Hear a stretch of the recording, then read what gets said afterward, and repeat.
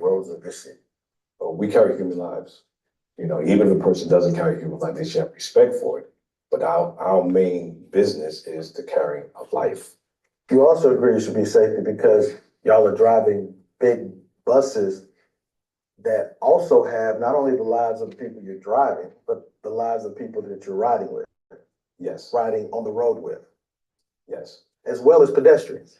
yes, So safety should be paramount for all the reasons, not only the passengers you're carrying, but the pedestrians that you're riding on the road with, as well as the other vehicles. yes. What other things have you done to prepare as a corporate 30D6 witness in this court? I've seen the video. You looked at the video? Yes. Okay.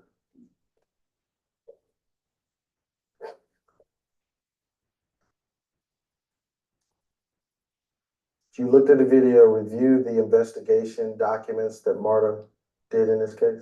Yes. Anything else you reviewed or looked at? No. Did you look at any policies and procedures that may be relevant to the issues in this case? No. Have you read any depositions that were given in this? No. So you don't know what Mr. Paul testified to on what he believed the reason this accident happened, or what he saw and didn't see, or anything like that? No. One of the things I wanted to ask you guys, when you guys are looking at root causes and preventability, do you actually interview the bus driver? Yes, at times. I see a statement of the bus driver. That's always taken, right? Where the bus driver writes a statement. An affidavit, yes. Affidavit. Yes. Do you think, in light of the incident involving a pedestrian death, this is a death case, right? Yes. This is a serious incident, right? Very serious. And safety is paramount, right? Yes. Do you think it is needed for the safety operation officers to make sure that the bus operator follow all the policies and procedures required regarding training, manuals regarding pedestrian collisions? Yes. Do you believe that it is critical and important and needed that the safety operational officer looked at all the applicable policies and procedures and training for the safe operation of a bus that is applicable to this incident? I believe they need to know them or look at them. So that would be Yes. something. When did you first learn about this incident? I believe the day it occurred was, I think it was the very end of June, either the last day of the day, June 30th, I think it was, or the 29th. And how did you come to learn about it? When there's a fatality, the manager is notified. Okay, so you learned about, did you go to the scene? No, Why not? because Harold responded to the scene. And did you talk to Harold about what he did, discovered, learned at the scene? During the course of the investigation, even though I transitioned to the position, I think right after that, I did know some details about the incident. What did you know? I saw the video. How many videos have you seen? I mean, videos just in my career, Yeah, maybe 100. but the camera that's showing the front on view is where? It's in front, Above the bus driver, right? some on the side of some vehicles. It's not where the bus driver is sitting in his seat. Is that fair? Correct. Yeah. So what we see on the video, sir, in all honesty, truthfulness, under oath, is not exactly what the bus operators see. You agree with that? Yes.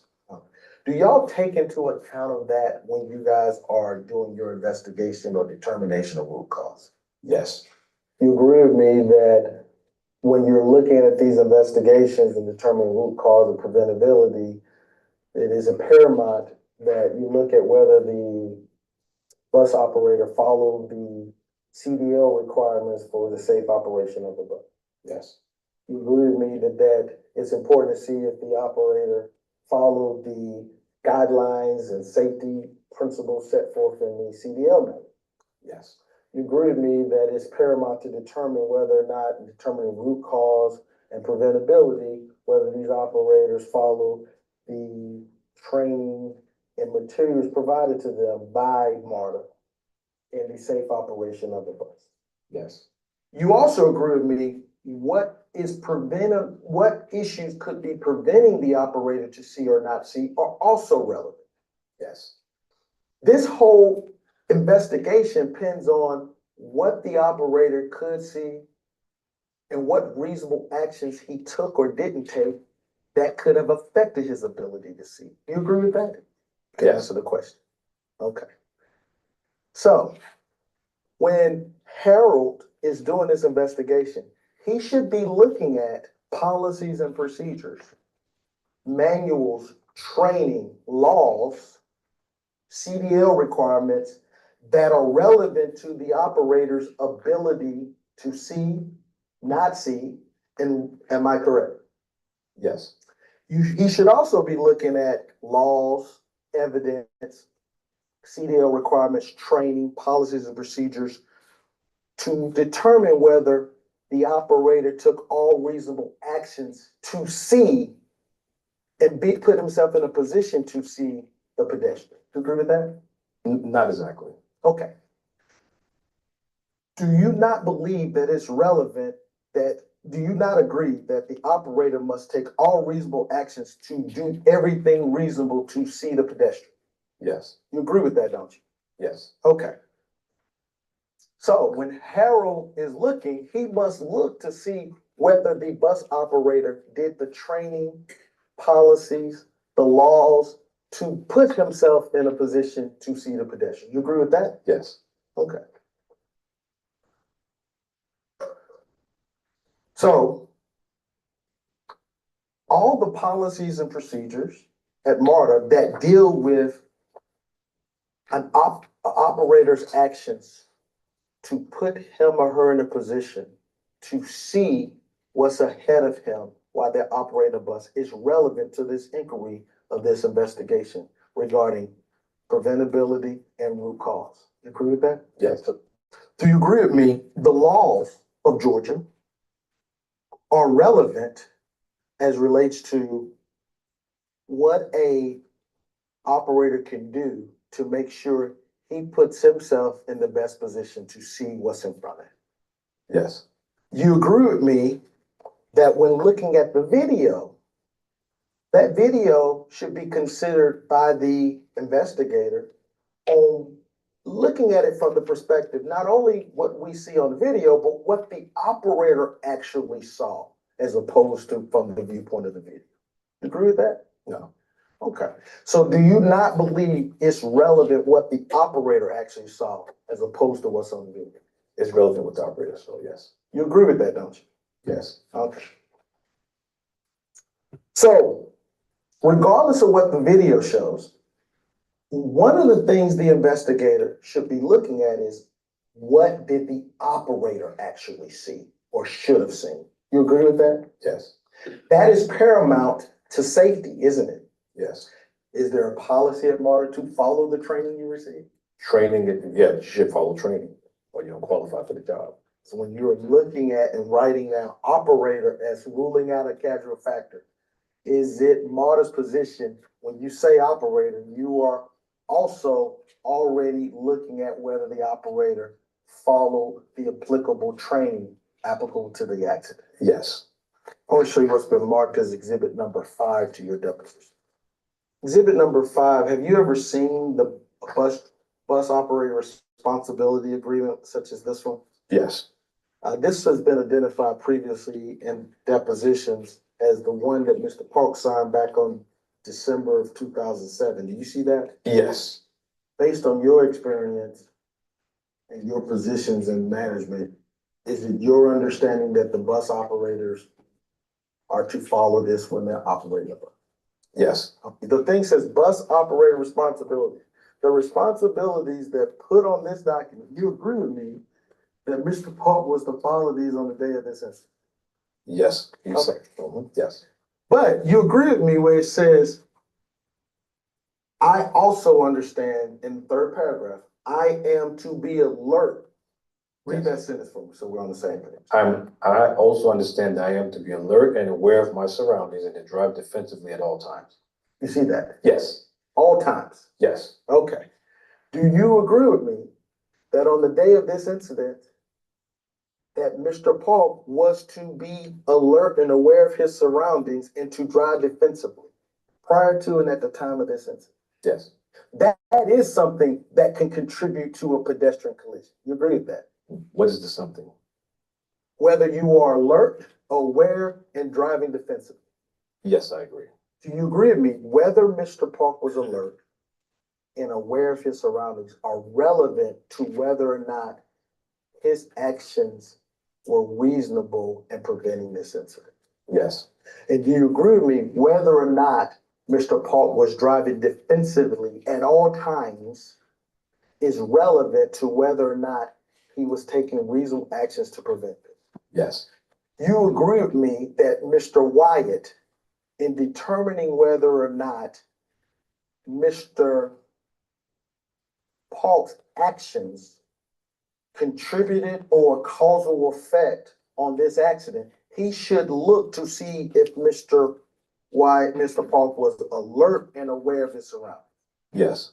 And do you agree with me when Mr. Wyatt is trying to determine whether or not Mr. Park was a contributing or casual factor to this accident? He needs to determine whether or not Mr. Park was driving defensively at all times. Yes. Let's go to the next paragraph. Would you read that one in? The one that starts by the successful. Yes. The successful operation of a bus in my future with Marta is predicated by my observations of Marta rules and procedures issued to me by the Marta Training Department. Okay. What does that mean to you? That any rules and procedures that Marta Training Department has for bus operators that they have to abide by. Exhibit number 6 is the collision and bus and person policy that was produced in this case. Have you seen this policy or procedure, SOP? No. Go through it. I want you to make sure so you ain't saying something wrong. That's just the SOP. You don't see where it has responsibility for a bus operator here? Look at that. Yeah, he has responsibility. They all trained in training. All right. Well, let me ask you this. Go to page, read the first general instruction under collision of bus and person. Is that under number 4? General instructions? Yeah. Okay, number 1 says the bus operator must make every reasonable attempt to avoid a collision with a person outside the bus, including applying the brakes and sounding the horn. Did you understand? You knew that was a procedure rule and something required by bus driver. Yes. You would expect Mr. Paul, whether he got a copy of this or not, to know that. Yes. You would expect Harold Wyatt to know that rule too, right? Yes. And would you expect Harold Wyatt in making a determination about this investigation that he did to apply whether or not Mr. Paul followed that rule? Yes.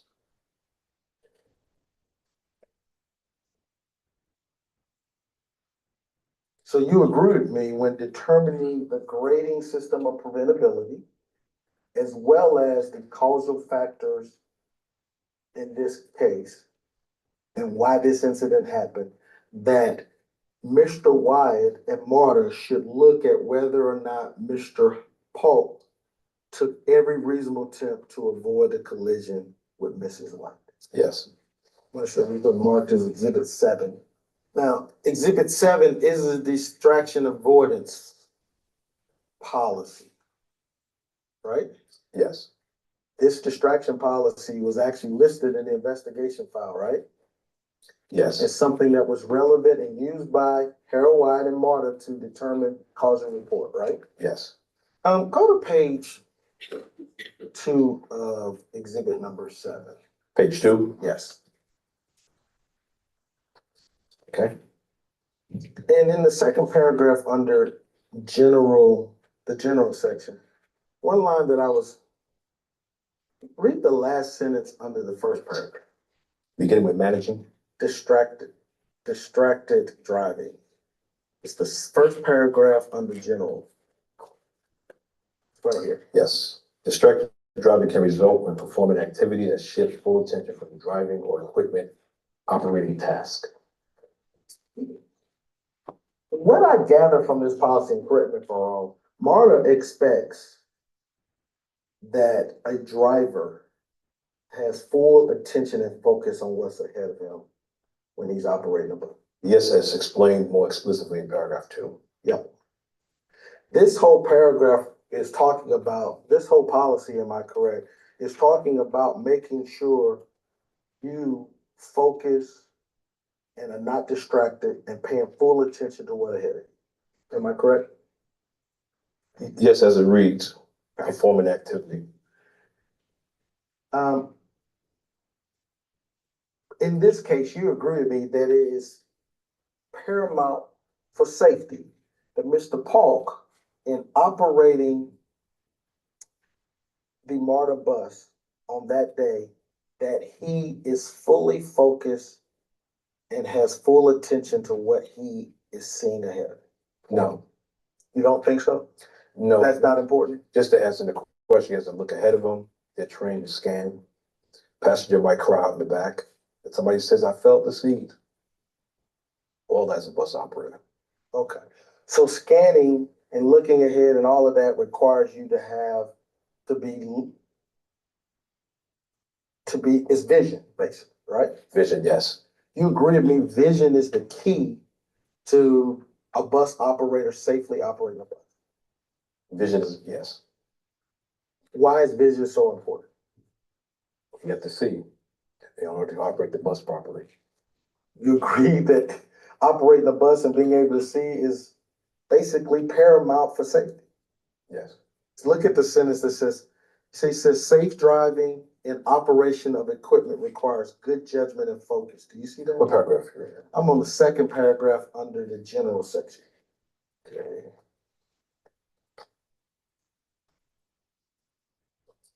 Yes. Okay. You see that? Yes. Does Marta agree with that statement? Yes. Do you agree with me? You can't have good judgment and focus if you can't see. Yes.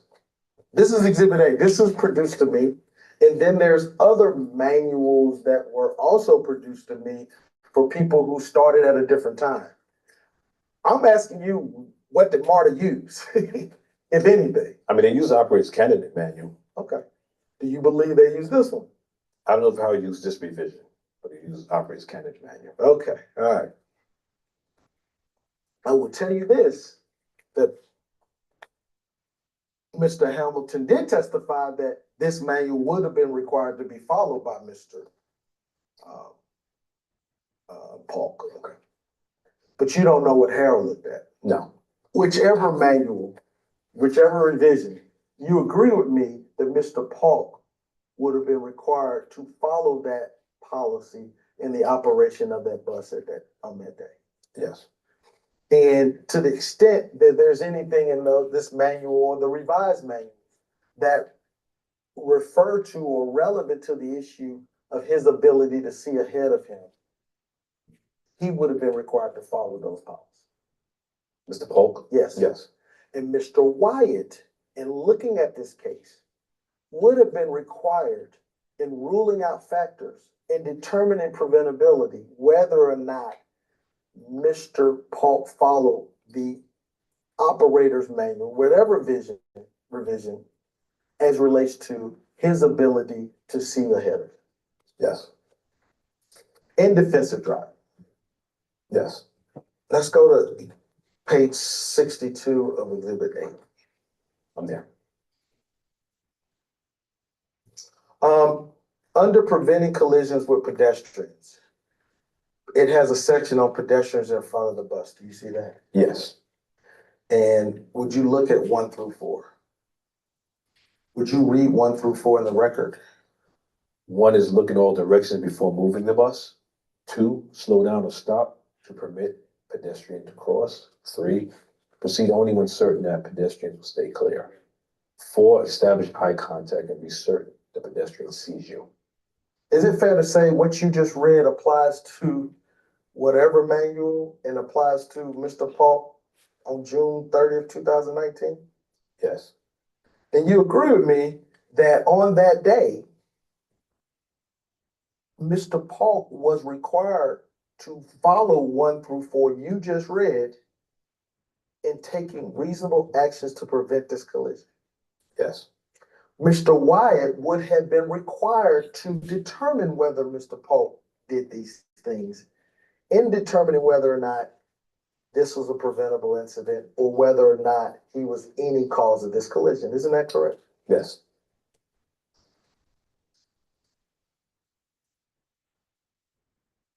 If Mr. Polk did not follow the 1 through 4 things you just said, you agree with me, hypothetically, if he did not follow that, then this would have been a preventable accident. If he didn't do these things, if he didn't, yes. And if he didn't do those things, he should have been listed as one of the causes of this incident. Yes. Let's go to page 27. 27. The first sentence says, read the first sentence on the defensive driving on page 27. Marta defines defensive driving techniques as driving to prevent accidents, even if they are due to the unsafe actions of others. In order to drive defensively, bus operators need to know and apply the standard accident prevention formula, which has 3 important and interrelated components. Are you familiar with that? Yes. Would Harold have been familiar with it? Yes. Would Harold have known that that is what a MARTA bus driver and complying with MARTA's defensive driving techniques would have been required to do? Yes. And do you agree with me that Mr. Polk would have been required to do the defensive driving techniques that you just read on the day of this incident? Yes. And when Mr. White is determining root cause or casual factors of cause, am I correct, Mr. White needs to look to determine whether or not Mr. Polk took all reasonable defensive driving techniques as you just read? Yes. And if Mr. Polk did not do that in this case, then his actions, this incident would have been considered preventable. Yes. And if Mr. Polk hypothetically did not follow the defensive driving techniques, am I correct that Mr. Polk's should have been listed as a contributing cause of this act? Did not, yes. Go to the top of the page 27, and it says all rules, regulations, laws, statutes must be obeyed while you are employed at MARTA. Do you see that? Yes. That is some of the stuff you were talking about statutes and laws, correct? Yes. Okay. If Mr. Polk is operating a bus, he must follow Georgia's rules as relates to operating a vehicle at the time of this incident. Am I correct? Yes.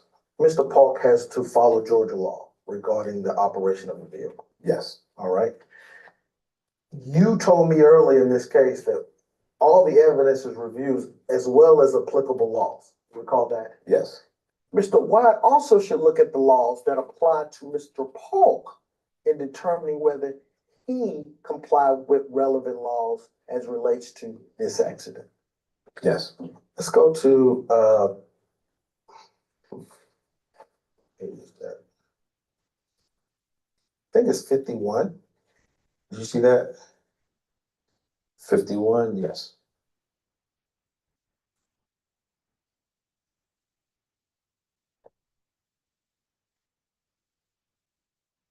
See at the bottom, it says the travel path, 12 seconds, visual lead time.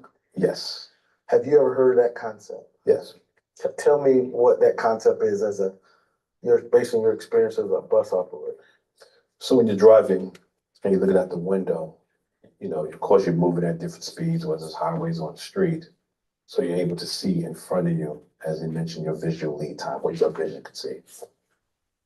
And Marta's viewpoint on that is that you should be able to see 12 seconds ahead. You should be able to. That's what Marta bus drivers are trained to do. They're trained to do that in the optimal conditions. And they're expected to do that. Yes, they are. Okay. Was Mr. White familiar with this rule? I would say it says manual, so take this into consideration, yes. Okay. He should have taken the 12-second visual lead time rule in consideration in his investigation of this incident. Yes, You agree with me that the 12-second visual lead time rule that's set forth on page 51 of this document is also something that should have been part of the determination of preventability. yes, I'll show you what's been marked as exhibit 9 to your deposition. But let's go to page 2 of the exhibit 9, the second page, which is on the document, would be page 145. yes, I didn't want to bring the whole manual to you. I just brought out the section preventing collisions with pedestrians. yes, I see it. Do you see the pedestrians in front of the bus and has 4 bullet points? Yes, Isn't those the same 4 bullet points you read in the exhibit 8? yes, Okay. So whatever manual we're talking about, it's been pretty consistent regarding what a bus operator is supposed to do to prevent. yes, And when you use the word preventing collisions with a pedestrian, and we have an accident involving a pedestrian, you agree with me, this is pretty relevant to this case, right? yes, Marta needs to make sure that Mr. Polk is following the rules to prevent a collision with a pedestrian. yes, Okay. Not only the rules that Marta gave him, but also the rules in the CDL manual. You agree with that? yes, Okay, what about the CDL manual? yes, And you agree with me, what the CDL manual says about what a bus operator should do to prevent collisions with pedestrians is also relevant in the decision of whether this is the operator's actions are factor in this collision or preventable. yes, I want to show you what's been marked as exhibit 10 to the deposition. This is module 5 that was provided to us as training given to bus drivers at Marta. Are you familiar with this exhibit? just like a newer revision again, but it's under the bus operators candidate manual.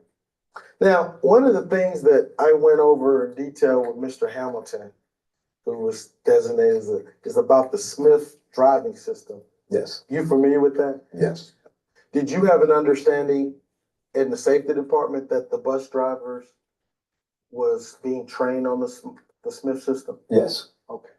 And when you or your subordinates in the safety department investigating incidents, would you guys expect the drivers to use the Smith driving system in the operation of their bus? yes, Now, there's a couple things in it I want to ask you about.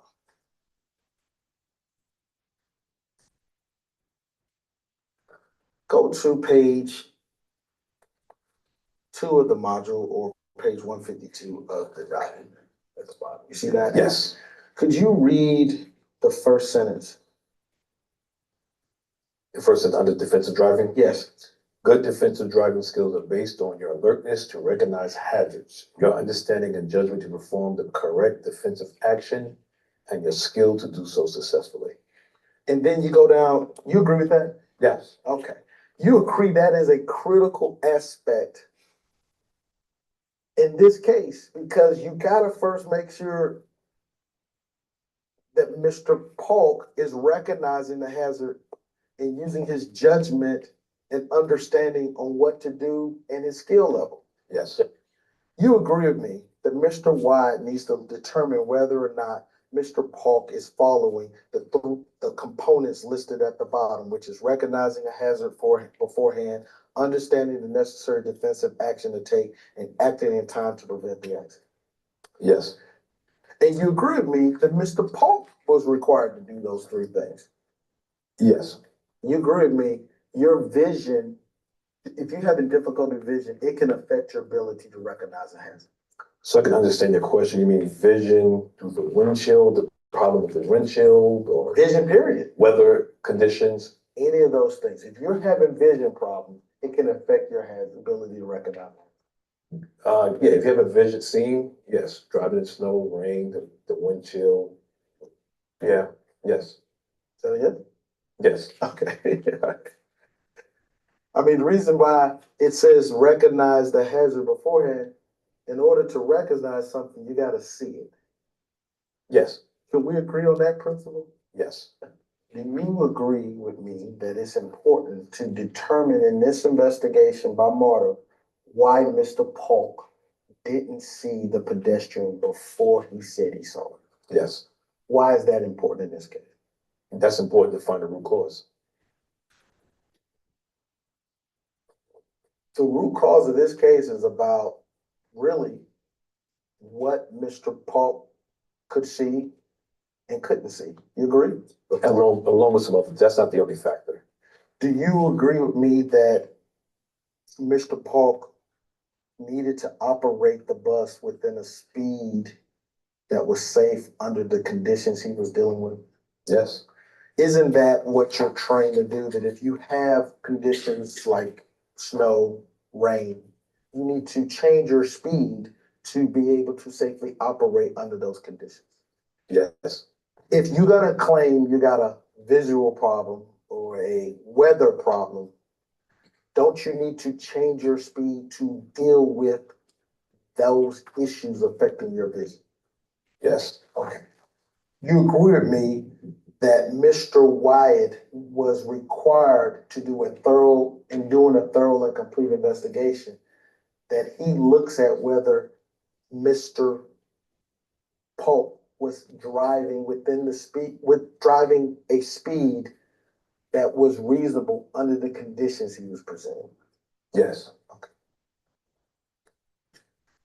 So, based on your experience, not only as safety, but as an operator, if you're having vision issues, lighting problems, shouldn't you slow your vehicle down in a way that you can safely navigate those vision issues? yes. Sun could be in your eye, might slow down slightly, rain, ice, snow. Based on Marta's investigation, is it Marta's position that Mr. Polk didn't see the pedestrian took contact? Yes, we believe that. This is the statement that I know you're saying that the supervisor who responded wrote that he said, but yes, Marta believes that Mr. Polk didn't see the pedestrian took contact. yes, I want to show you this from Marta's exhibit number 16. Under the file that was produced to me for this investigative file, Mr. Polk's driver's license was contained in those documents. Did you see his driver's license when you were getting prepared for this deposition? I don't recall seeing his driver's license. Is his driver's license relevant as relates to an investigation done by Marta? Yes, Why is it relevant? it can be suspended for a number of reasons. He might have restrictions on what he could drive. Is that something that your safety department and safety officers should look at when determining root cause and preventability? Yes, Why is that? it may be something that is relevant to the incident or contributed to the incident. Okay. We talked earlier, you agree with me that, I wrote it down, vision is a critical or important part of this case. You recall saying that? Yeah, what you see, yes. Okay. All right. What you see? Well, yep, you did say that. And you still agree with that, right? What you see, yes, is Okay. yes. In preparation of today's deposition, did you look at his license, Mr. Polk's license? No, Okay. Would you look at it now, since you had the chance to get ready for this deposition? I can see it. All right. Do you see any restrictions for Mr. Polk? I can't read what it says here. Does it say BM restrictions? B, what's that? It's not It clear. says corrective lenses required What page are you looking at? on the second page. Oh, the second page.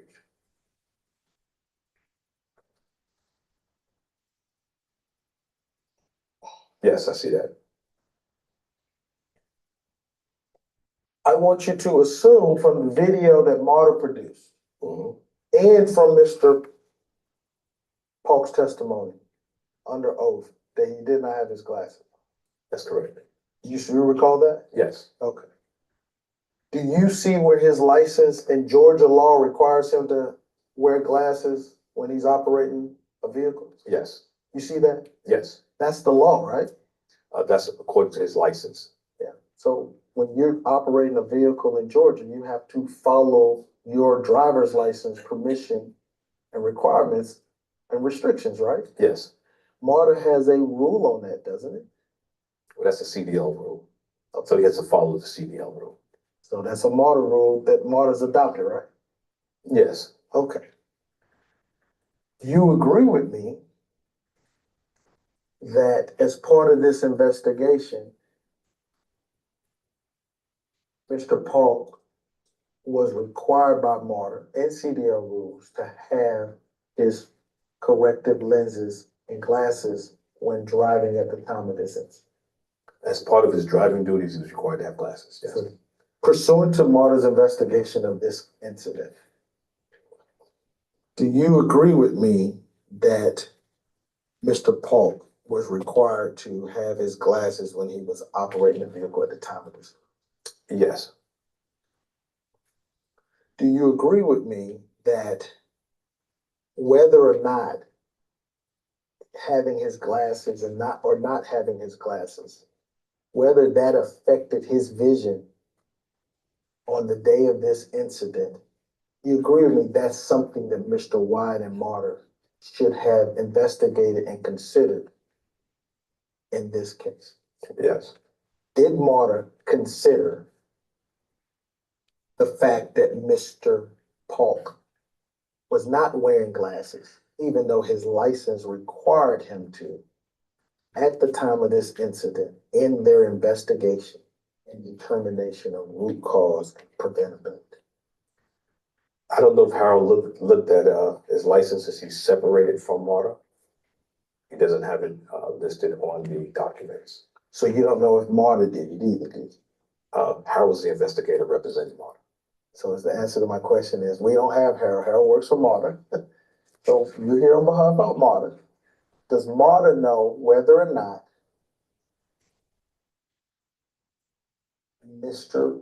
Polk's license restrictions of wearing contacts or glasses at the time of this incident was considered in the investigation and determination of root cause and preventability? No. Well, let me ask you this. You agree with me he violated Georgia law in operating a bus without glasses? Yes. He violated that on the day of this incident. At that time, yes. And he violated MARTA policy, correct? Which is under the CDL law, yes. What does non-preventable mean? That the operator did everything he reasonably could do to avoid the incident. And it's MARTA's position that Mr. Polk not having his glasses on as required by his license was not an act that made this preventable. Is that correct? That's one of many factors that's considered. That was my question. I'm talking about this factor. The fact that he did not have his glasses as required by his license. It's MARTA's position in this case that that did not make this incident preventable. Yes. So when it says preventable, you told me all operator must do everything reasonable to prevent this incident. Mm-hmm. Yes. Yes.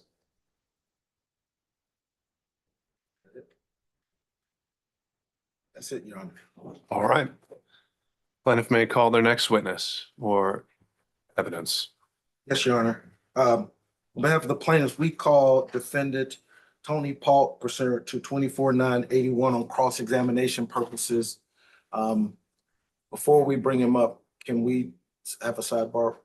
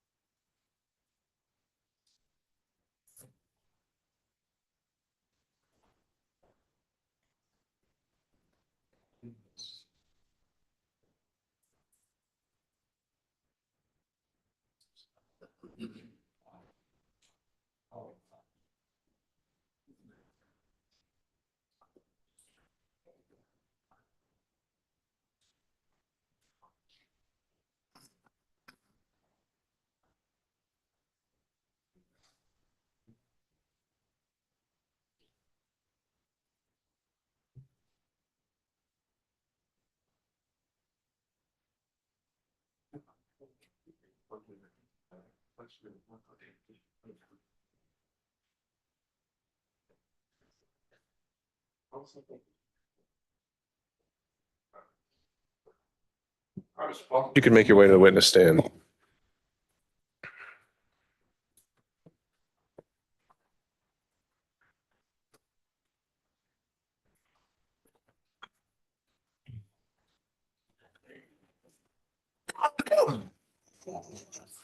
Sorry? Raise your right hand. You swear affirm that the testimony you give before the truth of God.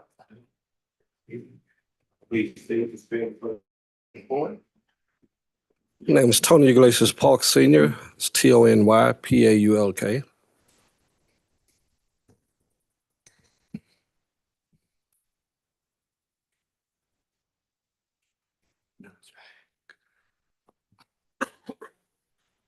Good morning, Mr. Park. Good morning. I'm here.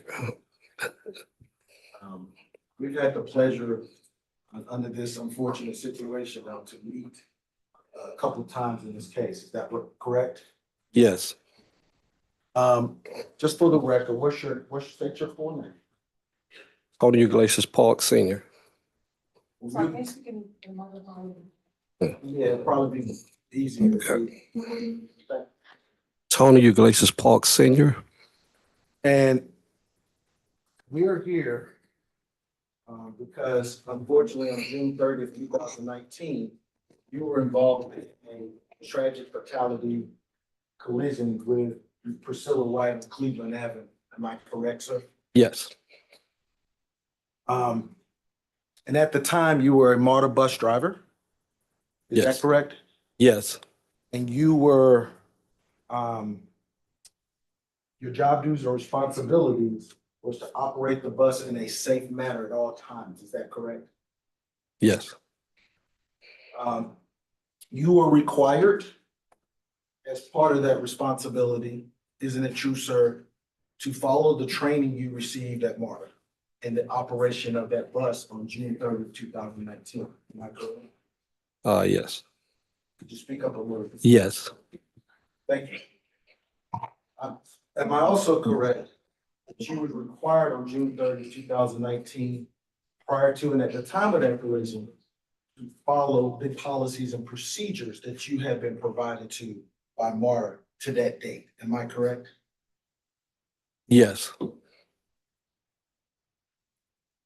Also was required, am I correct, sir, to follow the safety rules and procedures set forth in the Georgia CDL manual that we have discussed throughout this case. You agree with that, right? that's correct. All those things I just said, you understood before Miss White was on Cleveland Avenue, that you as a bus driver was required to operate your bus in a reasonable manner within the ordinary care. Isn't that true?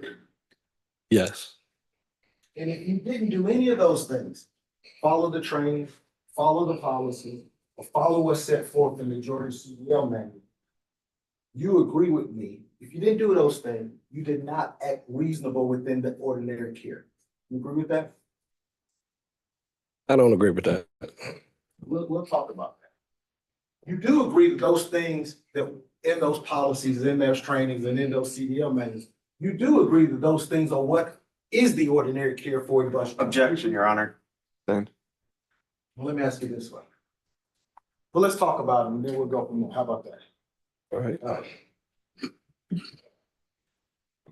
Now, the reason you didn't agree with my question is because frankly, you've denied responsibility for this collision. Am I correct? I didn't deny responsibility. You did not? Did not? I mean, yes, I did. I did. Let's make sure this is an important issue. Do you deny responsibility for any part of this collision?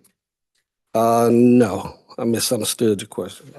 So you don't believe you had any role or cause of what happened on June 30th, 2019, am I correct? I was the operator, but no. You were the operator? Yes. Do you believe as the operator, you did anything wrong?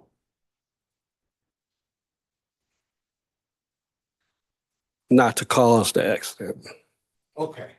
But you do think you did some things wrong? Yes,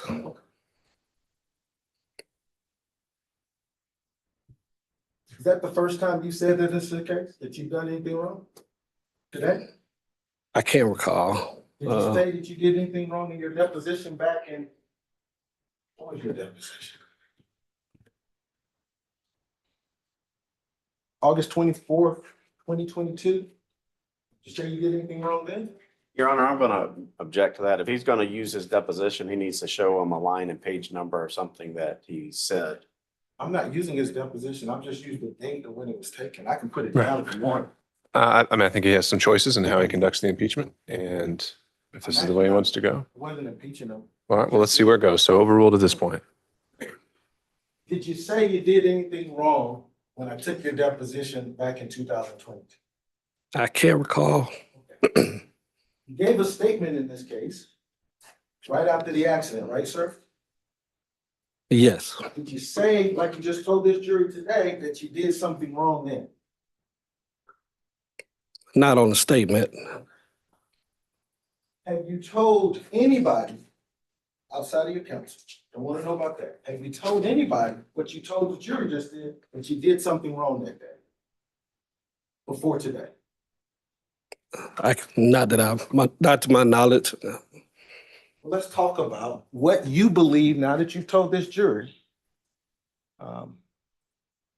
5 years after this incident, what did you believe you did wrong?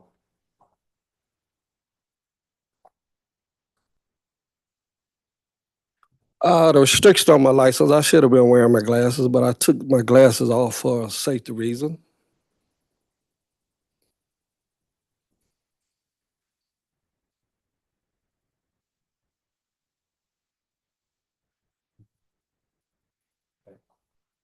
You said the one thing you did wrong was the restrictions on your Georgia driver's license. You should have been wearing your glasses on June 30th, 2019. Is that correct? I was required to wear my glasses, yes. I just asked, you said you should have been wearing it. Do you believe you also should have been wearing them? I was required to, You was required to. yes, Because you was required by Georgia law, right? yes, And because you did not do them as you required, you agree with me in this case that you violated Georgia law. Isn't that true, sir? yes. And you told me that back in 2022, didn't you, sir?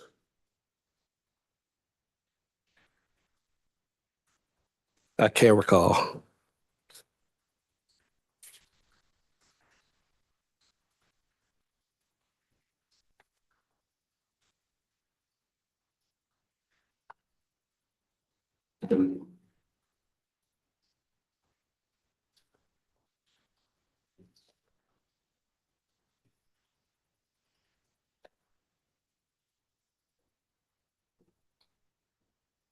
You have to step on.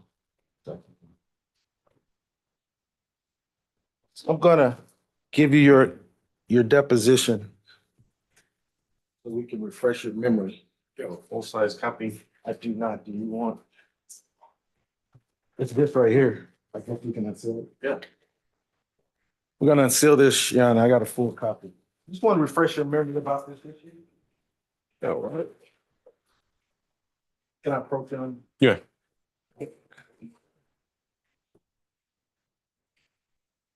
Yeah, I just said I'm gonna try to refresh his memory about his testimony.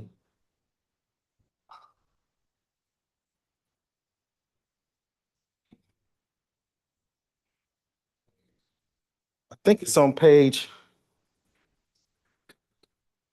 Go to page 53.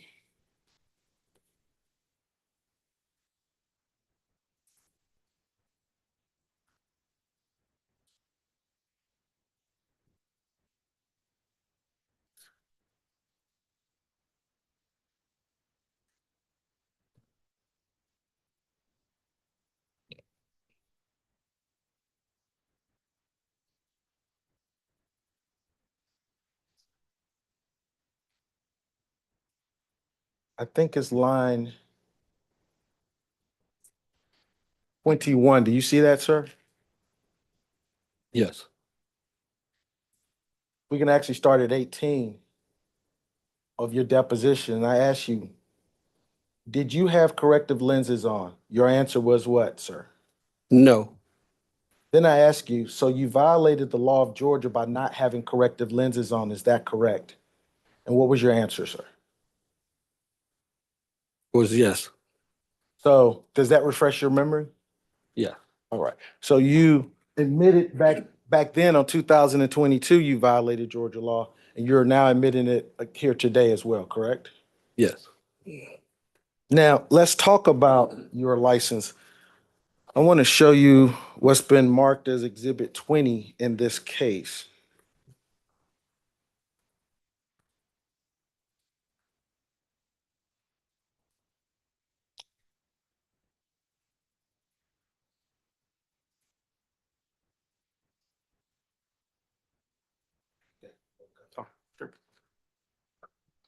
May I approach, Your Honor? You may.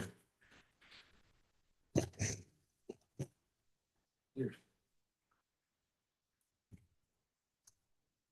want to show you what's been marked as Exhibit 20.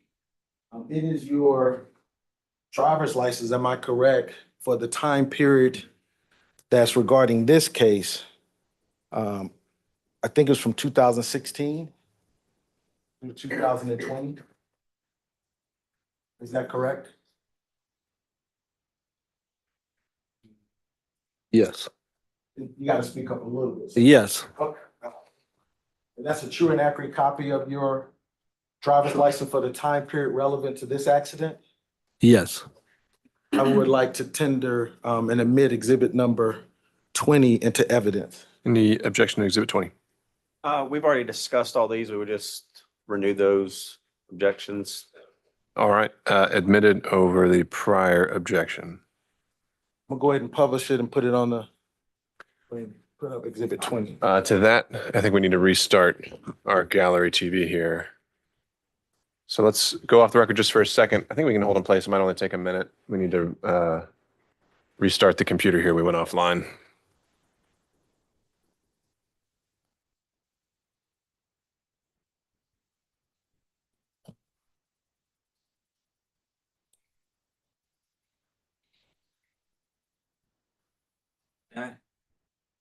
Sure.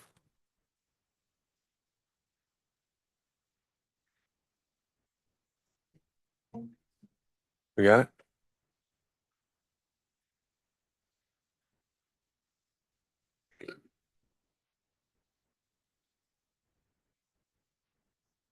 Here we go.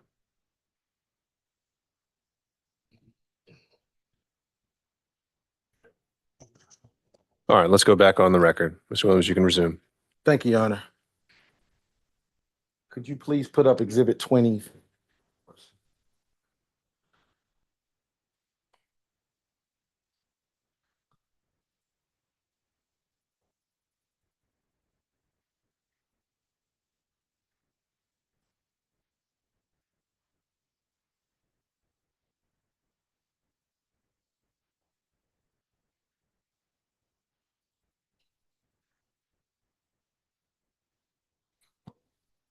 So if we look at, you can see it on the screen, sir? Yes. Okay.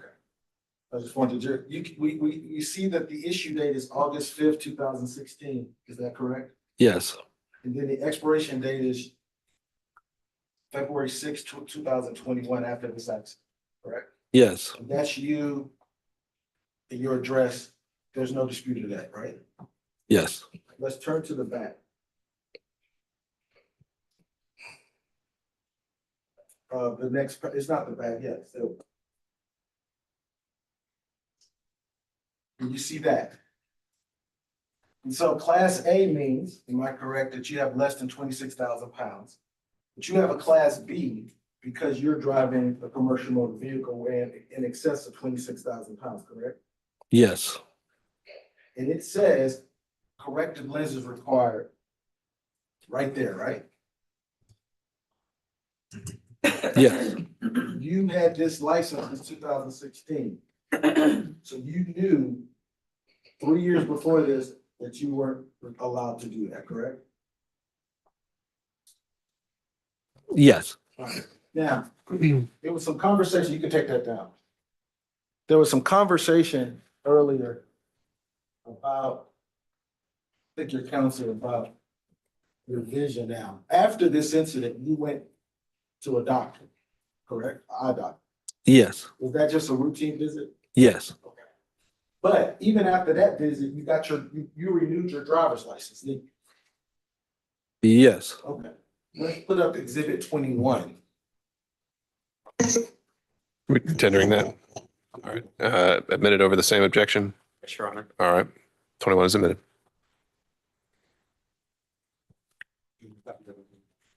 Sure. You have an extra. Yeah, I do.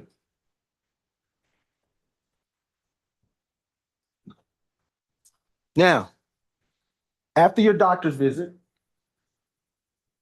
after, even while this case is going on, you got a new license, right? Yes. All right. It's a CDL license, and that's you on the front page. Yes. Okay. All right. Let's turn to the next page. What does it say again, even after this incident? What does it say regarding your restrictions? Corrective lenses required. So before this accident, 3 years before, and even a year after, you still had the same restrictions regarding requiring to use corrective lenses, right? Based That- on this. Well, based on this, but I didn't take a new eye test when I changed my license. They just added that on there. You didn't do a new eye test. No. And to do that, you got to do a medical DOT card, right? Every time you as a commercial driver, got to do that, right? Yes. You have to certify in that card. I think Mr. Albert talked about these regulations and stuff. You have to certify what your Georgia license restrictions are, aren't you? Yes. Okay, and you can't operate that vehicle in violation of that medical card either, can you? No. So if your license say that, your medical card says that, doesn't it? I'm not sure. It's two different tests. Huh? It's two different tests. Two different tests. Yes. All right, we'll have somebody talk about that. Okay. But your license did before and after, right? Yes. Well, let's talk about that eye visit. The eye doctor you went to a month after this incident, was that your like regular eye doctor? Yes. And how often were you going? It was every 2 years. Every 2 years? And who's your doctor's name?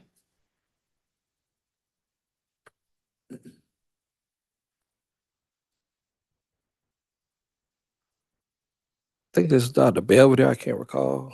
Dr. You don't recall Belvedere. your eye doctor's name? Yes. You think it was Belvedere? Yes. Okay. Do you know her first name? No. And you were going to her is it a he or she? It's a she. Okay. And you was going to her every what, 2 years? Yes. And how long had you been going to see Dr. Belvedere?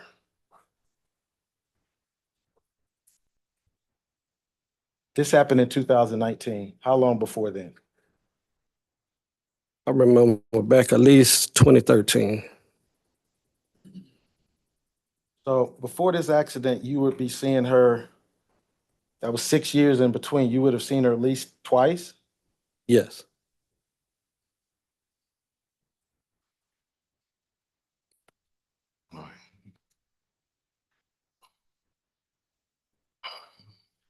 And did you saw her a month after this accident? I want to show you what your medical record.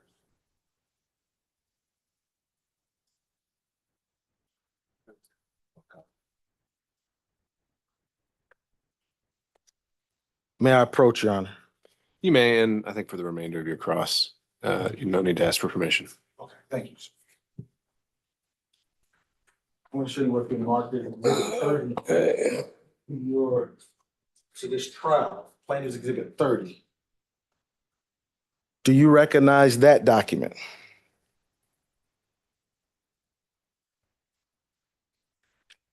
Take your time. You can look through it.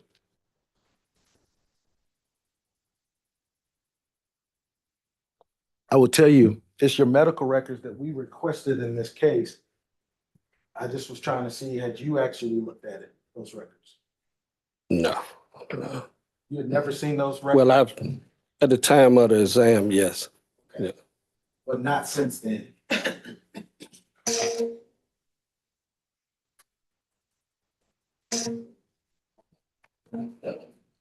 Not since then, though, right? No. Okay, all right. Now, these are records that, but you are the Tony Paul at these records regarding Belvedere, and this is the Belvedere that you said you were seeing every 2 years? Yes. Okay. I'd like to admit exhibit number 30 into evidence. No objection. Admitted without objection.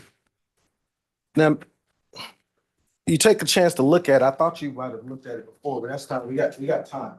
Did you Okay. see anything in these records that you have a visit of 2013, 2014, 2015, 2016, 2017, 2018?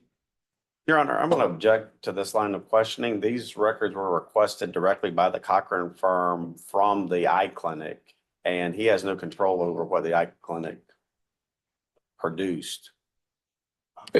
Is the question is just whether he has knowledge of certain things inside this document, or Mr. Williams? Can I respond to that? Sure. For the record? Two things. I only asked, does he see any visits for those days? Number two, this document is authenticated records, business record. And so I have a right to ask him what's in this document. It's been admitted into evidence. So To the extent he has knowledge of it, or That's right. relating to the issues as well. So with that clarification, objection's overruled. that. I don't see any yet. Okay. No. No. All right. Do you, personal knowledge, have any explanation why there's not more records for you by your personal knowledge? I can't answer for them. No. Do you know, as a defendant in this case, we requested your records in this case? They knew about it. Did you know that? That we requested your records? No, I didn't know you did. No. And if there was any chance or opportunity that you weren't getting all the records here, you had the right to go to your doctor and get them, right? I could request. Now, let's talk about what's in your record. We do have a visit of August 2nd, 2019, don't we? Could you put up exhibit 30? Put up the front part of history portion and the patient's name. Could you blow up the patient here?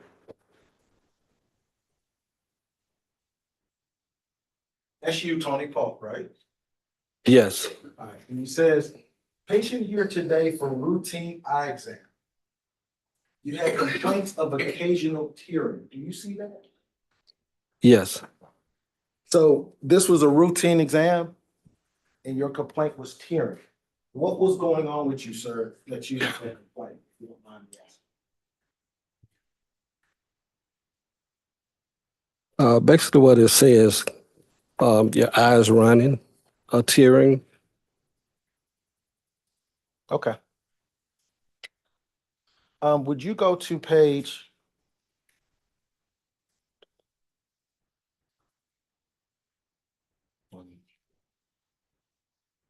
5 of that document?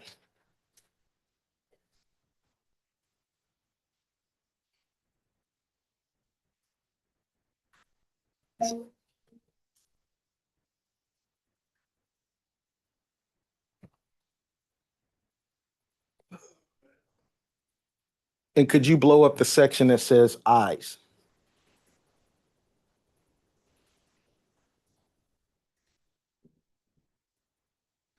Do you see that, sir?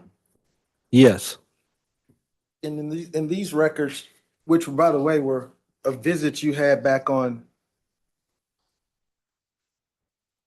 August 2nd, 2019, right? Yes. Almost a month after this collision. Yes. The symptom says tearing, itching, and then it has floaters. Do you see that? Yes. Had you had any complaints of floaters prior to your visit with any eye doctor prior to August of 2019?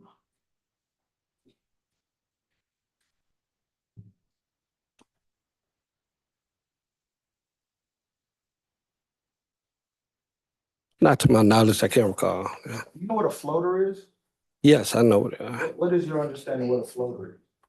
That's where you see little dots in your vision. How often were you having floaters regarding your vision? That was my first time experiencing that, which I was told that was normal. Yes, the doctor. Yes. Did she tell you why that was normal? Yeah, during the aging process, you age. Okay, all right. Yes. All right. And you were 55 at the time? Yes. Now, let's go back to page 2.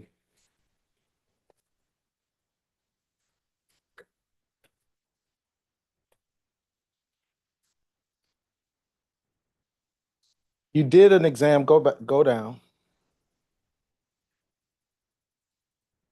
You did an exam. You see that? Yes. And do you recall having conversations about what your results were? Yes. Okay.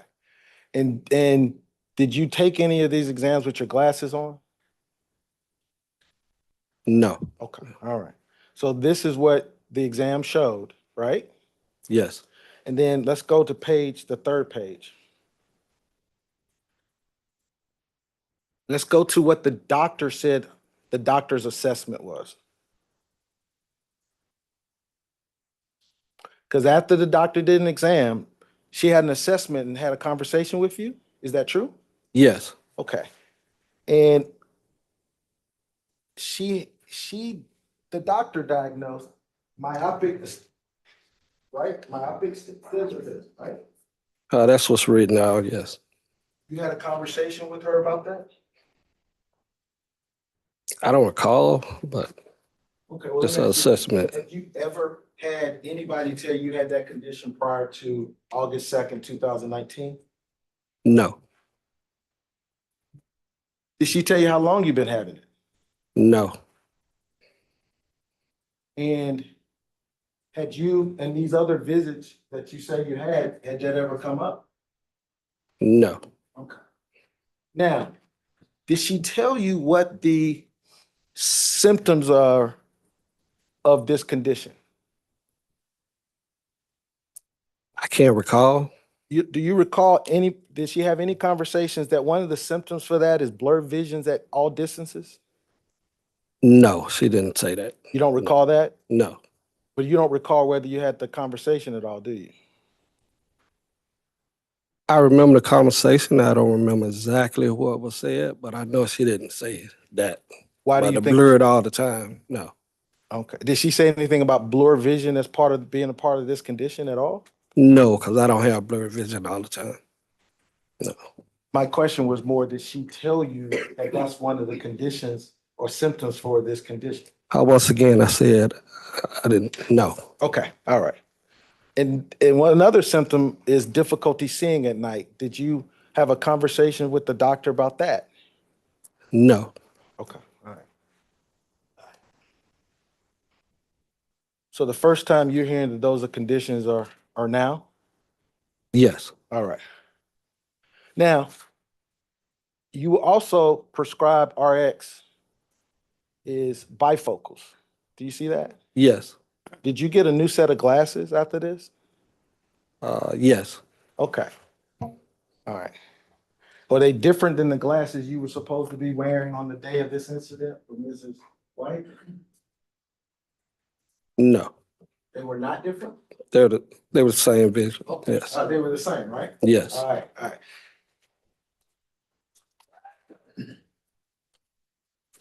You said a second ago you didn't have Wait a blur. minute.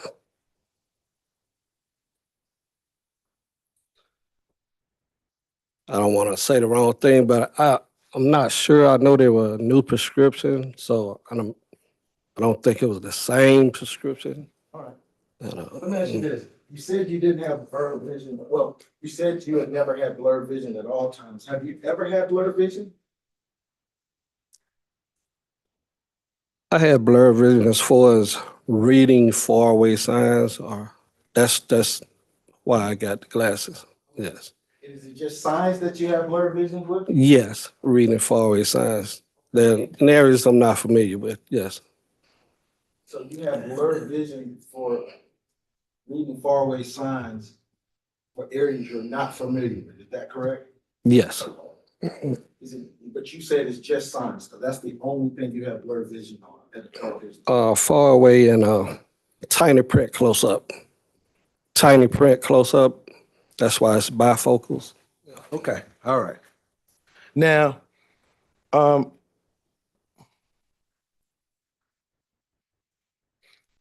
on that medical record, it actually talks, you have some blood pressure medications? I did, yes. Okay. Do you still take those? No, Okay, all right. At the time you were taking, did anybody ever tell you that the medications you were on could cause fatigue or tiredness? yes, Okay, did you know that prior to the incident with Ms. White on June 30th, 2019?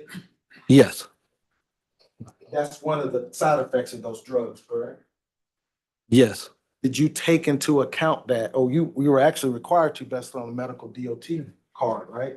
To take into account that your medications can cause you to be tired and fatigued and drowsy. Isn't that correct?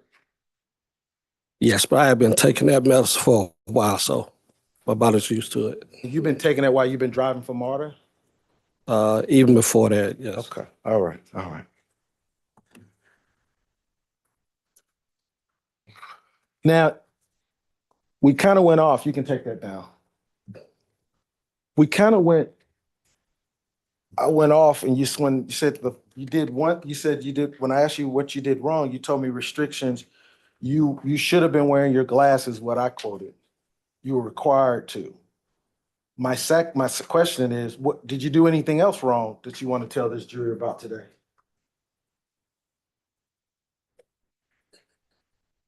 You saw the video we played of you, your actions. Do you see anything else you did wrong? Could you refresh me on that? Yeah. When we were doing openings, I played the video of your actions. I Yes, made a big deal about you didn't do this, do that. You recall that? yes. And that was out of due respect. I'm just doing my job, but I'm just asking you, since you understand under oath, did you see anything else you did wrong besides the glasses? What are you asking? I mean, Well, let me be clear. Do you believe you did anything wrong besides? I don't believe so, but Did you see anything on that video that was in violation or not in compliance with Marta's policies and procedures? could you be more specific? Yeah. Did you see on the video that you were operating the vehicle once you got in the intersection with one hand? Yes, I saw that. Isn't that in violation of Marta's training policy? It depends. Does Marta policy have something that says depends? No, but it depends on the situation of what's going on. Let me ask this more specific. Is there anything written in Marta's policies or training that says depends on when you have to use two hands? It doesn't say no. Okay.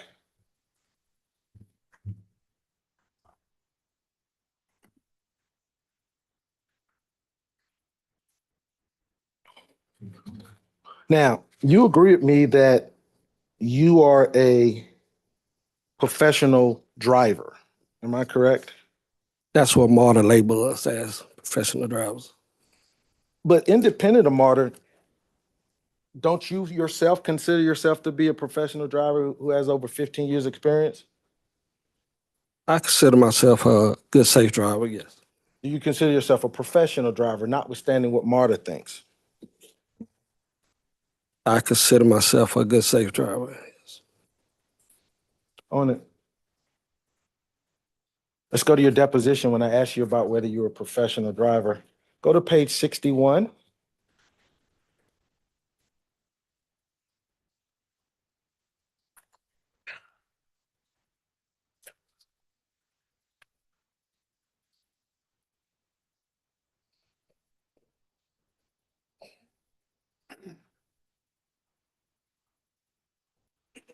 Do you see that, sir?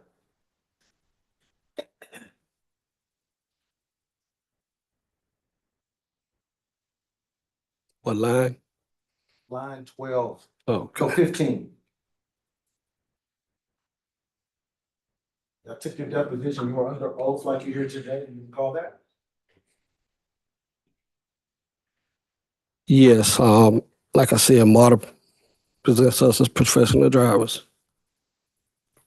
I asked you, do you agree with me that you are considered a professional a driver as relates to what we do every day at Marta? What was your response? Yes, Let me ask you this. You agree with me that as a professional driver, you are trained and have more skill than the average driver on the road? yes, And you also agree with me as a professional driver, you are more equipped and knowledgeable to handle hazards than the average driver?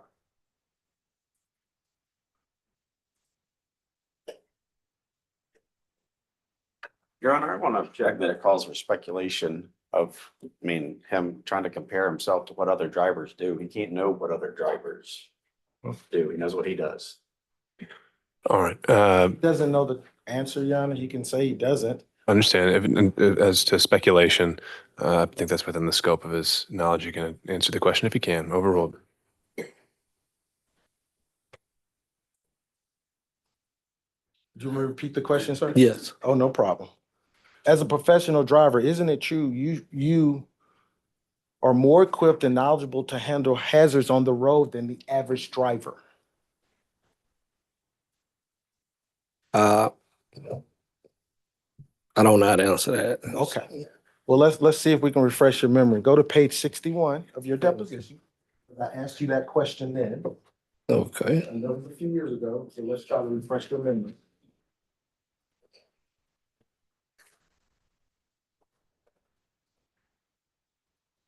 If you go to page 61, line, let me make sure I have the right citation. All right, do you see it, sir? What line? Yes, 61, line 25. Are you there? Yes, As a professional driver, you agree with me that you are better equipped and or more equipped in knowledge to handle hazards on the road than the average driver. Did I read the question right, sir? yes, and I responded to an extent. Okay. To an extent, what did you say? I said to an extent, yes. Okay, all right.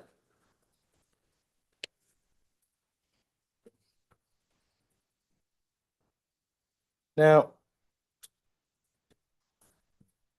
as a professional driver, went and we talked about, you said it earlier, you were required to follow the guidelines in the Georgia CDL manual. Is that correct?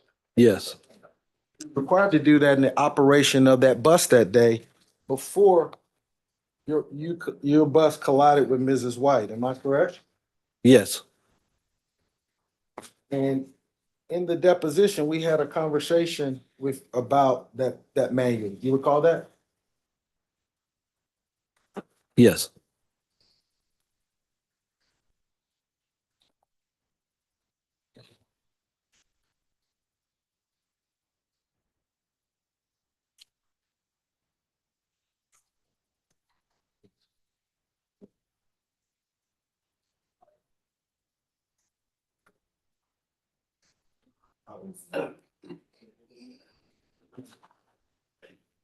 I'm gonna show you what we talked about during the deposition, Plaintiff's Exhibit 6, which is the 2018, 2019 Georgia Department of Driver Services Commercial Driver's Manual.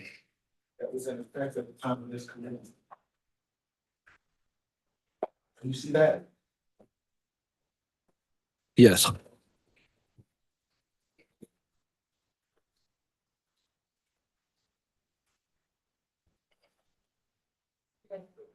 Huh? That was 26. No, that's okay. Now, you agree as a professional driver, you should follow the safety rules and guidelines set forth in that exhibit number 26. Am I correct? Yes. Okay. And you were required to do those safety things as contained on that in that manual exhibit 26 on the day of this collision. Isn't that true? Yes. And that manual set forth guidelines on what you as a driver of that bus should do to safely operate it on the day of this incident. Isn't that correct? Yes. All right. You agree with me that those things in that manual set forth what reasonable drivers do? Object to. Sustained. Let me ask you this question. Do you believe to safely operate the bus, you should follow the safety guidelines in there? Yes. Let's talk about those guidelines.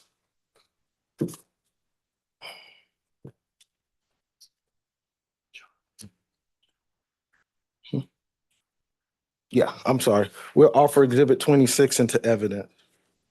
The objection to 26, Wait. other than the previously noted objections. Yes. All right. Admitted over objection. It's a big manual. We're not gonna go over all of it. We just go over the ones that I believe are specific to this incident that you and I talked about before, okay? All right. You have it in front of you, right? Yes. Let's start with section 2. Hey, Sean, can you tell me what page? I am. I'm gonna Okay. say it. That's the section that says driving safety. Can you put exhibit number 26 up, page 18?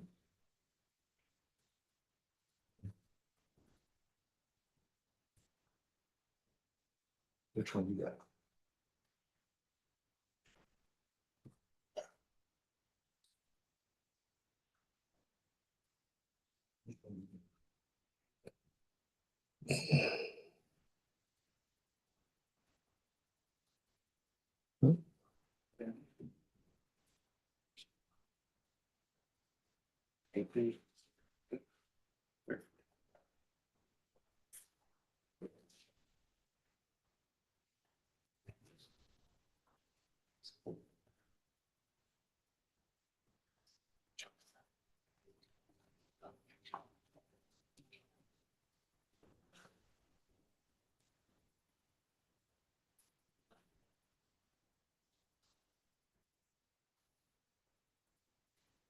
We're good? Okay.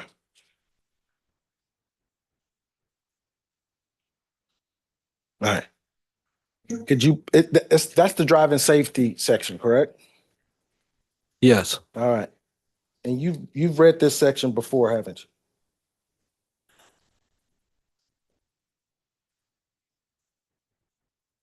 I've seen it before. Yes. Okay. Let's go to 2.2.2.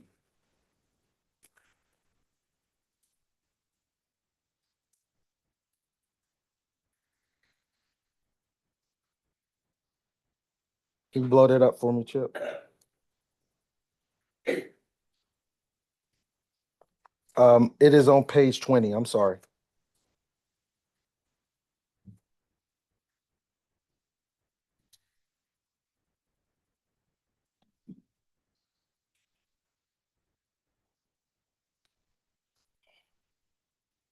Two point two point two steering. It says hold the steering wheel firmly with both hands. Do you see that, sir? Yes. Your hands should be on the opposite sides of the wheel. Do you see that, sir? Yes. You agree with me, you was required? Your Honor, Under the rule of completeness, I'd like the entire paragraph read. Completeness as relates to a deposition, but he's gonna have a chance to.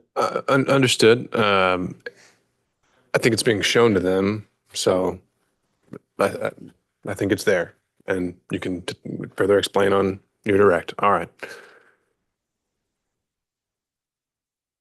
You see that, sir?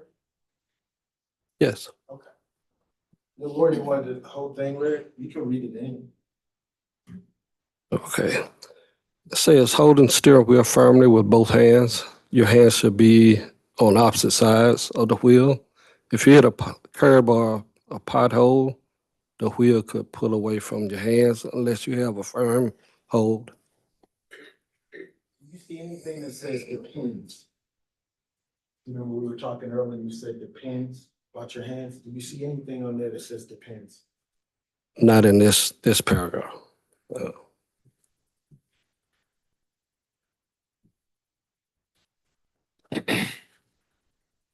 Let's go to 2.4. That's page 21.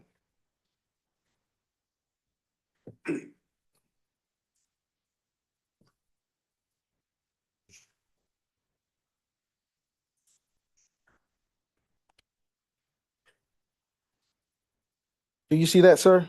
Yes. Do you agree with that statement?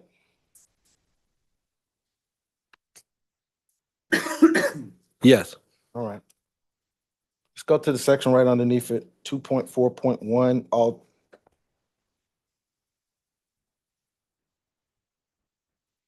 See where it says all drivers look ahead, but many don't look far enough? Do you see that? I see it. You agree with that?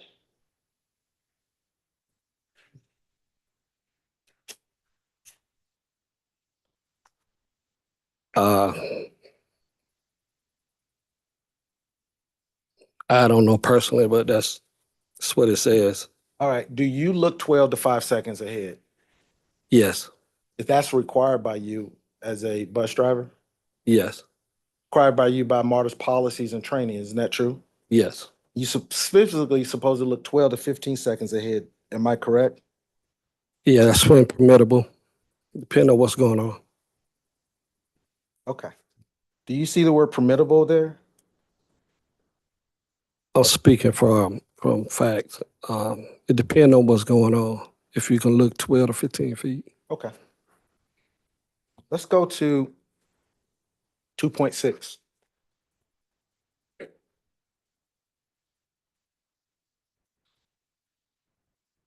Under controlling speed, do you see that? Yes.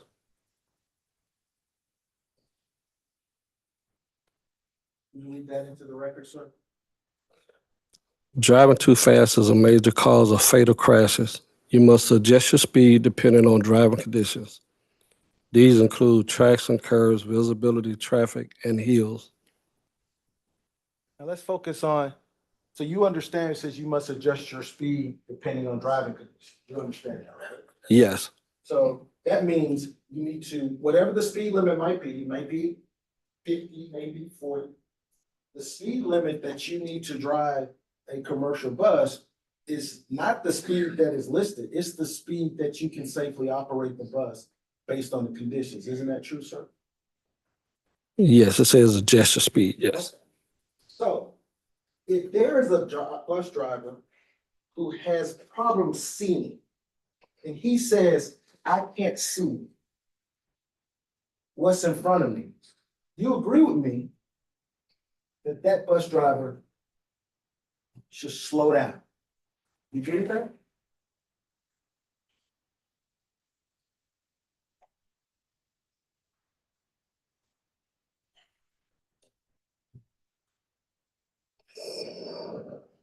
It's possible. Yes.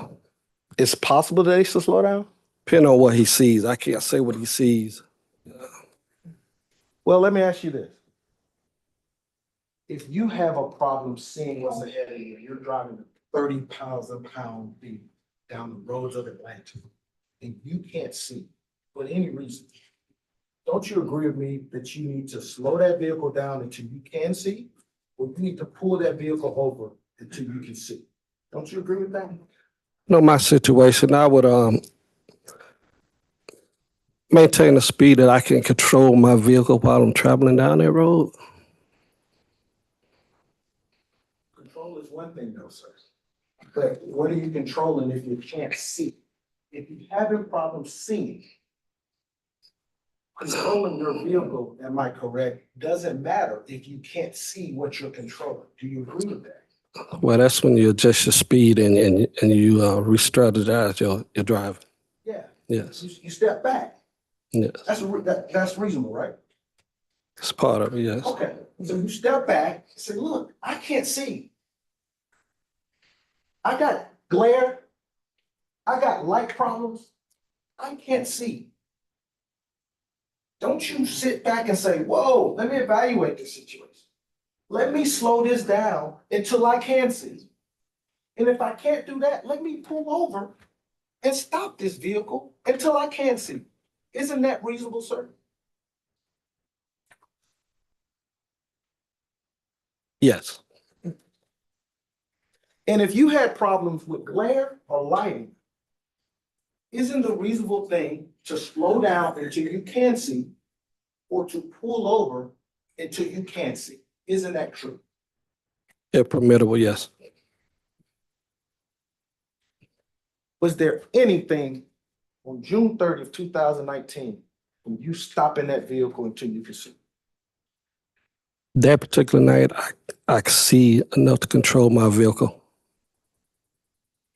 So you could see that night, is that what you're saying? After changing my strategy, yes, After changing your strategy, yes. what strategy did you have? The first time I'm hearing about strategy, what was your strategy? My strategy was when you're faced with glare, you redirect your vision, you focus on the lines. Focus on the lines. So you were having a strategy of focusing on the lines. Anything else was your strategy? No, that That was was it? enough that I can see to maintain my lane, yes. Okay. So after you focused on the line, is it your testimony here under oath in front of this jury that you could see that? I could see enough to maintain my vehicle in my lane. Could you see enough to see what was in front of you? Because that's what Yes, I could peripheral vision, I could see the glare coming. wasn't my question. After you made your strategy change to where you went and focused on the line, could you see what was ahead of you then? I could see the bike lane on the side of me. I could see the vehicles that were coming toward me. Yes, Could you see what was directly in your path? yes, at a distance. So, but you didn't see Miss White. No.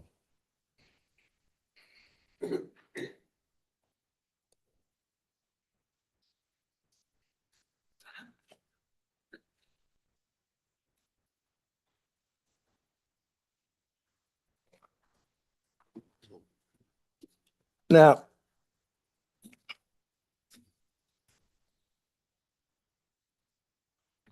we'll come back to that in 1 second. Let's go to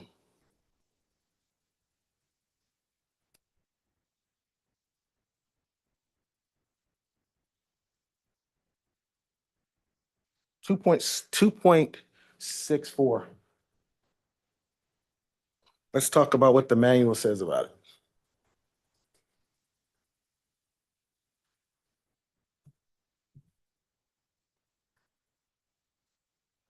Do you see that? Yes, You should highlight the front part. You can highlight the whole thing. You should be able to stop within the distance you can see. You see that? yes. So if you can see it, you gotta stop. That's why being able to see is the most important critical aspect of a bus driver. You agree with that? Yes. Now the next line says fog, rain, or other conditions may require you slow down to be able to stop in the distance you can see. Do you see that? I see that. Yes. All right. You agree with me, if there was conditions that cause you problems to see and to stop, you was required to slow down. Yes. Let's go to 2.81.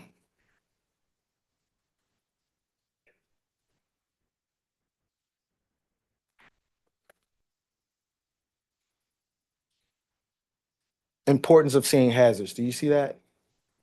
Yes. And it defines a hazard as any road condition or other road user that's a possible danger. Do you see that? Yes.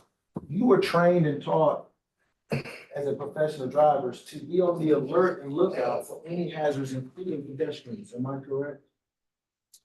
Yes.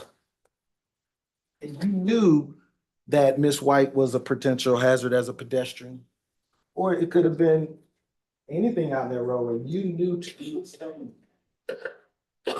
Isn't that true?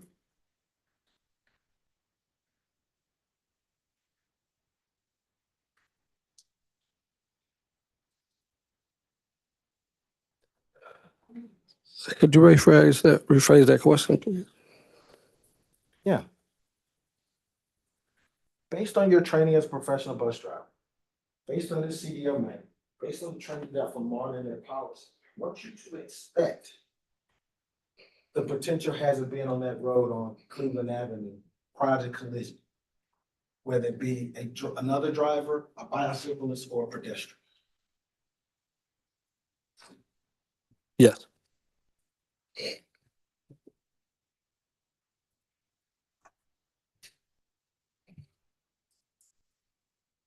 So you should have been on high alert, am I correct, sir? The potential for someone to potentially be in the roadway. Is that correct, based on your training experience in the CDL manual?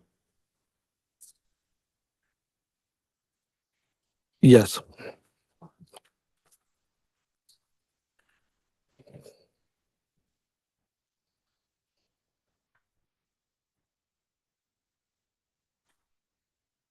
Let's go to 2.9.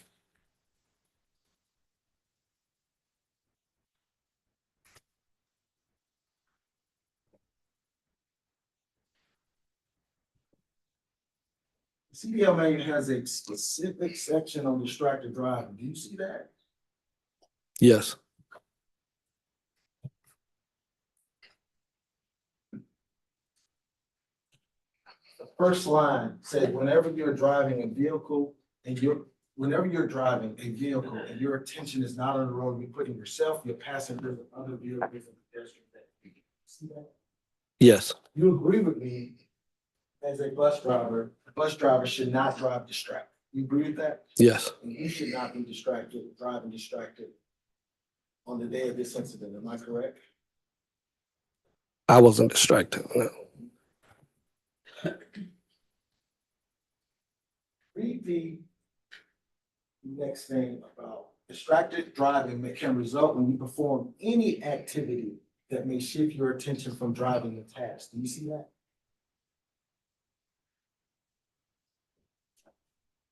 Do you see that? Yes. Now, Mr. Boone, Mr. Hamilton came in before you and testified that distracted driving can occur a number of ways. Your Honor, I'm gonna object to him talking about the other testimony of other witnesses. He's here to ask Mr. Paul questions. The jury can remember what these other witnesses have testified to. Let's hear the entirety of the question, and then I think I can appropriately rule. But you understand, based on MARTA policies and training and their MARTA statement by their own corporate reps, distraction can occur by being what they call a stare or blind driving. You understand that? I understand it. Yes. You heard it here in testimony this week, didn't you? Yes. Okay. And you don't disagree that that's one of the ways you can be distracted by blind driving. You agree with that? Yes. And you understand blind driving can be when you have tunnel vision and you're staring, constant stare. That's a part of being a distracted driver, isn't it? Yes. And you can't do that as a driver and to safely operate a vehicle, can you? No, The next thing it says, taking your eyes off the road or your hands off the steering wheel presents obvious driving risk. Do you see that, sir? I see that, yes. Do you agree with that statement? Not totally, no. So you don't agree with the CDL manual? I didn't say that. That's what it says. Do you not agree with what the manual says? I agree that it's some task of the bus that you have to remove one hand from the steering wheel. Let me ask you this, sir. Do you agree that taking your hands off the steering wheel presents obvious driving risk? Do you agree with that? It depends on if you have control of the bus or not, And you believe or the vehicle. I'm sorry, I apologize. Go ahead, sir. I said, or the vehicle. Yes, You believe you have control of this bus on June 30, 2000? yes, I do. All right, let's talk about 2.9 then. No, 2.11. Point 2.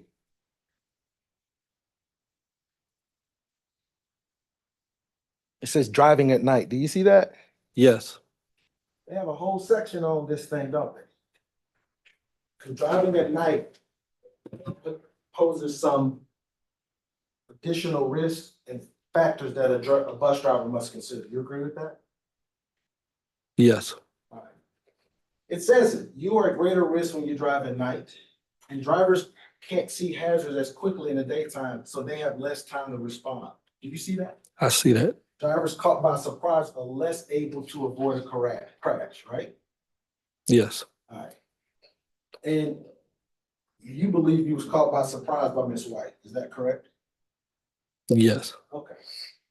One of the things you're trained to do is to look far ahead, to have defensive driving techniques, and to accomplish and do those things so you're not surprised. Isn't that true? Isn't that the purpose of that defensive driving training? yes, I can't hear you, sir. yes, Okay, all right. That's why vision is so important in it. So you're not surprised, right? yes. All right, let's go to the section of 2.11.2. You see what it says?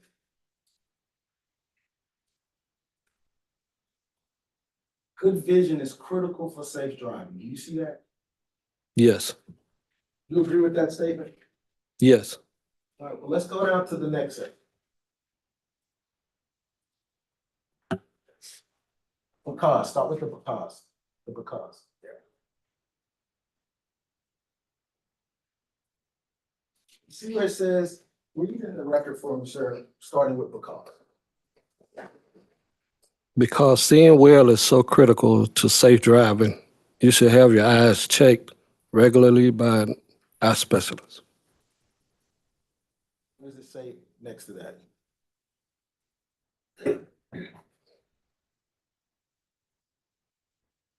What's the next sentence?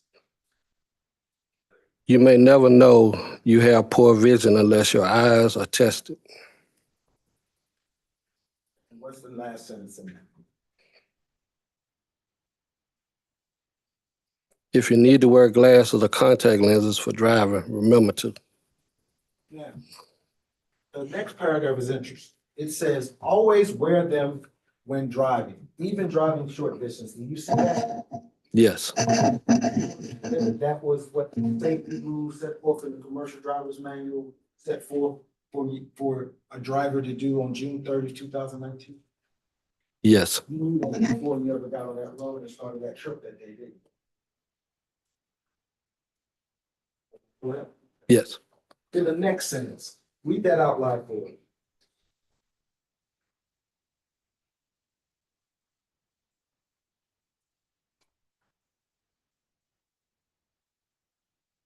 What section?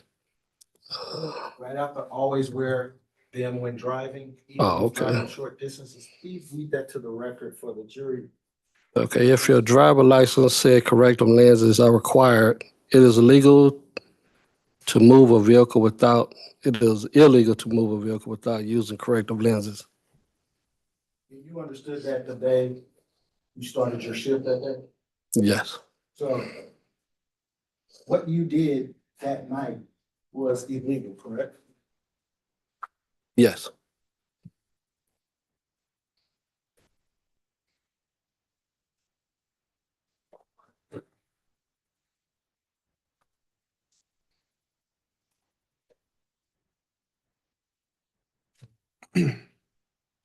Let's go to 2.11.3.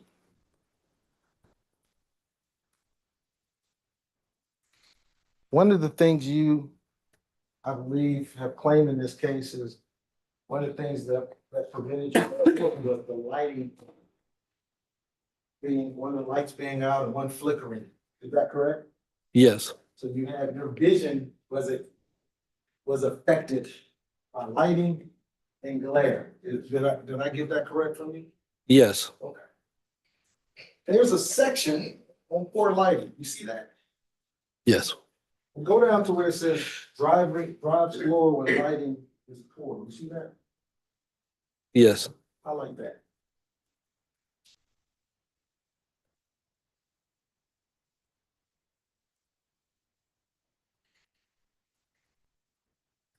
Now, do you agree with that statement?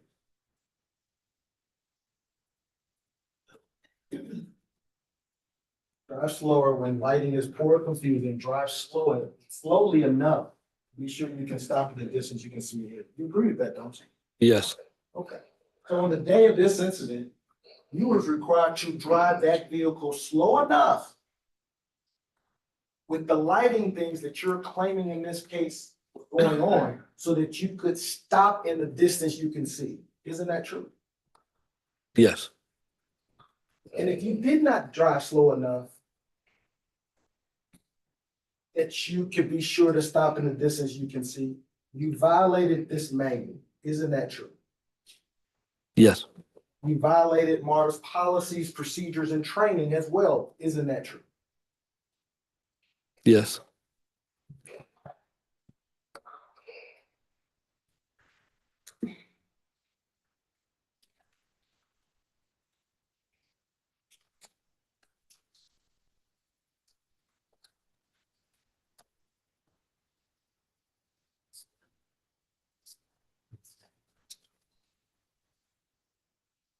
Now go to 2.17.1.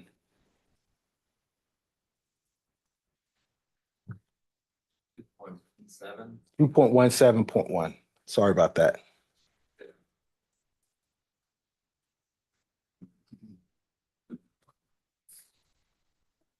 Oh, 17.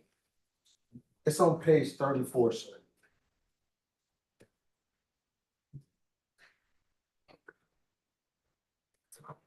See that? Yes, You can highlight both sections. Stopping is not always the safest, and keep your hands on both wheels. You start at the top. It says stopping is not always the safest thing to do in an emergency. When you don't have enough room to stop, you may have to steer away what's ahead. Do you see that? yes, One of the reasons you have to keep two hands on the wheel, that if a hazard becomes apparent, you may need to steer your wheel, and to do that, you need to have both hands on the wheel. Do you agree with that?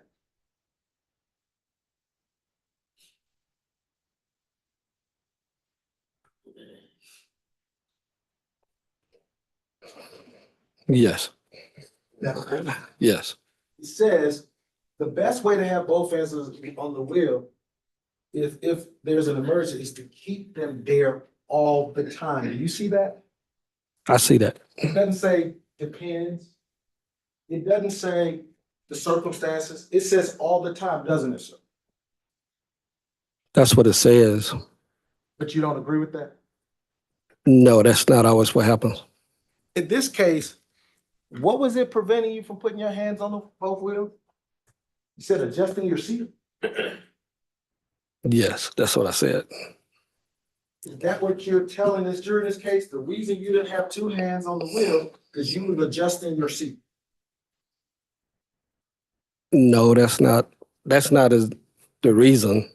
I just didn't have my hands on the wheel. I thought you said it was because you was adjusting. No. Were you ever adjusting your seat? Yes, I did adjust my seat, When did you do that? closer to leaving the intersection. I think, if I remember. I think when I was at the intersection or leaving the intersection, might have adjusted my seatbelt. Do you believe you adjusting your seat had any effect in causing this collision? No, And did it prevent you from putting your hands back on the wheel prior to the collision with Ms. White? no, So is there any reason that you can tell this jury why you didn't have two hands on the wheel as required by the CDL manual and as required by your modern training and policy? I just didn't have two hands on the wheel.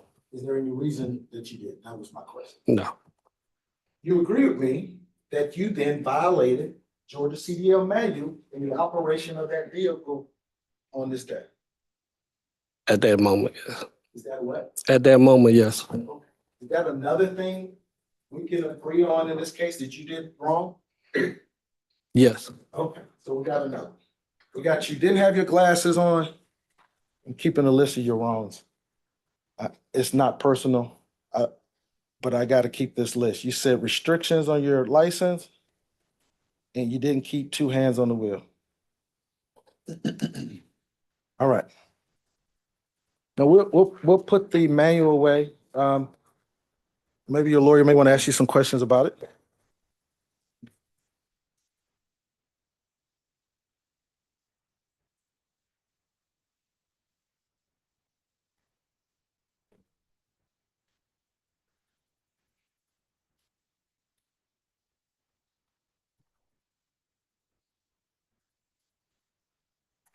Now let's talk about your work at Marta. You were hired back in 2007, is that correct? yes, You was laid off and came back in 2011. yes, And part of your job, do you agree with me? Your job, the ultimate purpose of your job is to safely operate a MARTA bus daily. That's your job responsibility, right? yes, And as part of your job, you are required in doing that to follow all the things we've talked about, the policies, the training, the CDL manual. Is that correct? That's part of what your job is. yes.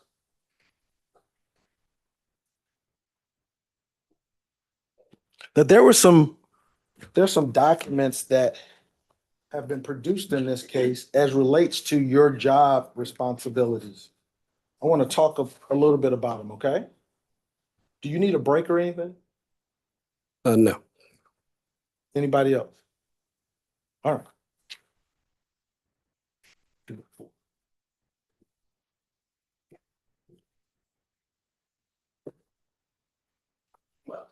I want to show you what's been marked as Exhibit 4, which is the work rules for fixed route bus and mobility operations that was produced to me in this case, sir.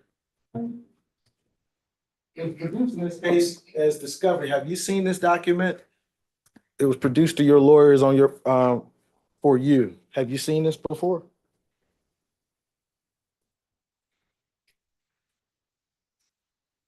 I don't recall.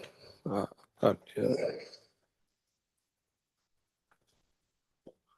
Well, let me ask you this. Go to, well, before we move forward, Yana, we tender plaintiff's exhibit 4, MARTA work rules into evidence. Objection to Exhibit 4. Just the prior discussion we've already had. All right, noted, admitted over objection.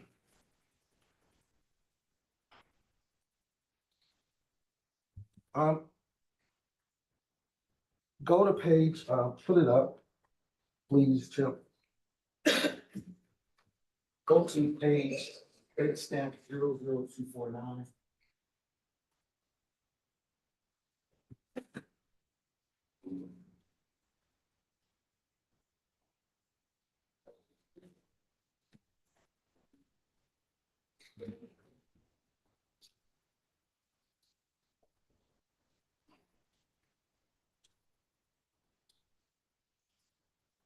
This is the forward, this book replaces the standard operating procedure, work rules and discipline code. You see that?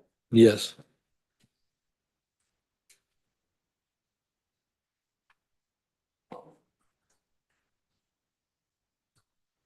You see where it says MARTA exists for one purpose? And that is to provide safe, reliable, and efficient transportation services to the citizens of Atlanta, Fulton, and DeKalb County. To accomplish this task, it is important that all operators operate their vehicles safely, professionally, and as courteously as possible. Do you see that?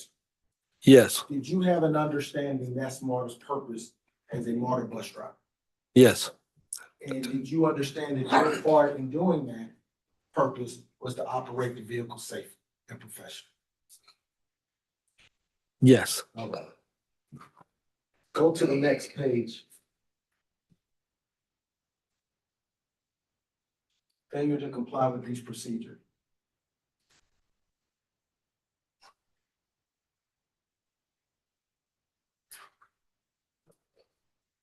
Actually, go back up to operators are required.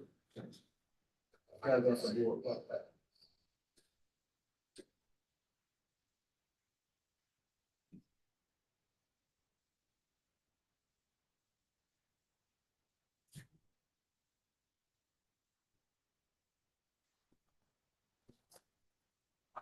You see this? It said operators are required, stop right there. Jim. Operators are required, can you pull it down for a little bit? You see it, sir?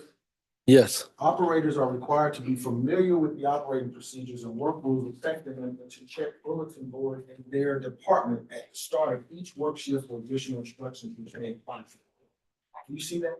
Yes. And is that what happened? If there was operating procedures or new updates or anything about training or safety, they will post them on the bulletin boards? Yes. And if there was something that you needed to know that was an update since you were hired in 2007 and we hired in 2011, Marta would let you know those things and update you, correct? Yes. All right. And so when you were driving on June 30, 2019, you were fully equipped, am I correct, with what the safety rules, what the training rules, and what the policies were for your job as a Marta bus driver. Is that fair? To my knowledge, yes. Okay. Now,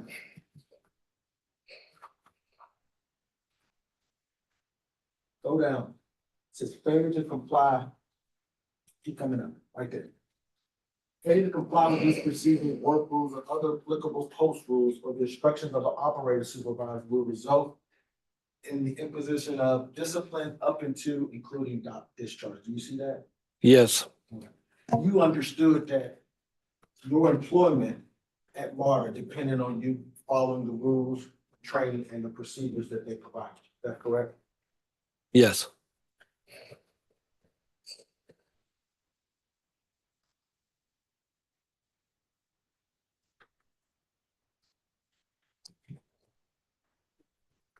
That's in the evidence. We already did it. We did 4. We did. Yep.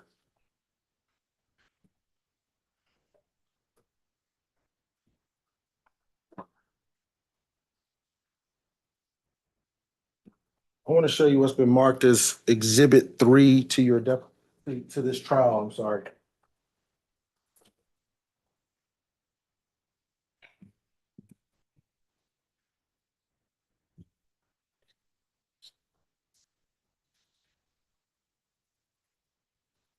Exhibit 3.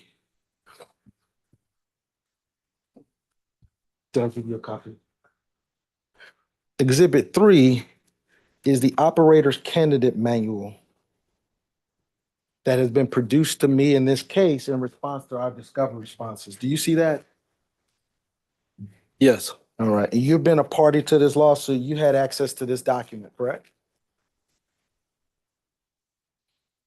Have you seen this before?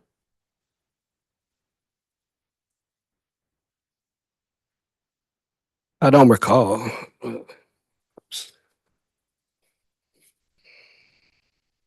Okay. Well, let's go to page 61. Under the sections of actions to reduce collision hazards. You tendering exhibit 3? I am, Your Honor. Plaintiff's tender exhibit 3 in Any- the evidence. I'm sorry about that. Any objection to any of the, other than those previously noted? No, none other than, Admitted over objection. Let's pull up the actions to reduce collisions.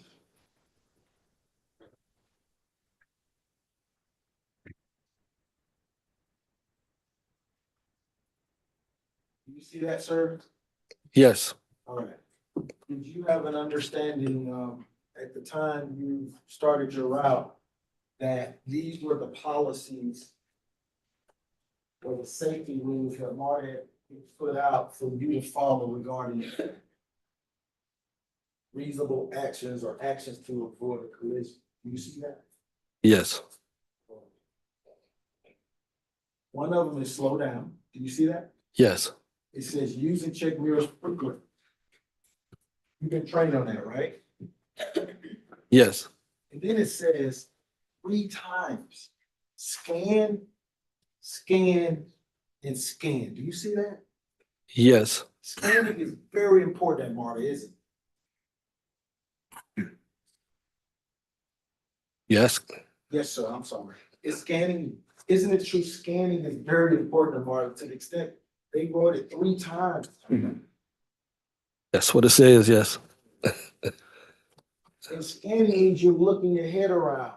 You're moving around, looking around to see what is on the side, the front, to your right. Isn't that true? That's what scanning is, isn't it? yes, scanning your mirrors, yes, It's not just your mirrors, it's everything. Your head is moving, your eyes are moving because you need to stay alert and aware what's going on. Isn't that true, sir? yes, It is a vital part of you driving so you can make sure you see hazards. Isn't that true? yes, And you were required to scan on June 30th, 2019, prior to the incident with Ms. White, weren't you? yes, And if you did not scan appropriately, if you did not turn your head left, right, check your mirrors, looking around, moving your heads and eyes, if you didn't do that, you violated Mars policies and procedures in their training. Isn't that true? if you didn't do that, yes, You didn't do that, right? yes, you didn't, Okay. And so we need to look at this video to see what you did, right? To see if you're doing what you just said you were required to do, right? yes, Okay.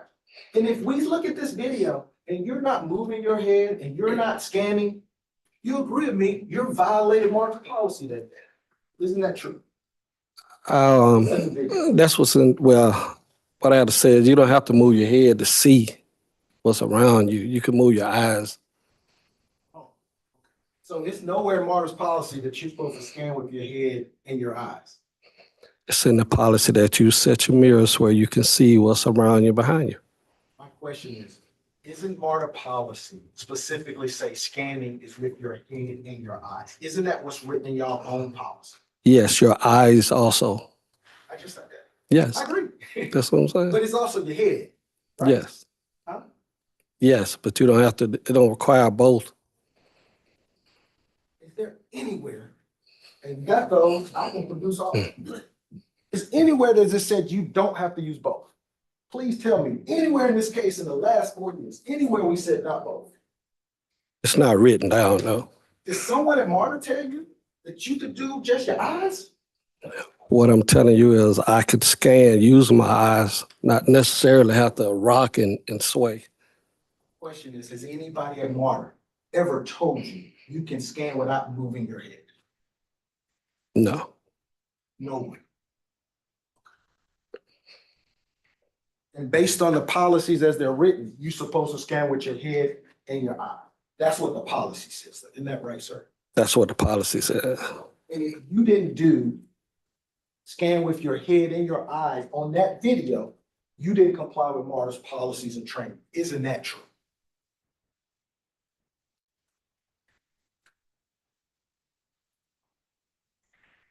Yes, That is? yes, All right. You saw the video. Am I correct You didn't scan with your head, did you? I scanned with my eyes. I didn't scan with my head. No. And if Marta policy says you gotta do both, is that something else we can agree on that you did wrong?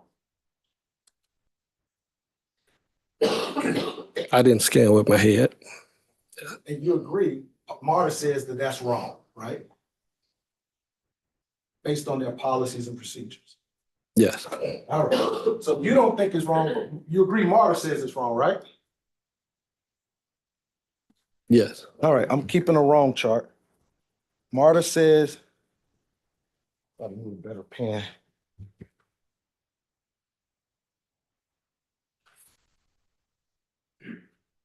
You were wrong for not scanning with your head.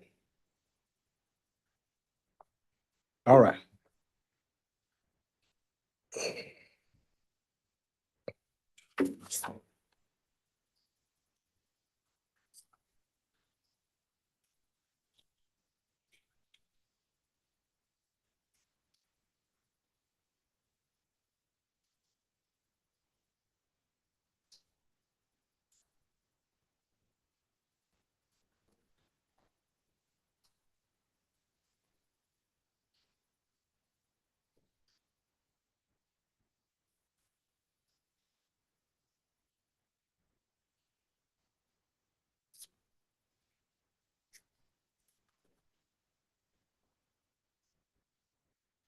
I will move on.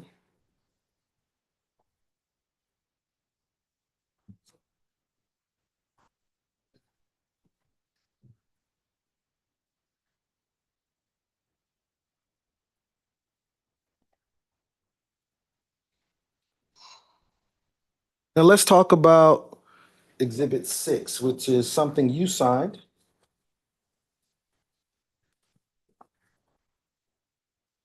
It's the bus operator responsibility, been identified as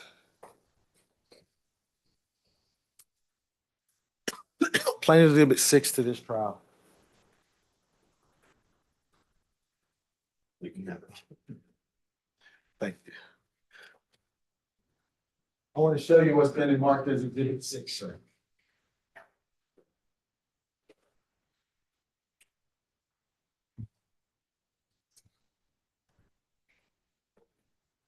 You recognize this document? Yes. It's something you signed on December 14th, 2007. Is that your signature? Yes. I want to tender Exhibit 6 into the record, Your Honor, as evidence. Any objection other than any previously noted? No objection. Entered without objection. You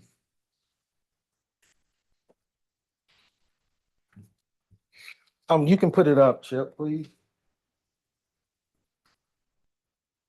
The first paragraph, I have read and studied the bus operator candidate manual, the work rules, and the discipline codes. Do you see that, sir?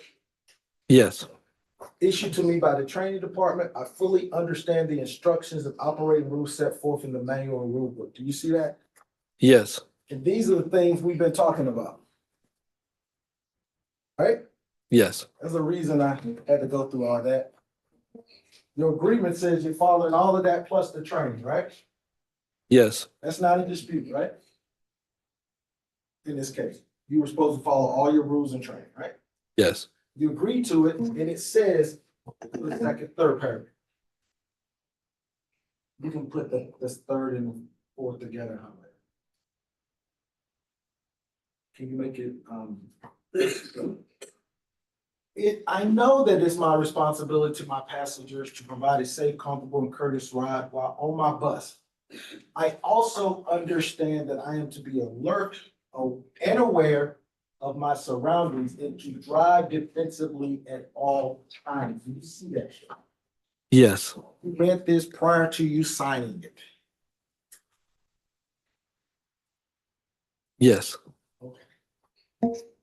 First thing it says, I am to be alert and aware of my surroundings. You were required to do that on December 30th, 2019, prior to and at the time of this collision with Ms. White. Isn't that true?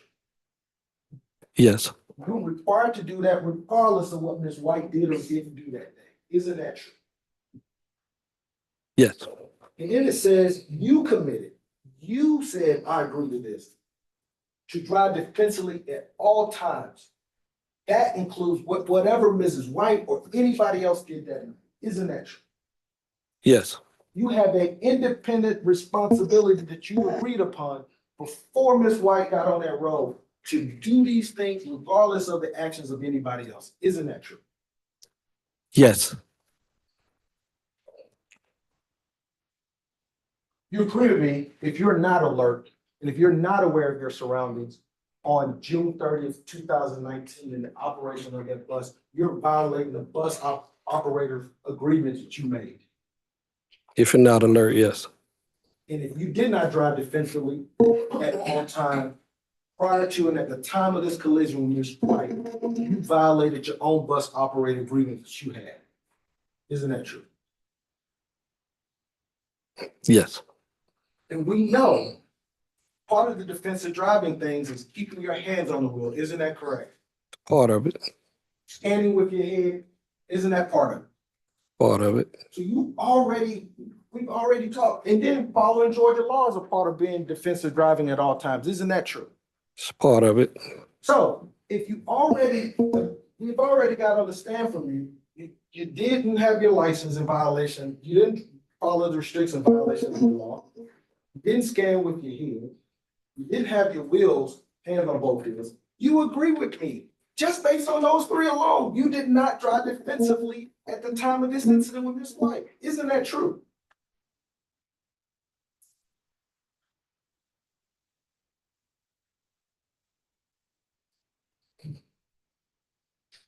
yes, Is that right? yes, So that's something else you did wrong in this case, right? yes, All right, so we got four things now. Keeping the chart. Number four, did not drive defensively.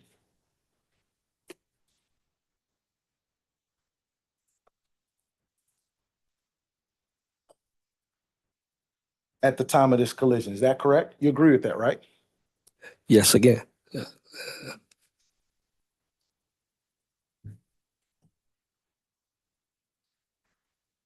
And it says the successful operation of a bus in my future with Marta is predicated by my observance of Marta rules and procedures issued to me by training. Part. You see that? yes, You understood driving defensively, being alert, keeping your hands on both wheels, scanning with your head and your eyes, looking 12 to 5 seconds ahead. They were dependent upon your job because that's what your job was to do, to follow the rules. Isn't that correct, sir? yes,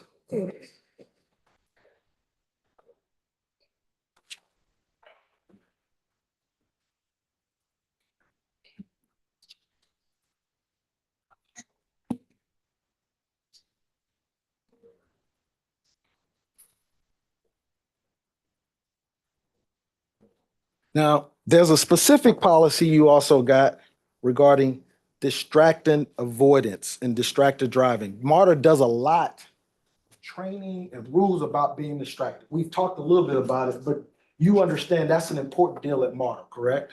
yes, It's actually an important deal in the Georgia CDL manual as well. We saw it earlier when we were going through that CDL manual. Am I correct? yes, All right.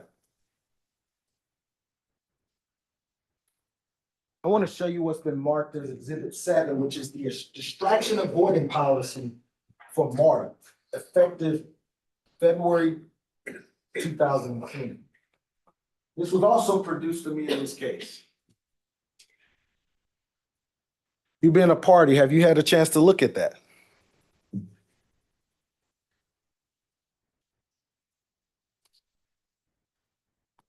yes, Okay. And you agree with me, you were required to follow this policy on June 30th, 2019.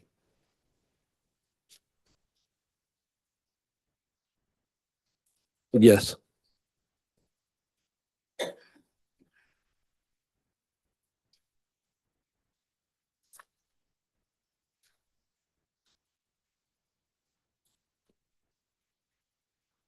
And go to if you don't mind, go to page 3 of this policy.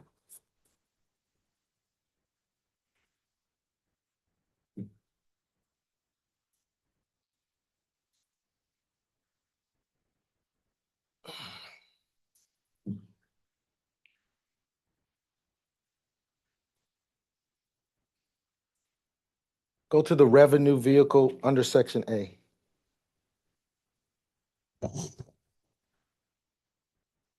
Right there. Highlight the first paragraph. Well, just for purposes of the record, before or while you would be publishing this, the jury's, are you tendering Exhibit 7? I'm sorry, Your Honor. Yeah, Yes, yeah, plaintiffs would like to tender Exhibit 7. Any That is objection my to Exhibit apology. 7? Just those previously discussed. Admitted over objection. See, operated a revenue vehicle, you were driving a revenue vehicle. It makes money for Marta, right? That vehicle you. Yes. It wasn't a free thing. You want to take a break now? No, if you actually could just hand that over to the jury box. Yes, sir. Excuse me, Paul.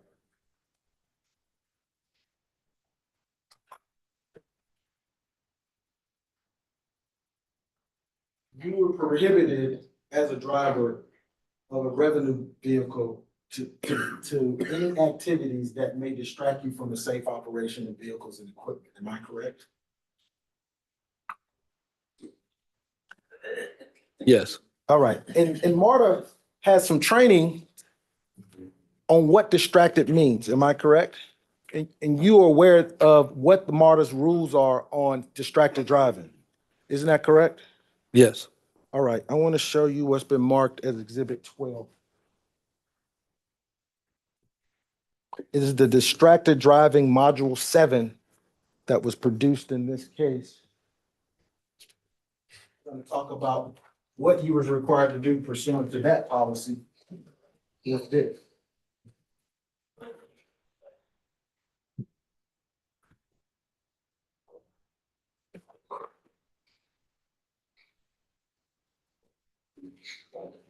I would like to tender number 12 into evidence, Your Honor. Any objection to 12? None other than prior discussions about the Plaintiff's 12 is admitted over objection. What, is the next one upside down? Okay. Distracted module, this was produced in this case. And as a defendant, have you had a chance did you ever get to see what was produced to us as part of the discovery responses in this case? I don't recall. We may have even talked about it during your depot, but the next page is distracted. What is a distracted driver? Do you see this? Yes. Distracted driver is engaging in any non-driving activity while attempting to drive. You understood that to be the definition by Marta prior to this incident? Yes. All right. Now, let's go to page 3. Marta tells you guys there's 3 main types of distractions. Do you see that? Yes. Visual distraction, manual distraction, and cognitive distraction. Do you see that? Yes. The visual is taking your eyes off the road. That's obvious. The manual distraction that Marta says is a distraction is taking your hands off the wheel. Isn't that true? Yes. You violated that policy and that training right there. Isn't that fact? So you were manually distracted in this case. Isn't that true? Yes. It's also say cognitively taking your mind off of what you're doing. And if you are in tunnel vision, you agree with me. If you were in tunnel vision, that's what cognitively taking your mind off of something means. Isn't that correct? That's what it says. Okay. So if you were staring and blind driving, you violated that policy too, if that's what you were doing, right? If that's what you were doing. Yes. All right.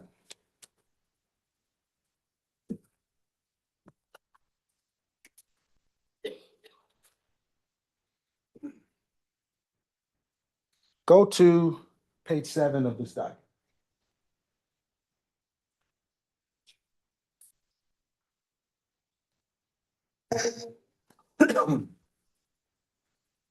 All right. Distracted drivers exhibit a number of common traits. Do you see this? This is Marta's policy they produced about distracting. Do you see this? Yes, All right. Is it driving with one hand? One of the things that Marta says is a distracted driver.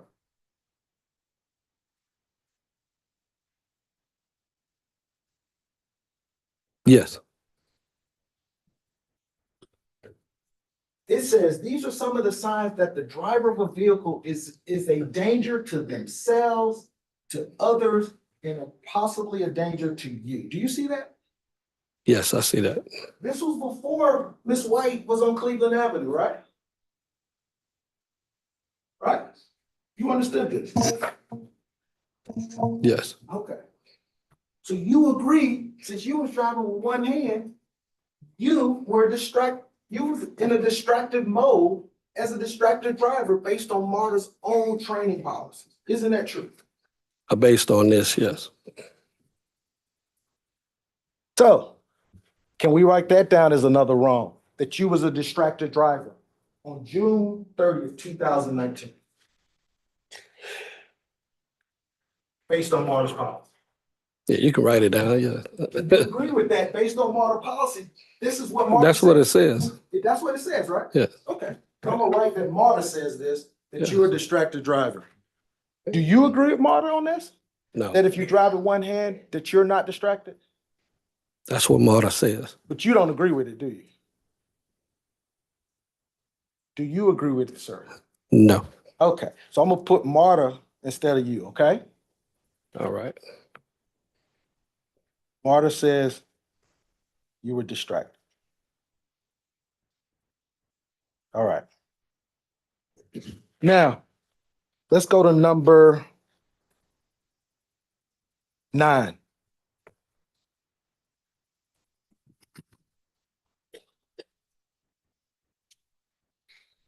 We talked about the manual one with both hands taking off the steering wheel. Do you see that? Yes. And then it says visual. What? Blow that one up for me, Chip.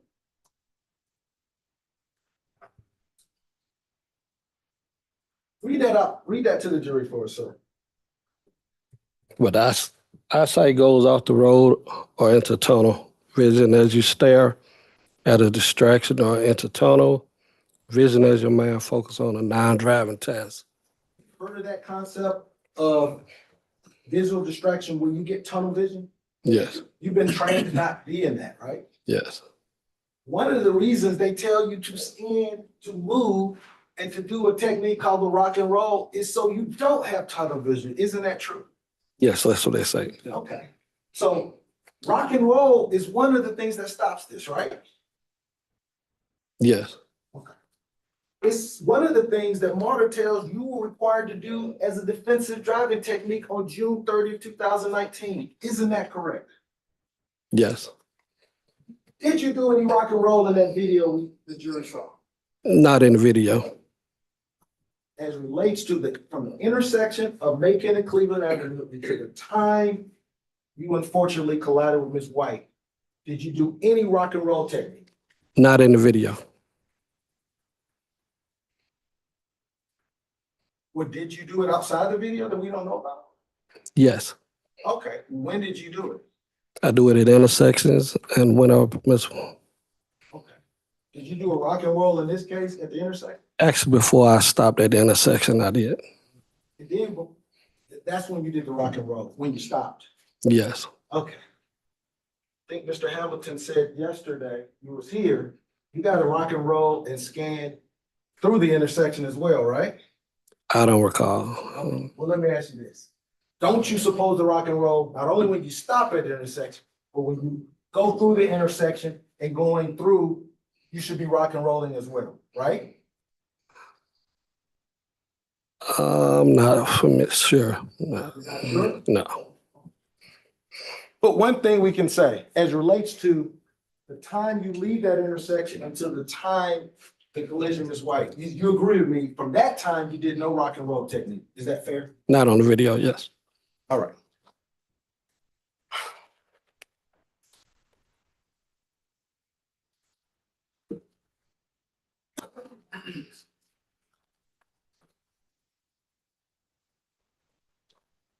Let's go to number 15.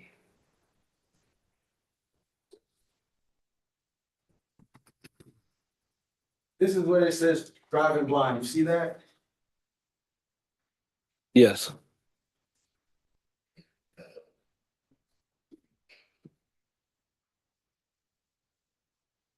Tractor drivers are driving blind during the time and distance they travel while their brains are paying attention to a non-driving task. Do you see that?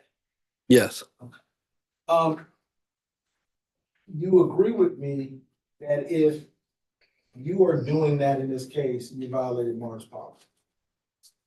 yes. Let's go on to let's talk about defensive driving. Marta has policies on this as well. Am I correct, sir? Yes,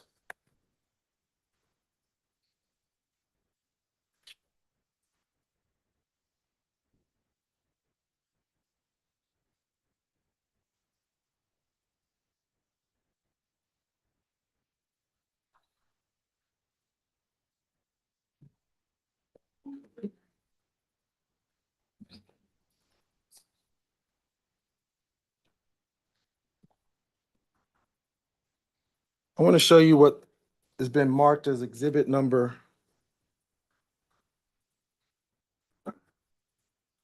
Exhibit number 9 to trial is the Professional Bus Operator Training Program for 2018 from Marta.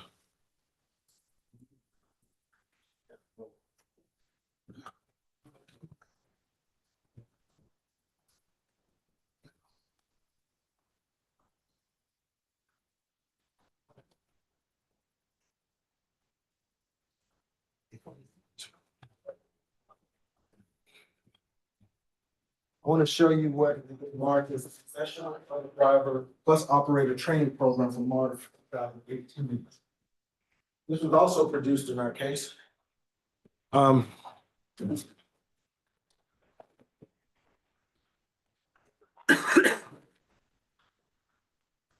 would like to tender exhibit number 9 into evidence, Your Honor.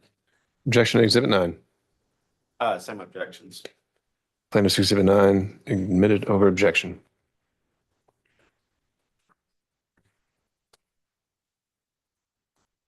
Let's go to page 151.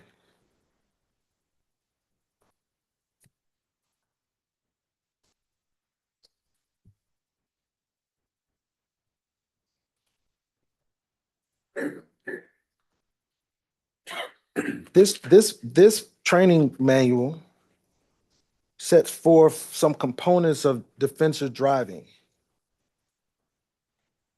Do you see that? yes, All right. If we go down to the things and objectives of the manual, go down to learning objectives. It talks about 3 key components of defensive driving, speed limits on MARTA bus lots and bays and rail action. And it says, describe the Smith driving system. You see that? yes, And then it says, explain the hand positions on the steering wheel for steering control and making turns. Do you see that? yes. Those are all part of defensive driving teaching.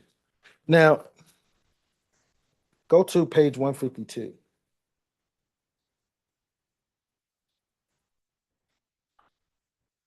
Now go to where it says Marta defines.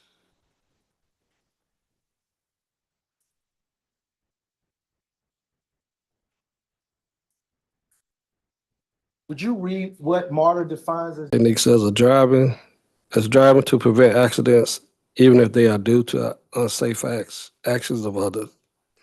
In order to drive defensively, bus operators need to know and apply the standard accident prevention formula, which has 3 important and interrelated components.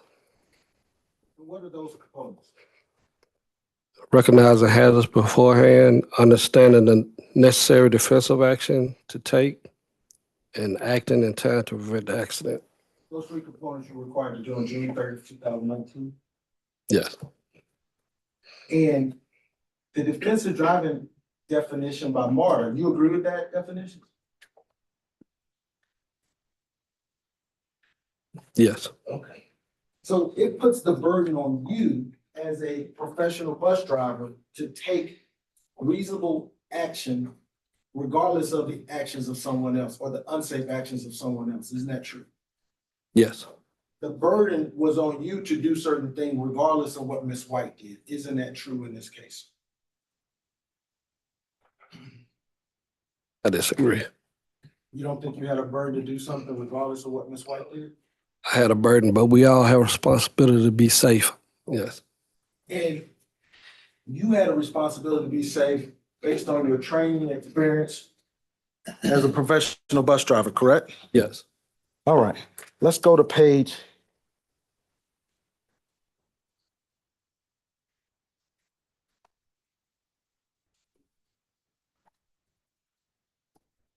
Let's go to page to 156.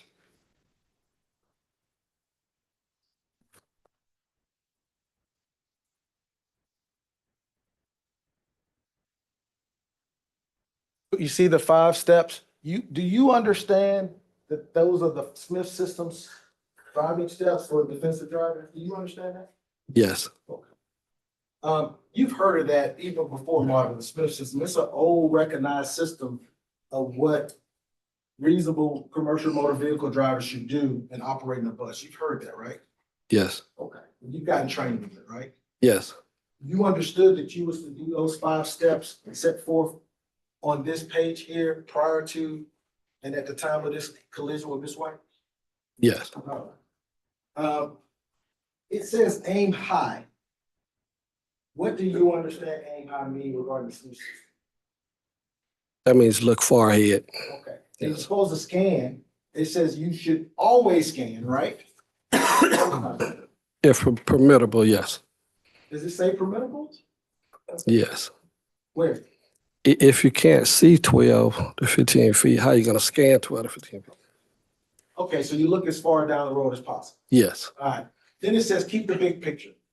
Scan mirrors, look left, look right, look that way down the road, look for escape routes. Do you see that? yes, You were required to do that big picture and everything set forth there up to down to this incident, aren't you? yes. Okay. Did you have an escape route in your strategy that you told me about earlier?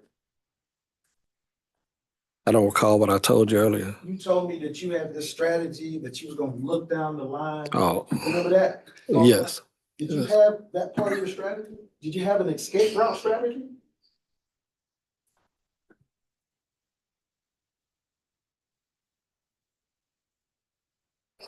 No,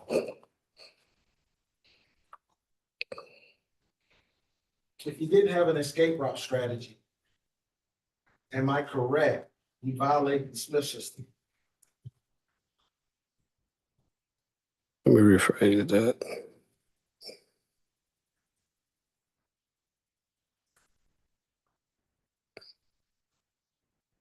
No, I wouldn't say so. No, Um, It says, keep your eyes moving, don't stare. Do you see that? yes, Stop the fixed habit stare. Do you see that? yes, All right. And if you did that in this case, you agree with me, you violated that policy and that training from the Smith System. yes, if you did that, yes.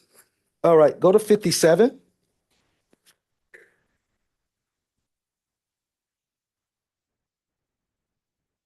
Go up. I just want to show the picture. What is this? How you were trained to do? Come on.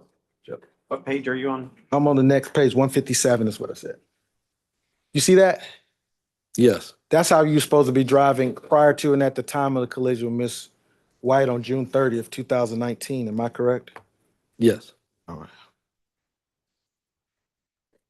Jenny, this.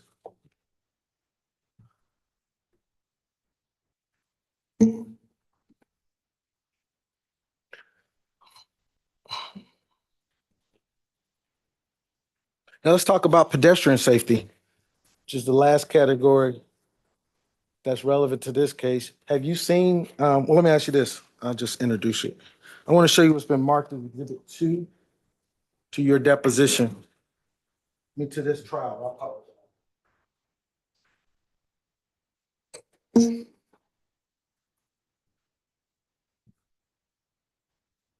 I would like to tender Exhibit number 2 into evidence, Your Honor.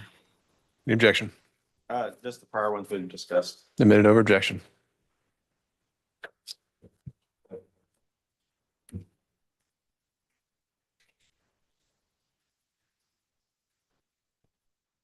This policy was produced also in this case. It's the standard operating procedure issued on December 31st, 2009 regarding the collision of bus and person. Do you see that, sir? Yes, This has been produced to me in response to my discovery request regarding policies. Have you had a chance to look at that in part of you being a party to this lawsuit?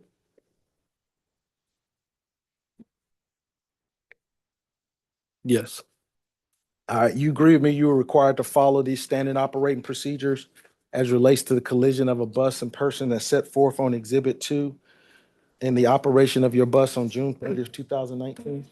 yes, All right, so this is the policy that Marta had 10 years before Mrs. White was on Cleveland Avenue. Is that correct? yes. All right.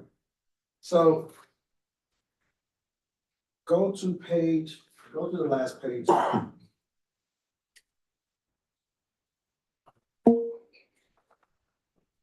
General instruction.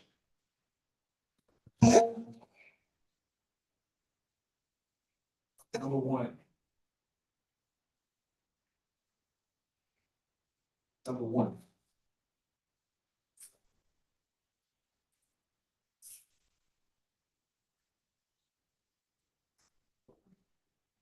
Bring it down, please. Yeah. Sir, do you see, number 1? Yes, Could you read what, your bus operator, correct? I was, yes. What does it say you are required to do pursuant to this standard operating procedure at Marta regarding collisions with persons outside the bus? What does that number 1 say? It reads, the bus operator must make every reasonable attempt to avoid a collision with a person outside the bus, including applying the brakes and sounding the horn. And you agree with me, every reasonable attempt to avoid a collision includes the training and the policies that we've discussed so far that Marta provided you. You agree that's part of doing every reasonable attempt to avoid a collision? It's part of it. Okay. So the things that you said you've already done wrong, or that Marta said you've done wrong, you agree with me, they will be a part of reasonable things you would need to do on this day to avoid this collision. Yes, Okay. With that, you've already admitted that you didn't have your glasses on, right? You didn't have 2 hands on the wheel, right? You didn't drive defensively. Marta says you was distracted driver. Got to keep your head moving on scanning. Those are all things that are reasonable to avoid this collision in this case, correct? yes, And since we already heard you didn't do those things and you were wrong, you agree with me, you violated general instruction number 1 in this case. Isn't that true, sir? yes, So another thing we can have that you did wrong is you did not take reasonable actions to avoid this collision. Isn't that true? Based on this policy. yeah, based on that policy, yes.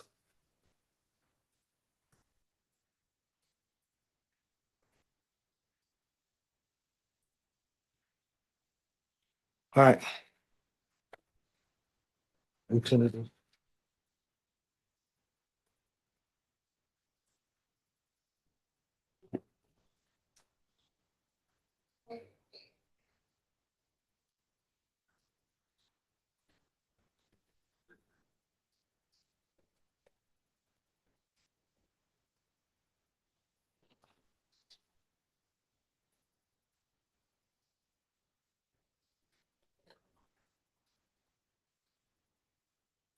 What exhibit is this?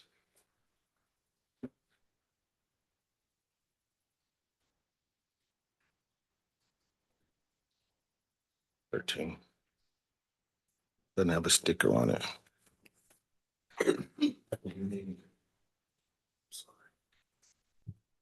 No, actually, I just give it to you. What's been marked as exhibit 13, sir?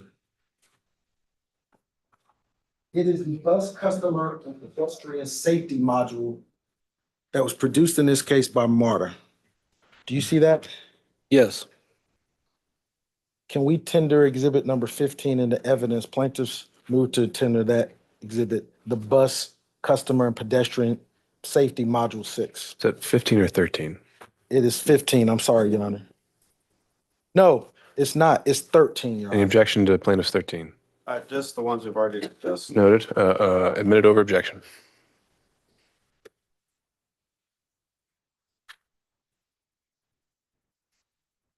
Have you seen this policy as part of the discovery in this case? yes,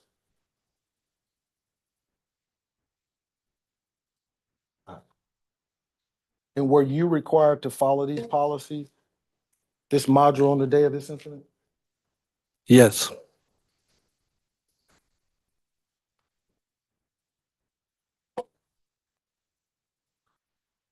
Put up exhibit number 15 and go to You mean 13? 13, I'm sorry. I have 15 on when I have exhibit 13.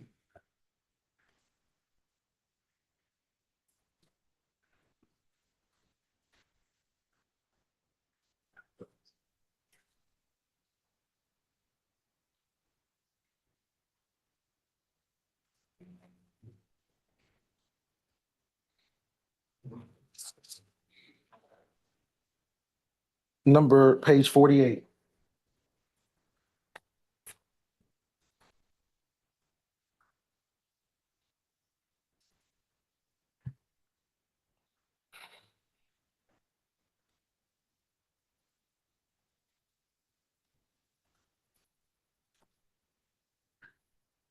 You see what it says, far too often pedestrians are not looking out for you. Do you see that? yes, That is something that Marta trained and taught you guys as bus drivers, that pedestrians not gonna always look out for you. You see that, right? yes, And you understood that prior to, at the time of this incident, that pedestrians weren't gonna always look out for you. yes, And that means you must be able to look out for them. Do you see that? yes, I see that Do also. you agree, do you agree with me that you were required to be aware and look out for Ms. White, regardless if she was looking out for you? Based on Marta's policy. Yes, And you was required to do that night, didn't you? yes, So if you're looking out for her and you're doing the defensive driving techniques you were trained, she shouldn't have been an unexpected surprise to you if you're doing your job, right? On grounds, Argumentative. I'm trying to oh, argue. yeah, overruled. I can ask and look nicer. I apologize. If you are supposed to be aware of her, you look out for Miss White, even when she's not looking out for you, based on all the training and experience and the policies that Marta told you to do. She should not be a surprise or unexpected if you are supposed to be looking out for, and you're supposed to be doing all the defensive driving, the scanning, all the things that they told you to do. She shouldn't be a surprise, should she?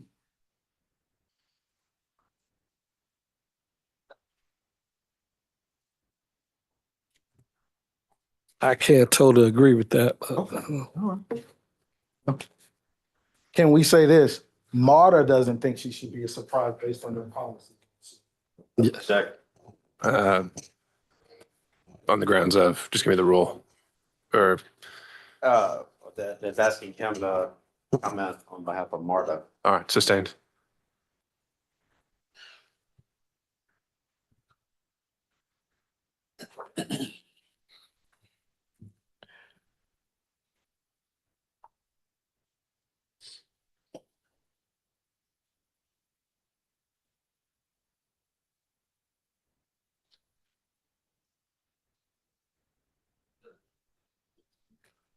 Let's talk about the accident.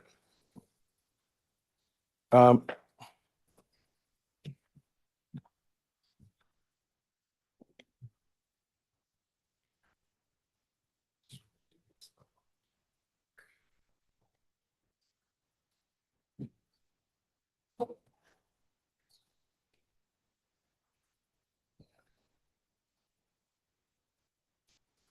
Mr. Williams, how much more time do you anticipate in this examination?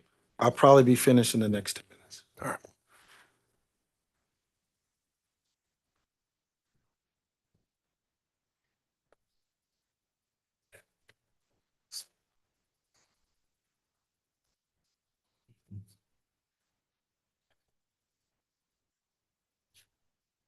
I'm gonna show you what's been marked in exhibit 3, which is a photo, I think taken by someone in Marta right after the collision. Do you see that? Yes.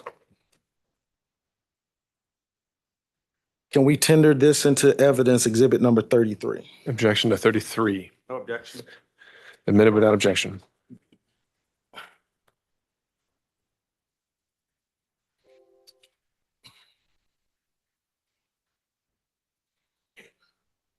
Is that the bus you was driving that night, sir? Yes. And that's after the collision with Miss White? Yes. And that crack on the driver windshield, that was not there before your unfortunate collision with Miss White, am I correct? Yes. How did that get there? That was the impact. Impact with who? Miss White. As relates to this bus, you were familiar with this bus? Was this your regular bus? We have different buses. Had you driven that bus before? Yes. And you supposed to do a pre-trip inspection of the bus as part of your job duties? Yes. Is there any maintenance problems or anything with this bus that prevented you from steering or stopping on June 30th, 2019? Not that I recall. Is there any documentation of any problems that you've seen in this case? Not that I recall. No. Now, this bus is Grease, different than driving a car, right? Yes. It's heavier and you sit higher. That's the bus seat, right? Right here. Right? Yes. Okay. What's this right here? That's the camera. That camera is not where you're at, right? Correct. So the camera is not showing what you see, is it? No. Not directly. No. Yes. It's not even well, that's fair. It's not showing the same vision that you see. Is that correct? Yes. Okay, thank you.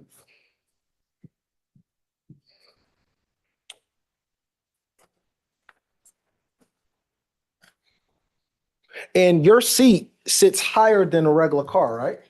Yes. That allows you to be up here and see better than what normal drivers see. Is that fair? Depending on what's going on. Yes. But if the circumstances of a normal driver is the same conditions that your circumstances, you see better because you're sitting higher. Is that fair? Depends on what's going on. Yes. All right. Well, let's.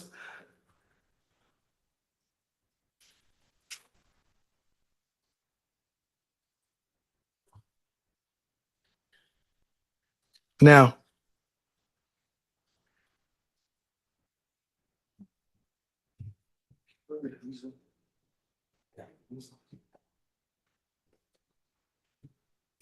it's not. Now,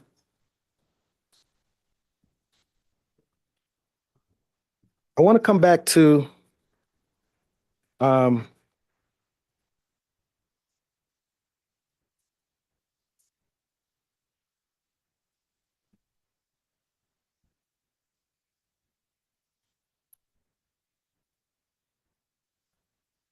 I want to come back to, I don't even know if I need to play this video. I want to play the video, Exhibit 27. And I want to do the camera view on Mr. Paul.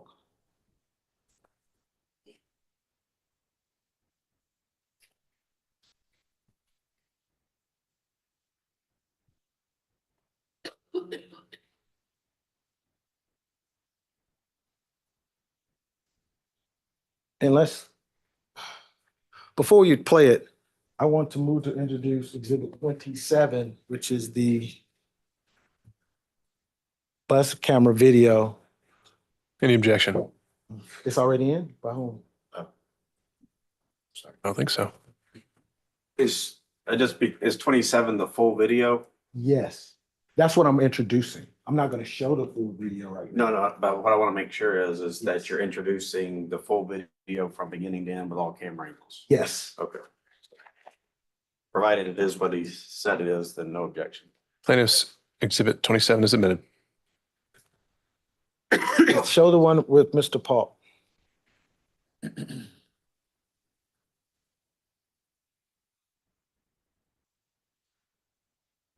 Now, is this at the intersection, Chip? All right, you can go ahead and play it.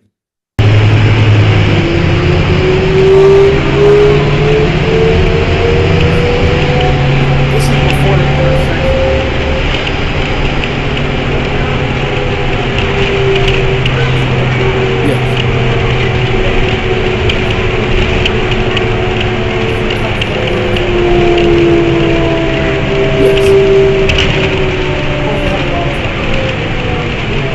Depending on what's going on, you have folks that require you to remove your hand.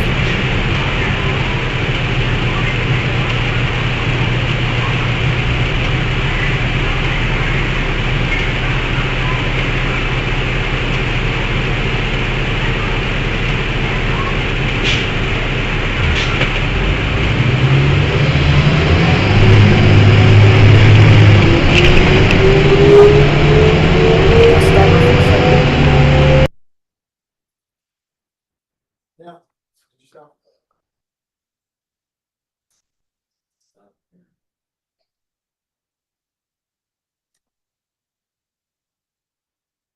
I want to go back to the intersection first. You were supposed to do certain things when you were at the intersection before you moved that vehicle, right? Under Marta's policies, correct? Yes. Tell us what they were supposed to be. Those, survey your area, look around, scan your area. Isn't Marta policy, you're not supposed to move that vehicle immediately? You're supposed to do certain things before you put the foot on the gas? Isn't that what Marta trains you guys? Could you be more specific? Yeah.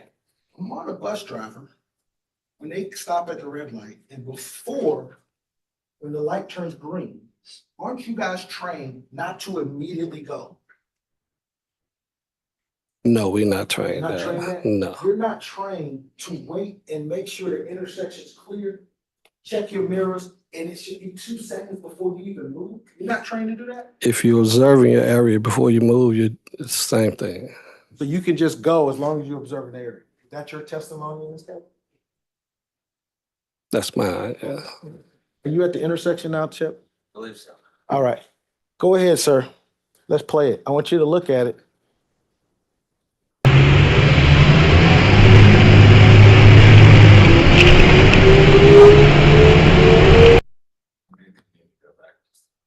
Okay.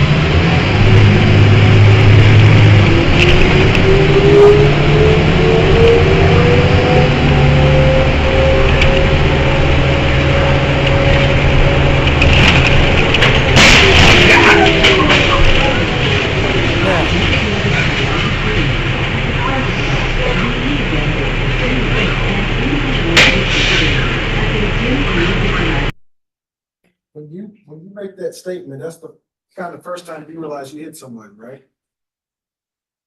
I saw it first. Yes. All right. On that video, after you leave the intersection, now,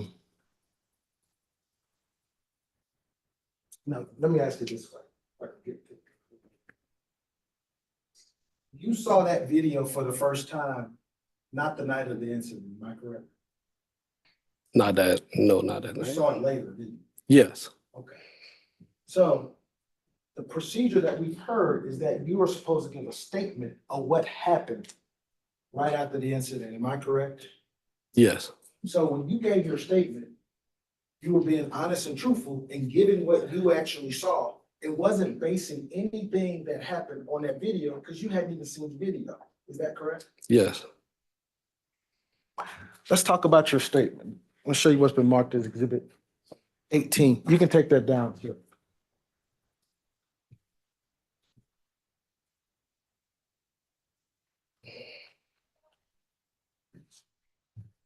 Is this a true and accurate copy of the statement that you gave and that you're signature on in this case?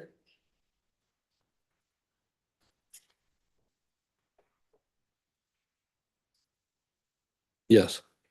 I want to tender exhibit number 18 for the record, Your Honor. Any objection? No objection. Items 18 admitted. Now, you can publish it.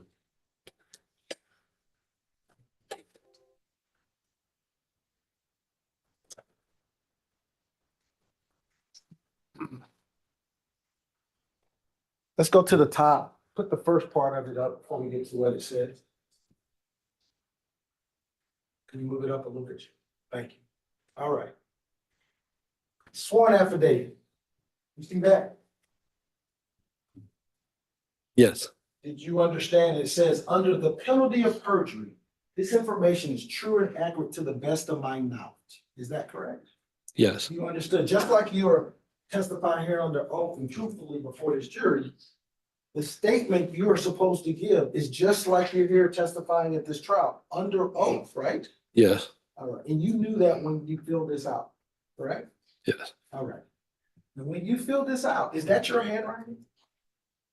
yes, Okay, go down to the bottom, Chip. Operator signature. All the way to the bottom. Is that your signature and operator's signature?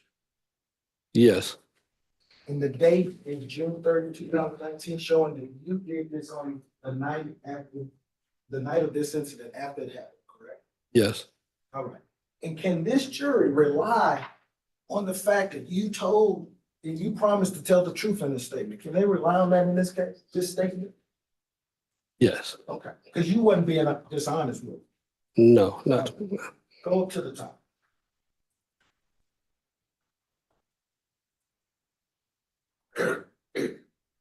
Go to the, what it says.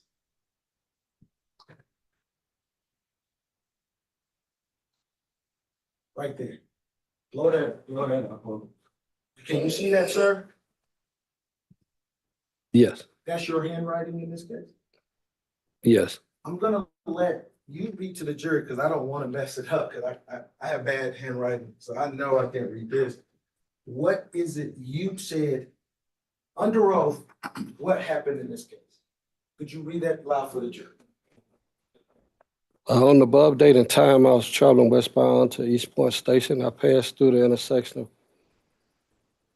Cleveland Avenue and Macon Drive. As I approached near the library, a pedestrian appeared in the middle of the road, almost center my lane and center line. I jammed the brakes, trying to turn. She was struck by the left driver's side of the bus. I exited the bus to check on the individual.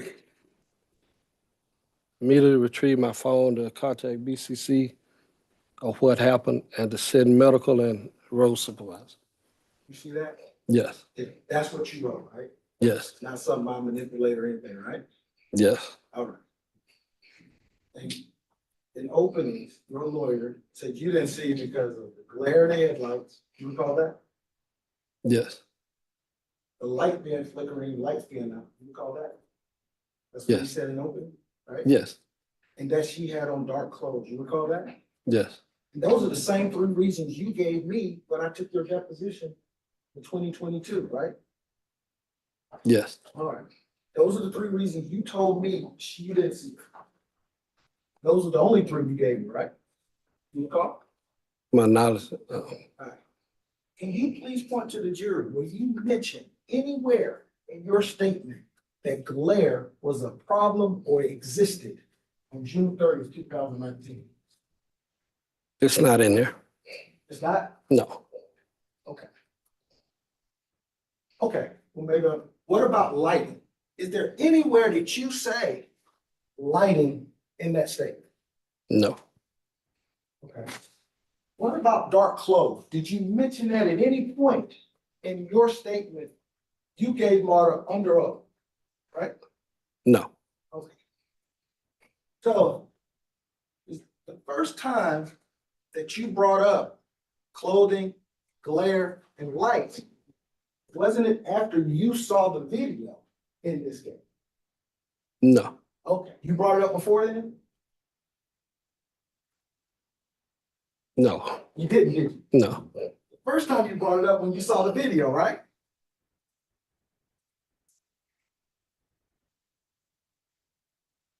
Did you understand? No, rephrase that. Time in this case that it was brought up about glare and glare and lighting and our dark clothes being an issue is after you saw the video. Isn't that true?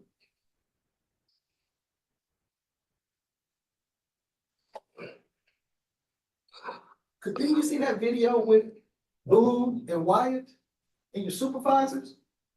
They saw the video, I didn't see You it. never saw this video. You had a No, meeting about it no, until after I saw my lawyer. after you saw it? I didn't see the video until the pre-deposition. Oh. Deposition. Lawyer? Yeah, Okay, all right. yeah, And that was before my deposition with you, right? yes. All right. Now, let's talk just briefly about this glare. Now, you said this glare made, you can bring that down. You said the glare made it difficult for you to see. Is that correct? Yes, All right. And in fact, you said the glare in the lights caused you a visibility problem prior to the collision with Mrs. White. Isn't that true? yes, Okay. Now, in opening, your lawyer said you don't wear glasses because of the glare. You recall that? In openings?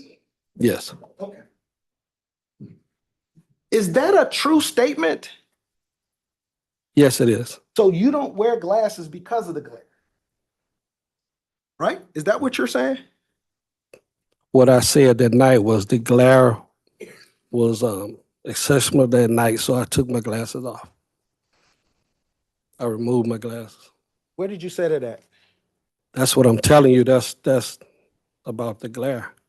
No, I'm talking about. Are you saying that your glasses, you took the glasses off because the glare messes it up? Is that what you're saying? I removed my glasses because the glare increases with my glasses on. Okay, all right. And that's not what you said when I asked you about glare in your glasses in your deposition, is it? I don't remember. Okay. Well, let's try to refresh your memory. Go to line 40 of your deposition.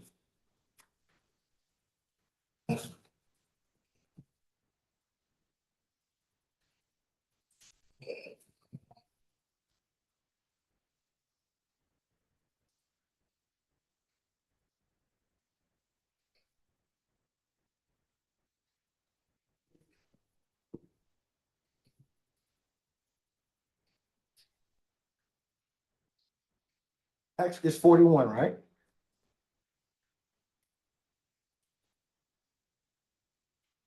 We can start at number 40, number 19. So to make sure we get the whole context. Do you see that? Yes, And I asked you, I'm trying to find out what prompts you sometime to wear your glasses and what prompts you not to wear your glasses when you're driving. I'm trying to understand that for the jury. What makes that distinction? And what was your answer? Number 19, Yes, on page, line 25 on page 40, what was your answer? my answer was I wear them when I think I need to. No, that's not what you read. Line 40, line 25, what did you say? Uh,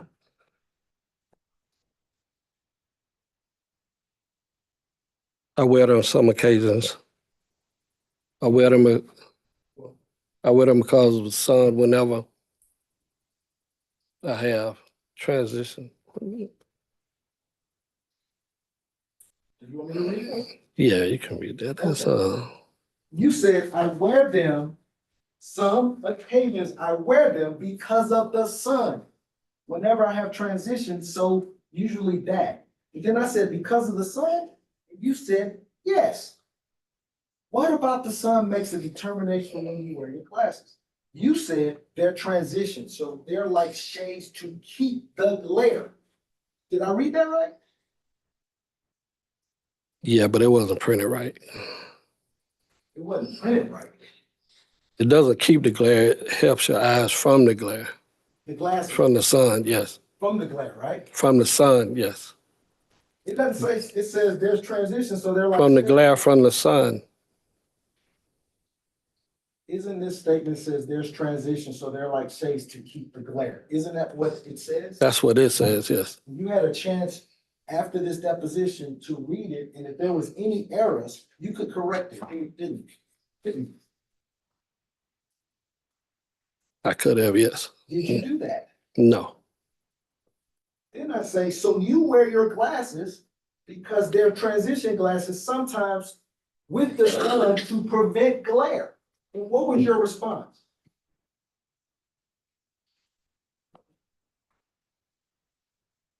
Yes. Yes. So you told me in 2022, you actually wear the glasses for the glare. Your lawyer told this jury you don't wear the glasses because of the glare. So I'm gonna try to figure this out. Which one is it? It's two different occasions. But whatever occasion, based on your early testimony, you were supposed to wear them anyway, right? Yes. In glare, am I correct based on the CDL manual, your training by Marta? If it is a problem that you can't see, aren't you required as a bus driver to stop that vehicle or pull over and slow down? Yes. Isn't that required? Yes. So glare shouldn't be an issue in this case. You can't use it as an excuse, sir, is it? Because you're trained, if it's a problem, you stop that vehicle, you slow it down until you can see safely. Isn't that what the rules say? Yes. And lighting shouldn't be an issue in this case either, should it, sir? Because you're trained. If lighting is a problem, you got a visibility issue, you're retrained as a bus driver to stop that vehicle, slow down, do it until you can safely see. Isn't that what you're required to do, sir? Yes. So visibility and lighting and glare is not an excuse for you to take reasonable actions to avoid this collision, is it, sir?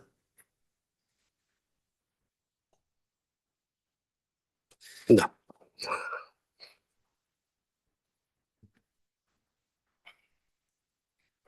I have no further questions, Your Honor.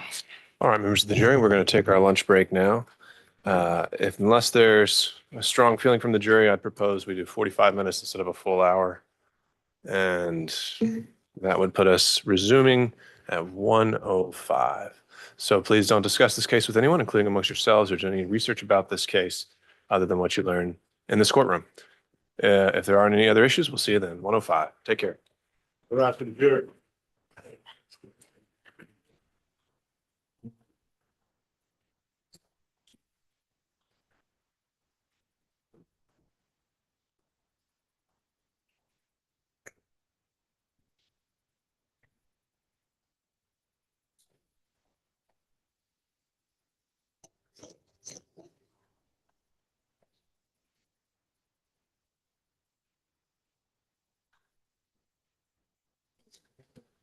All right, Mr. Falk, you can step down for now. Anything we need to take up before going into recess from the plaintiff? No, Your Honor, I assume you're gonna let Mr. Scarborough do his direct and his, in that point. And I will stay within the parameters of that so that we don't have an issue. All right. Mr. Scarborough, any idea of how long you think that might take on your end? Do not, Rough approximation. I would say at least an hour, maybe an hour and a half. All right. All right. Then with that, if there's nothing else, we'll be in recess till 1:05. And we're off the record. Just an FYI, we're about to do a criminal plea here, so you might need to. I'm about to move, Your Honor. Well, actually, I don't think it's all virtual, so we might need to change Zoom screens here. Just Yeah, FYI. Mr. Paul.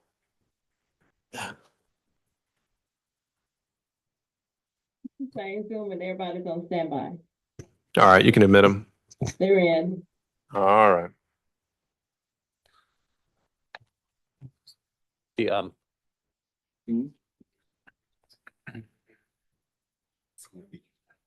No, sir.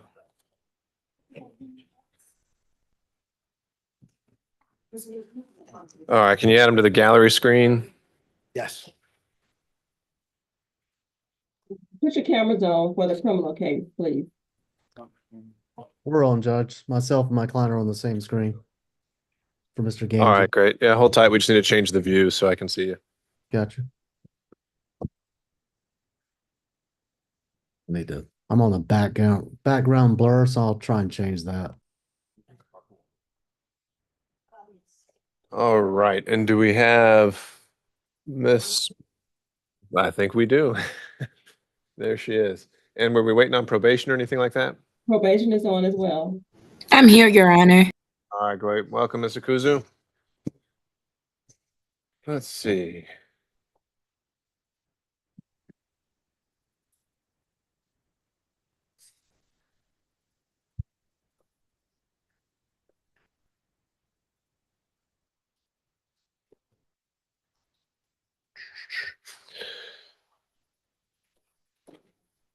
All right.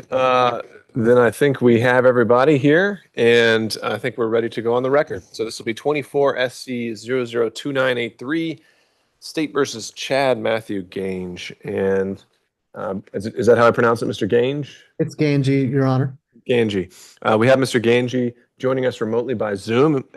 He's alongside his attorney of record here. I believe that's Mr. Price joining us. That's correct, Judge. And we have the state here also remotely through Zoom, through Mr. Bridges. Now, Mr. Gange, at any point, if you don't hear what I say or anything Mr. Bridges says, just let us know so we can pause the proceedings or repeat something. And if at any point you need to stop so you can speak privately with your attorney, just let us know.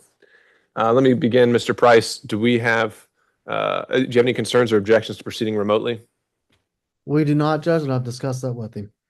All right. Do we have permission to sign the indictment on you and your client's behalf indicating the change of plea? Yes, Your Honor. All right. Is this a negotiated resolution, Mr. Bridges? Yes, Your Honor. All right. You can proceed. Mr. Gage, would you please raise your right hand? Do you swear or affirm that the testimony you should give in the matter currently before the court should be the truth, the whole truth, and nothing but the truth? Yes, sir. Please state your true and correct legal name. Chad Matthew Gange. Mr. Gange, are you at this time taking under the influence of any alcohol, drugs, or medicine? No, sir. Is there a medication that you normally take that you have not been given today? No, sir. How old are you and how far did you go in school? 24 years old and I have my GED. Are you able to read, write, and understand the English language? Yes, sir. Mr. Gange, do you understand that you're currently charged in indictment number 24 SC 002983 with 1 count of armed robbery, 1 count of aggravated assault, and 1 count of possession of a firearm during the commission of a felony? Yes, sir. Do you understand that you have the right to plead either guilty or not guilty to these charges? And if you plead not guilty or remain silent, you may receive a jury trial. Yes, sir. Have you had enough time to speak with your lawyer about all the facts and circumstances known to you regarding charges in this indictment, including any potential defenses? Yes, sir. Do you need more time to discuss the case with your attorney? No, sir. Are you satisfied with his representation? Yes, sir. Counsel, do you waive formal reading of the indictment? We do. And do you waive any all defects in the indictment? We do. Mr. Gange, do you understand this is a negotiated plea of guilty, which means the state will make a recommendation? In this case, our recommendation is to count 1 currently at robbery, reduced to, I'm sorry, currently at armed robbery, reduced to robbery, 10 years probation. Count 2, aggravated assault, 10 years probation to run concurrent with count 1. And count 3, possession of firearm during the commission of a felony, 5 years to serve consecutive to count 1, suspended. Special condition, moral recognition class, no contact with the victim, stay away from the incident location, 100 hours of community service, and stay gainfully employed. Do you understand that's the recommendation we're making to the court today? Yes, sir. You understand the court does not have to accept that recommendation. The court can sentence you to the maximum each charge and run those sentences consecutively or one after the other. Yes, sir. You understand this plea may be used to enhance sentencing on other conviction in this jurisdiction as well as in other jurisdictions, including federal court. Yes, sir. Do you understand that if you're currently on probation or parole, your probation or parole may be revoked based on your entering a guilty plea today? Yes, sir. You understand that if you are placed on probation or parole of any kind, you cannot violate any laws of any governmental units or special conditions of probation without being subject to revocation for the balance of the sentence. Yes, sir. You understand that you're not allowed to possess or use a firearm while on probation. Yes, sir. Mr. Gander, are you a United States citizen? Yes, sir. You understand there may be other adverse or unfavorable consequences as a result of this guilty plea conviction, just as there would be from a conviction following a trial. For example, your guilty plea may affect your right to vote, your right to hold public office, the right to serve on a jury, the right to obtain a passport, the right to receive, possess, or transport a firearm, or your ability to obtain employment. Yes, sir. You understand that by pleading guilty to a felony, if you use, receive, possess, or transport a firearm, or use a firearm in a crime, you will be guilty of a felony which may carry a sentence to 1 to 15 years in prison. Yes, sir. You understand that you waive any all defenses, including any mental health defense, by entering a guilty plea today. Yes, sir. You understand that if you went to trial, you have the right to a trial by jury, a right to see, hear, and confront witnesses called to testify against you, the right to testify or remain silent, not incriminate yourself. Yes, sir. You understand that by pleading guilty, you give up the following rights: the right to a trial by jury, a right to remain silent, not incriminate yourself, a right to confront witnesses against you, the right to assistance of counsel hired by you, or court-appointed counsel if you cannot afford attorney at trial, the right to presumption of innocence, the right to testify on your own behalf and present other evidence, the right to subpoena witnesses and compel the production of evidence, the right to have the charges against you proven by a reasonable doubt, and the right to appeal if you're convicted of these charges after trial. Yes, sir. Has anyone forced you, threatened you, or promised you anything to enter a guilty plea today? No, sir. Is it your decision to waive these rights to any guilty plea because you're in fact guilty? Yes, sir. How do you plead the charges in indictment number 24 SC 002983? Guilty, sir. And is this guilty plea freely and voluntarily given with full knowledge of the charge against you? Yes, sir. Do you understand that you may have only a limited right to appeal this guilty plea conviction? Yes, sir. Do you understand that you have only 4 years today to file what we call a habeas corpus challenging the constitutionality of your guilty plea? Yes, sir. Your Honor, had this matter gone to trial, the state would have shown that on April the 23rd, 2020, officers responded to the location of 1103 Breckenridge Lane, Alpharetta, Georgia, in Fulton County regarding a robbery. When they arrived, they met the victim. The victim explained that she met up with the defendant and 3 other co-defendants. And in this case, the defendant was the driver of the vehicle, to sell them some vape cartridges. As she gets into the back seat of the car, she squeezed in the middle between 2 individuals. During the process of the sale, Mr. Humphrey, which is a co-defendant in this case, pulled a gun on her and told her to give it up. She at that time gave up all her drugs and her other possessions, and cell phone and gold chain. As she's exiting the car, she grabs one of the individual cell phones.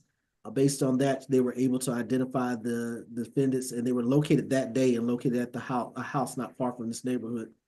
And they were all arrested and charged accordingly, Your Honor.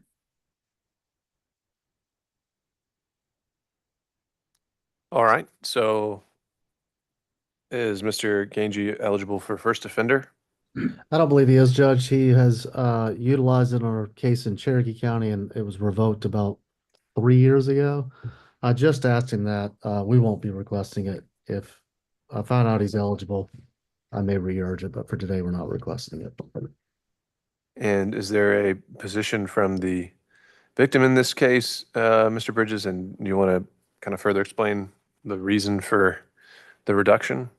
Your Honor, at the time, Mr. Ganji and all these individuals were what we consider very youthful, and this would be what I would consider a youthful offense.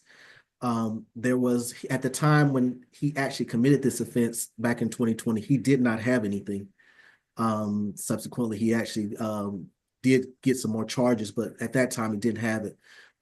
Each one of them, when they were captured, they all cooperated. Initially, they claimed that the gun was a BB gun, and it was more of a youthful thing act here, Your Honor. I don't want to say stupidity, but I mean, just a dumb act on their part as youth. And as I said, Mr. Ganji was actually the driver of the vehicle as they're sitting there doing this. And Mr. Humphrey was actually the one that pointed the gun at the individual.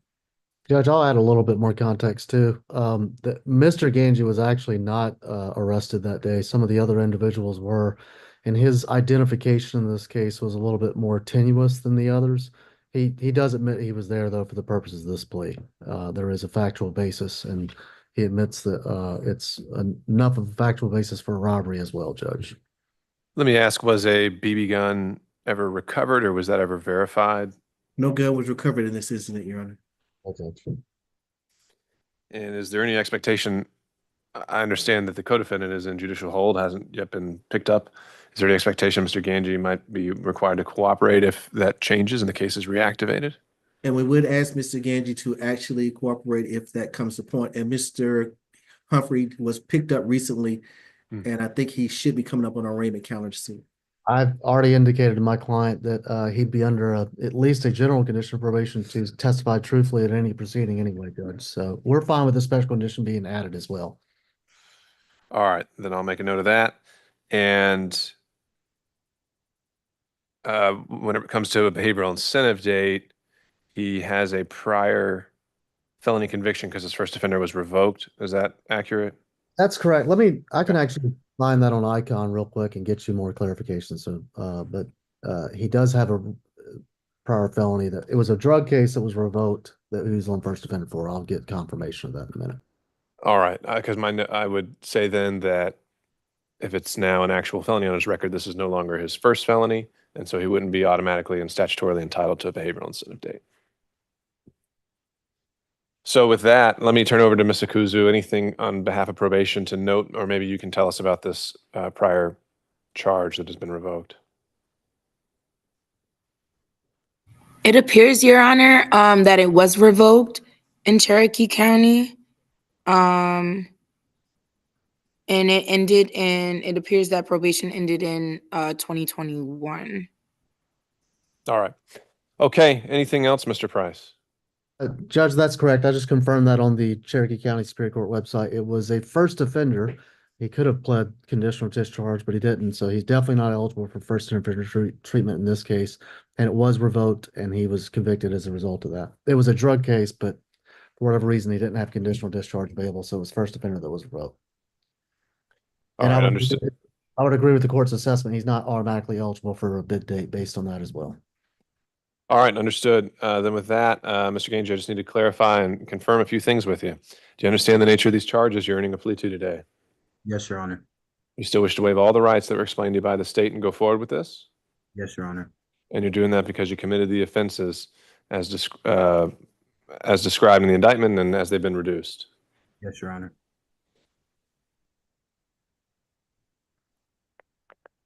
Mr. Price, are you satisfied your client is competent, that there is a sufficient factual basis, and that this plea is entered voluntarily? Yes, Your Honor. All right, I agree and find there is a sufficient factual basis, and that this plea of guilty has been entered freely and voluntarily, knowingly and intelligently. And I'll sentence you, after accepting this plea, Mr. Ganji, to, as recommended by the parties on count 1, is reduced to robbery. The sentence would be 10 years. And I'll note the 79 days you served in pretrial custody here in Fulton County as credit for time served, and we'll say 10 years to serve 2 months with the balance on probation. Count 2 would be the same sentence to run concurrent, and count 3 would be 5 years consecutive to count 1 suspended. Special conditions in this case would include that you're to complete a moral recognition class. You're not to have any contact with the listed victim in this case. You're not to return to the location. You're to complete 100 hours of community service. You're to make your best efforts to stay gainfully employed. And you're to testify truthfully in any remaining proceedings against your co-defendant, Mr. Humphrey. For any technical violations while on probation for this case, those will be handled by your probation officer under the sentencing options system with a sanctions cap of PDC or RSAP. All the conditions of the suspended sentence, all the conditions of the general term of probation, the general and special conditions, will also apply to your suspended sentence. Is there anything else that I've missed or should be on the record, Mr. Bridges? No, Your Honor. And Mr. Price, anything else we need to clarify? Just need reporting instructions from probation. We can do All that. right. Let me check in with Mr. Ganji first. Is there any questions you have for me or anything I can answer for you about what we've done here today? No, Your Honor. All right. Mr. Kuza, do you have some instructions for him? Yes, I just need his cell phone number and then I will give him further instructions to report. All right. Well, we can do that off the record. So we'll go off the record and at this point, if you can provide that cell phone number and then you'll get your instructions. Go ahead. 770 All right. 842 7105. Okay, perfect. I'll be giving you a call shortly. Yes, ma'am. All right. Thank you all for your patience and joining us remotely. Obviously excused from next week and or at least from Monday, Mr. Bridges. And I'll wish the rest of you all take care. Thank you, Judge. Have a good All day. right. I'll see you tomorrow.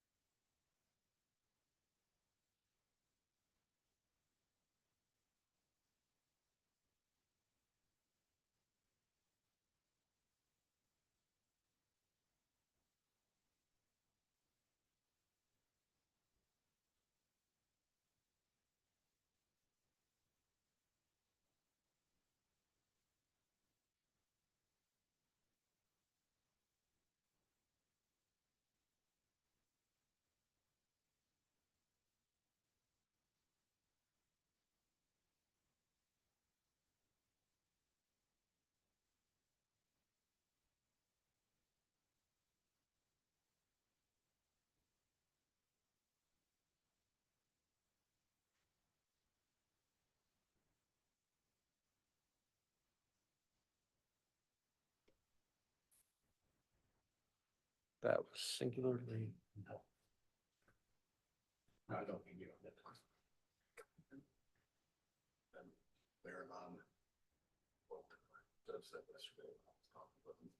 This might also be 5.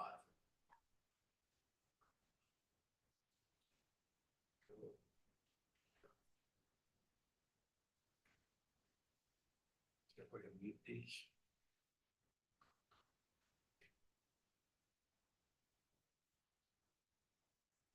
No. Anyway, your fine job. I shall return. All right.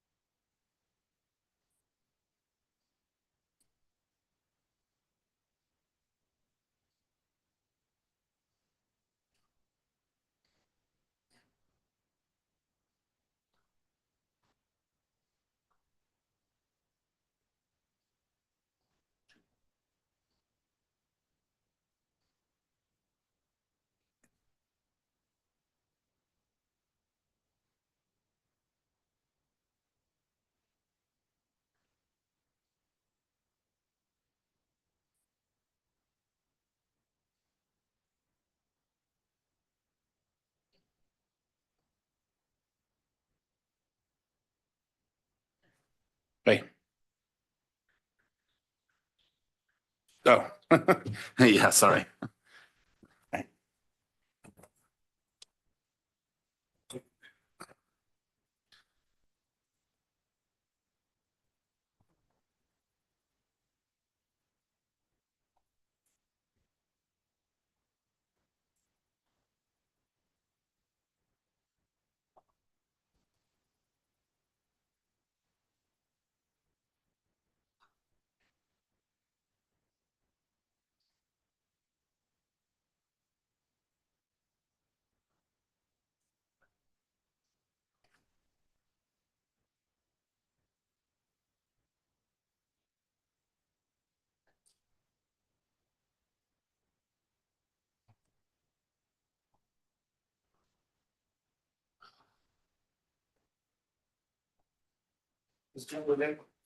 Sorry. Yeah, he's in that first room on the left. What?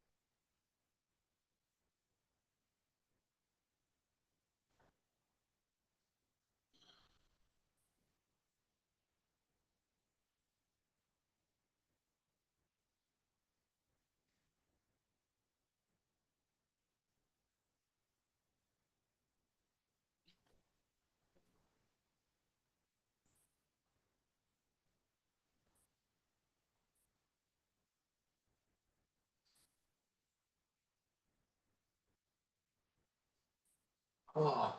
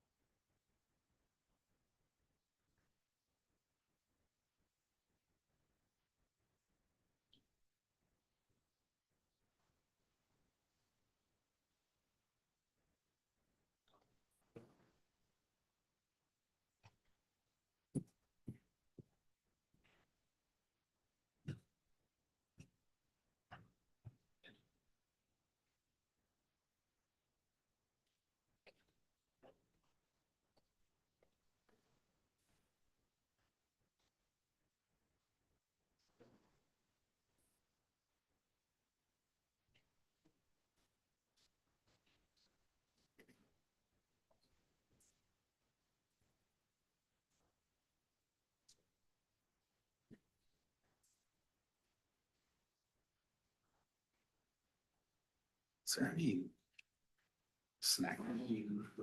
Yeah.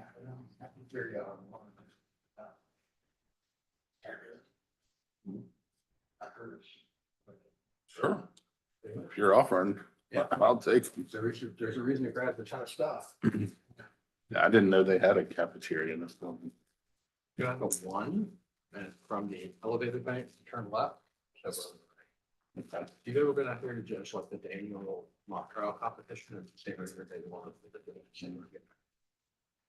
Well, what do they have down there? Just this kind of stuff or that like sandwiches? or- Like a food up, basically, but they also have a couple of scan and pay machines where you pick stuff up and scan and pay for it with your credit card. Okay. I'm gonna skip it now. I only got 10 minutes left.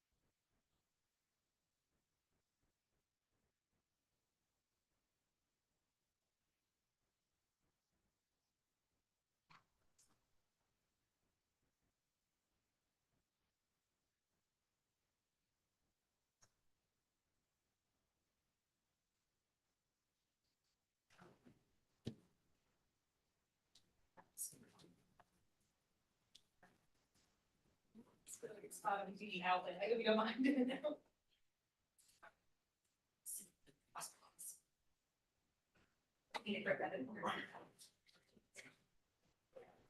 Sorry. Sure.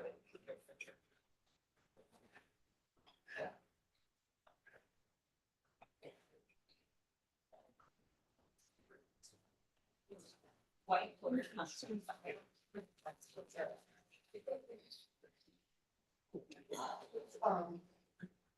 So when was used to do, your open statements and this cross. Those have asked, do you all want to order the same thing? He's gonna rough it out. Let me find out from Jimmy when he's back in. Probably is my thought. I think the answer is going to be whatever they're ordering, we're ordering. Okay.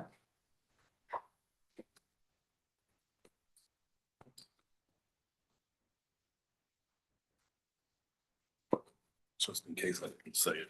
Thank you. Happy to. I'm dying. Third time, for my best use of time is getting out of Jimmy's hair and let it focus. Mhm.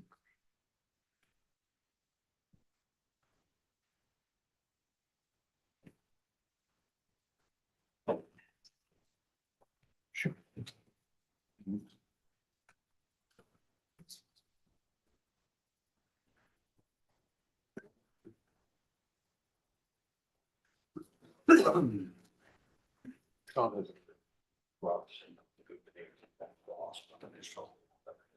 Right. Yep, you'd like a copy. Yeah, Sorry.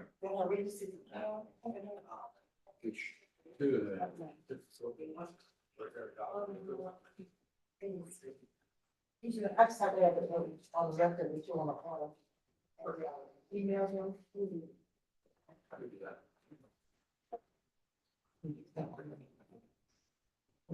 Or if it helps with the effect from whoever it would be all like. Okay, please.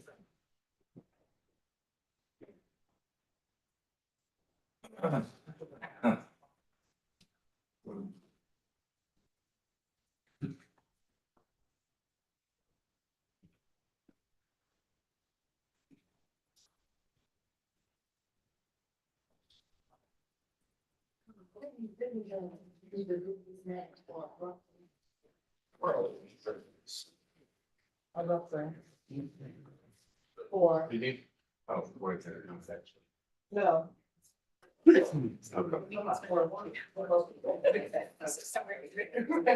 yeah, no, he put it all there, but didn't use hard copies. Oh, sorry about that. Do what? He put it all up there, but didn't actually use hard copies, stuck up. Copy for any of the for you?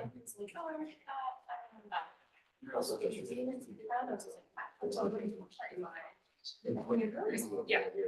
Yeah.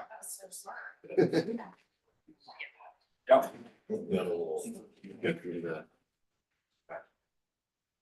Through that CDL, maybe. I feel. Okay. If you put page numbers on there, but with the PDF. That'd be easier. Yeah, I also have, okay, these are just, okay, yeah, PDF page is good. Okay, and I can see you. Okay.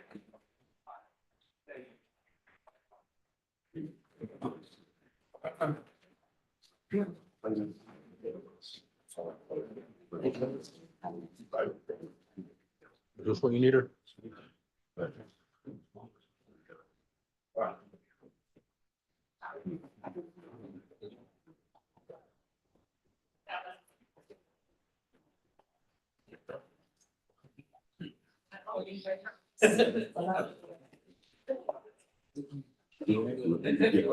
Yeah.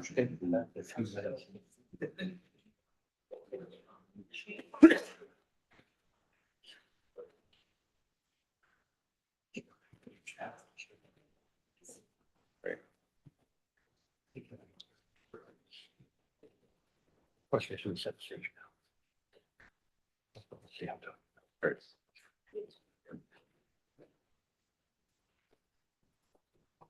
This yours? Yeah, both those. Oh, okay, good deal. No worries.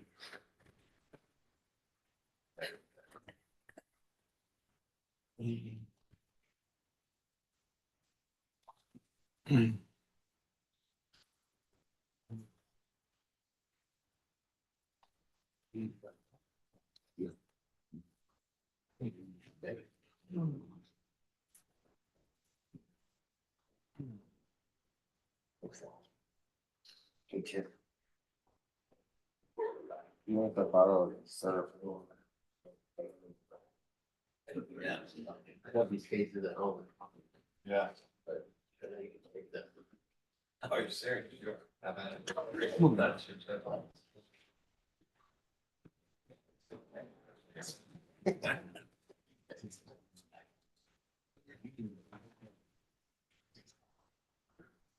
Oh, yeah.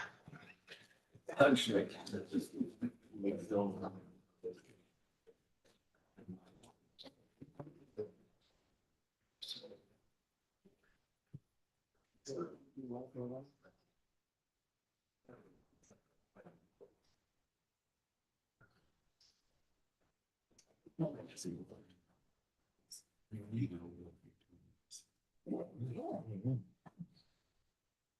I think it's gonna be exchange.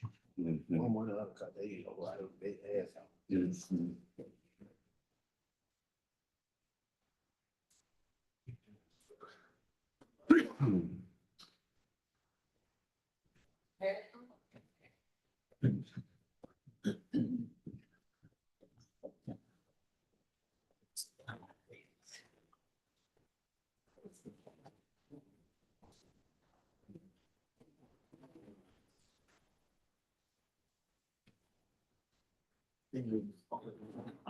But you can get to a chance.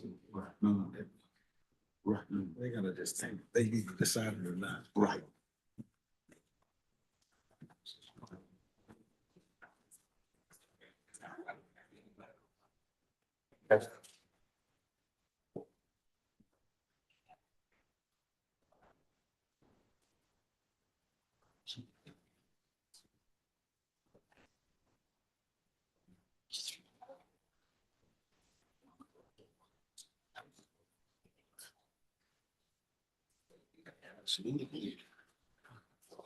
Right?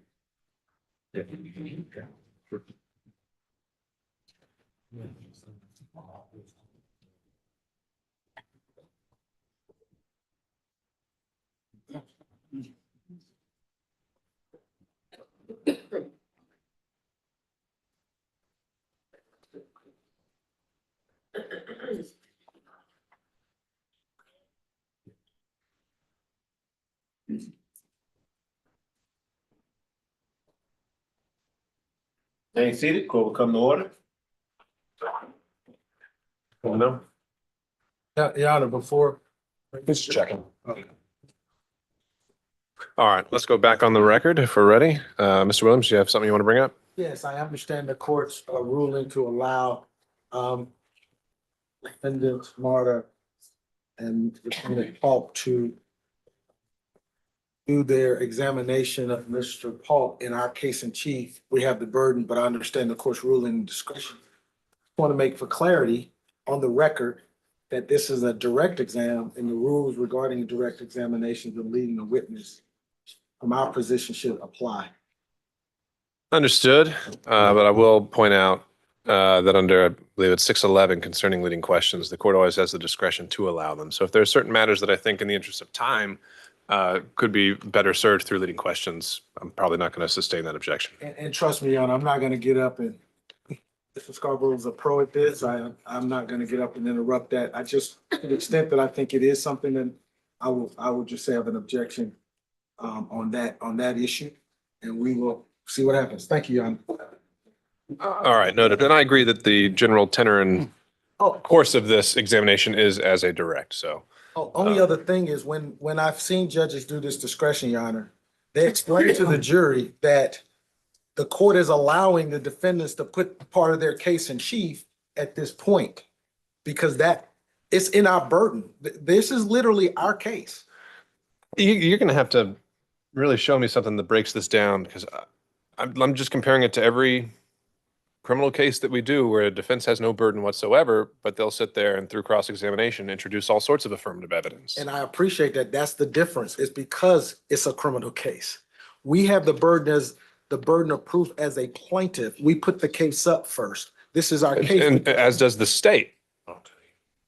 And I can appreciate that. And I have never practiced criminal.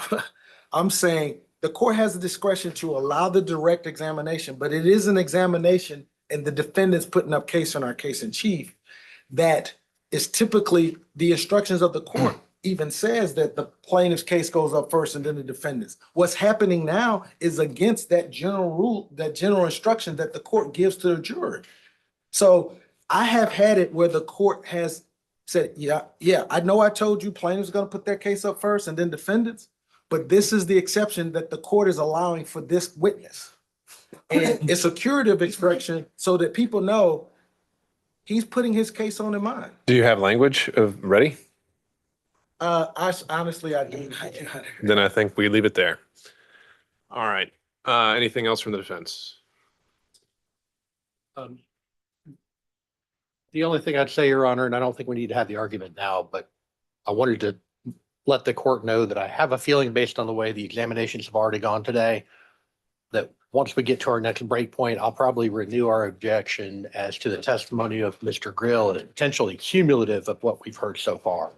Don't need to take that up now. Don't mean to argue it, but I want to let the court know and counsel know what I'm thinking on those lines. Understood. I would imagine that after the direct here and a recross and any follow-up there, that we'll have an opportunity for the jury wanting to go back to take that up.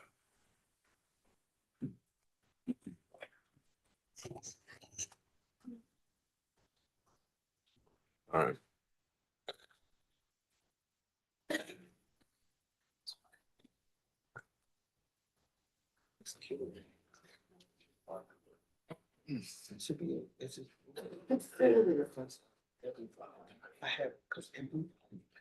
Hey, Sean, what exhibit was that pedestrian checklist then that you put up there? The collision of bus and person policy? No, that pedestrian checklist about make eye contact and. Oh, I bet that's in, I bet that's in 13, Go the on. customer and pedestrian safety module. Probably would have said, because it ain't but a couple of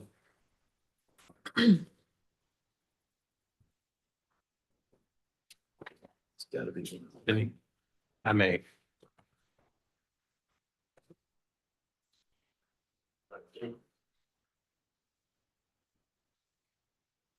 Did you have an outline of it? Yes.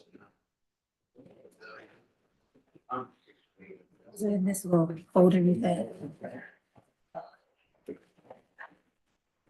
Sure, I didn't grab it. Yeah. No.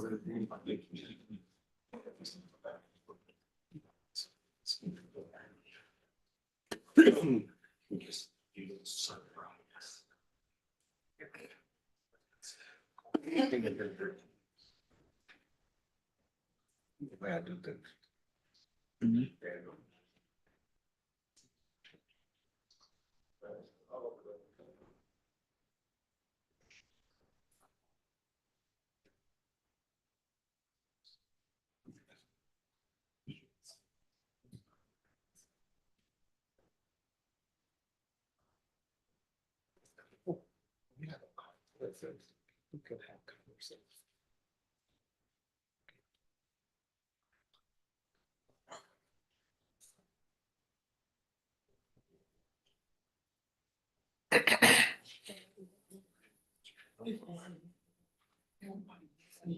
Here we go.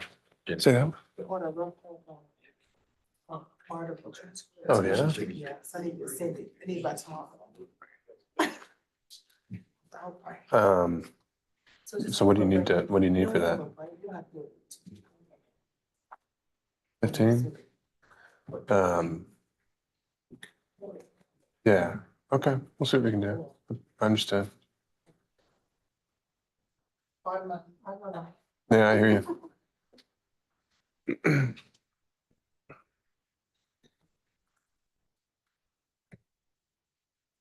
We have time for me to run to the restroom. I think so. Thank you.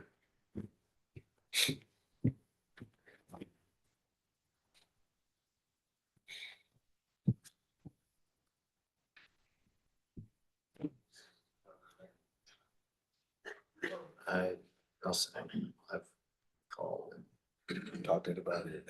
I think not with Jasper. I'll just say that's the boss.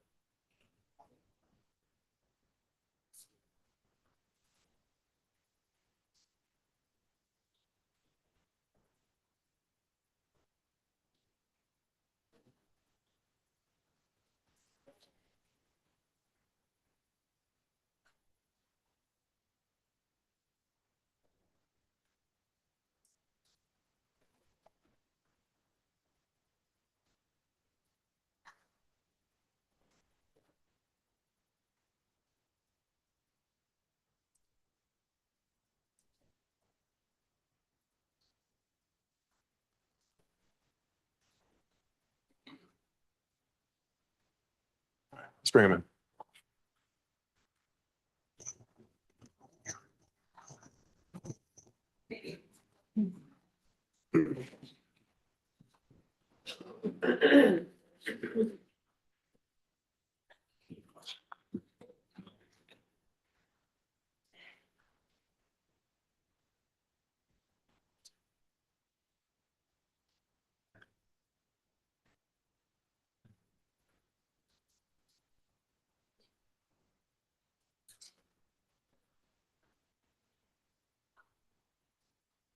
Not for the jury.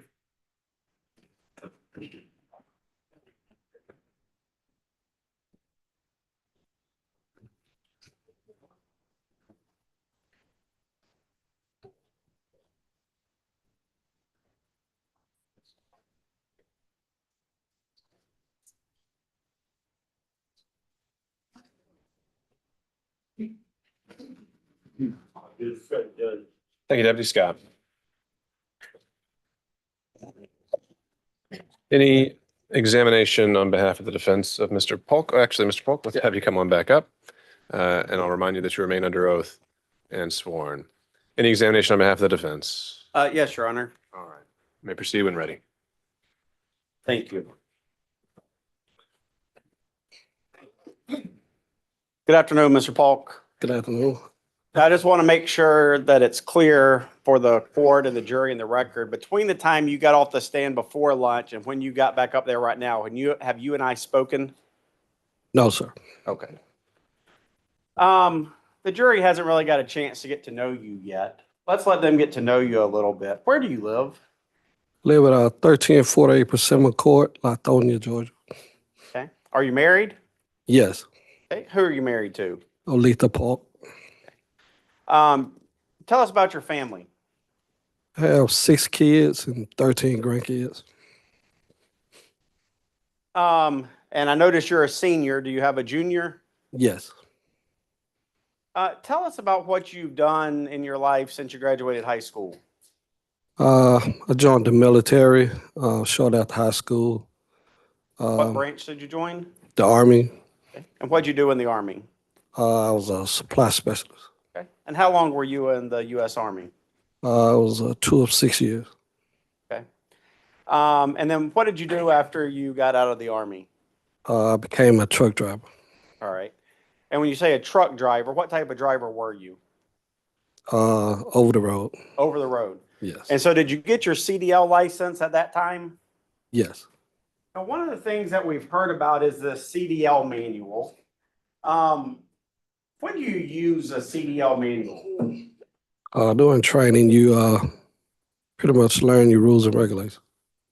And is the CDL manual what you use to study to get your license? Yes. And when did you get your CDL license? I think it was 98. I mean, I'm 88. I'm sorry. 88. All right. So you've had a CDL since 1988. Yes. Okay. Now, why did you stop driving as an over-the-road truck driver? Shortly after I was on the road, I had a son that was born, and I needed to be closer to home, so I came off the road. Okay. And what did you do after being a truck driver? I then started a career as correction officer. Okay. And tell the jury what a correction officer is. Correction officer is pretty much law enforcement that works inside a prison. Okay. And tell us how you got into becoming a bus driver. In the early 2000s, they had a position open for transport officers, so I applied for my CDL so I can transport inmates. Okay. So you first started transporting inmates. At some point, did you leave being a corrections officer and transporting inmates? Yes, I left in 2004. Okay. And where did you drive buses after that? I drove buses for First Transit of Clayton County, All right. 2006. And then what happened after that? Shortly after, they ended up losing the contract, so Marta took over the contract. So I applied with Marta as a career as a bus driver. And when did you start working at Marta? It was in 2007, 2008. Yes. And as part of when you were hired at Marta, did you have to go through the operator candidate training program? Yes. All right. And when would that have been?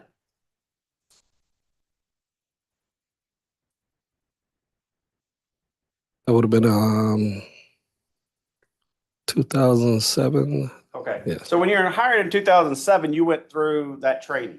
Yes. Okay. And then you worked for Marta for a period of time. Did Yes. you leave Marta for a little bit? We were furloughed for a brief time. Okay. And then were you called back from furlough at some point? Yes. All right. And when were you called back from furlough? I think it was 2011. Okay. Yes. Did you go through training again, the bus operator candidate program in 2011? Yes. Now, the jury has seen candidate manual that was 2013. Did you undergo a class with a 2013 manual? No. The jury was also seeing a candidate manual from 2018. Were you a new hire in 2018 and go through that training then? No. So the manuals that were introduced weren't manuals that you were actually went through the operator candidate training on. No.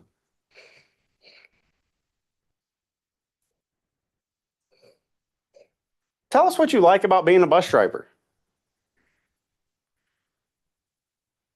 I like the job as a career. Got to meet new people. Enjoyed helping people get to their destination. And I want to jump ahead, but are you still a bus driver? No. Is that your choice or somebody else's? My choice. And why did you make the choice to stop being a bus driver? I tried after the accident, but I just couldn't do it. Okay. And what was it about the accident that you just didn't feel like you could return to being a bus driver? The fact of the accident. Yeah. What steps did you, and I know this is hard for you, but what steps did you take to try to return as a bus driver before you decided you just couldn't do it? I took counseling. Yeah. Did you receive a diagnosis? Yeah. I'm sorry, go ahead. Yes. And what was that diagnosis? PTSD. And so you suffer from PTSD as a result of this accident. Yes. And so the last time that, or when did you leave Marta? When did you make the decision that because of your PTSD, you just couldn't come back? I think it was November of 2019. And since November of 2019, have you operated a Marta bus? No. Have you gone through all these documents and manuals since November of 2019 when you stopped operating a Marta bus? No. All right, let's go back to your Marta career now, okay? While you're working at Marta, explain how you obtain a route, of how a route is assigned to you where you drive that route. Marta had a bidding where you go and bid on your job by seniority. And does that, the most senior drivers get to pick their route first and it goes down to the most junior drivers get to pick their routes last? Yes. And tell us how you came to be driving the route that you were driving on the night of this accident. Basically, I chose my route as my seniority rose higher. I got to bid on different routes. And how long had you been driving this particular route? This route, say about a year and a half. Okay.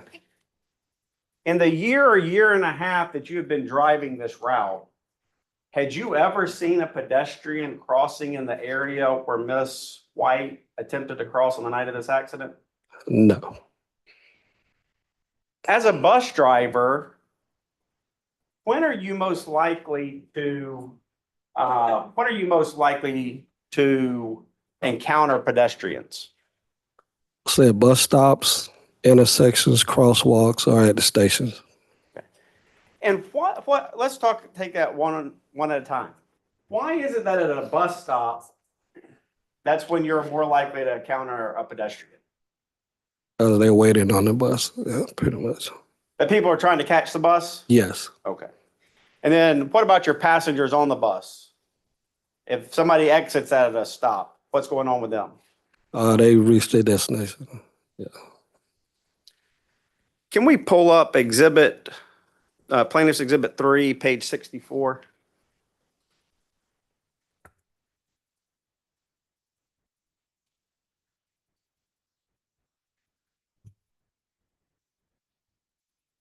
And if you'll up to the other stuff you had back before. Right there. And if you'll pull up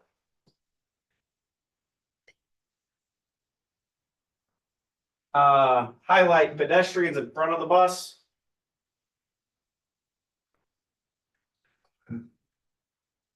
All right. And this was one of the items that Mr. Williams wanted to play I got you with, wasn't it? Yes. And let's talk about pedestrians. Were you moving the bus already at the time that Miss White appeared in the roadway? Yes. So the last time you would look in all directions before moving the bus was where? I did. Intersection. The next one, slow down or stop to permit a pedestrian to cross. Did you see Miss White in time to slow down or stop to permit her to cross? No. Was there traffic coming in the opposite direction that prevented her from being able to cross? Yes. All right. Proceed only when you're certain that pedestrians are clear. Was there ever a time for that to apply in this case? No.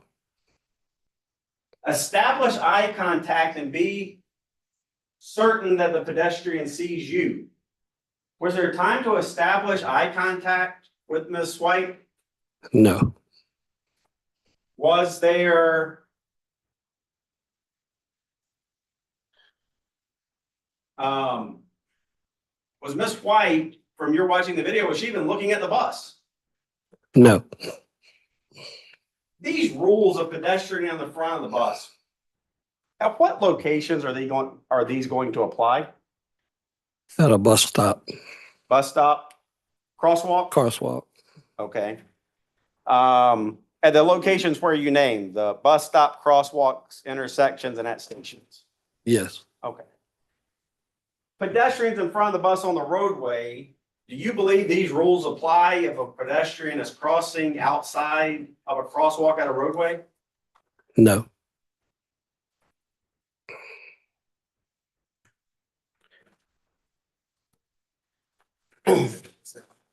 That was your exhibit number 3? Yep. All right, let me show you what we'll mark as defendant's exhibit number 1.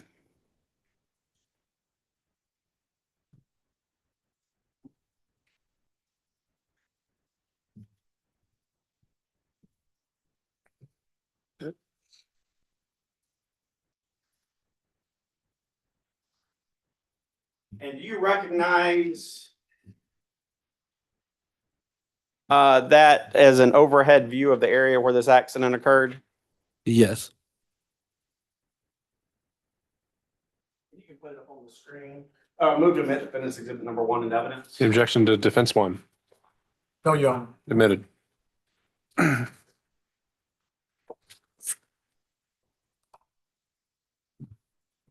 right. And you were coming from this picture, you'd be coming from the right side of the picture headed to the left? Yes. All right. Where is the last bus stop? Or where's the bus stop that you were most recently at before this accident happened? Right before Macon Drive. And in the video, that would be where you're stopped at the red light? Yes. Okay. Were there any pedestrians getting on the bus or getting off the bus at that bus stop? No. And if we look here, I think it actually shows it on the Google map. There's a blue bus there to show where the bus stop is. Yes. And then where is the next bus stop that you have? Right before Old Hayville Road. All right. And is there a blue circle there? Yes.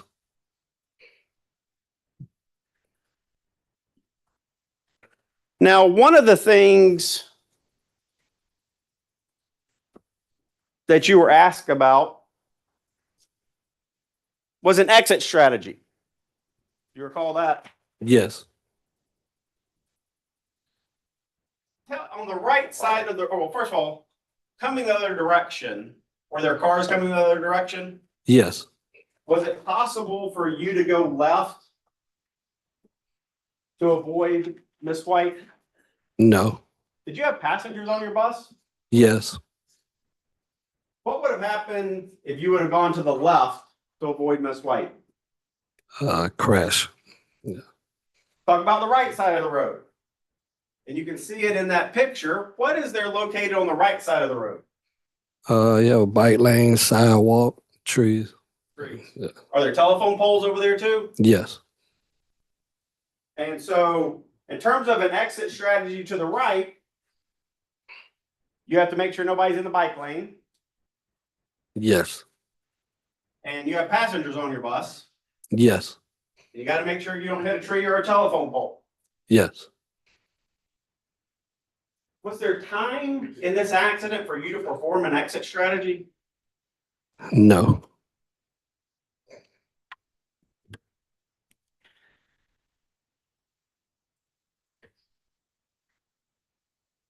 All right.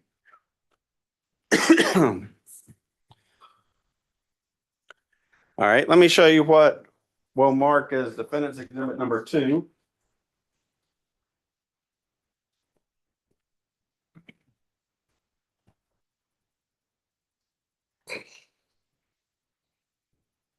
And you recognize that as a Google overhead zoomed in on the intersection of Cleveland Avenue and Old Hateville Road? I mean, Cleveland Avenue and Macon Drive. Yes. Move to admit defendant's exhibit number 2 into evidence. No objection, Your Honor. Admitted. And are there crosswalks going across Cleveland Avenue at this intersection? Yes, two. Were there any pedestrians crossing at that crosswalk on the night that this incident happened? No.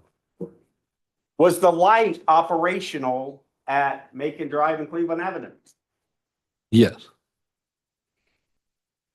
And does the light of that intersection provide pedestrians a safe place to cross on a crosswalk? Yes.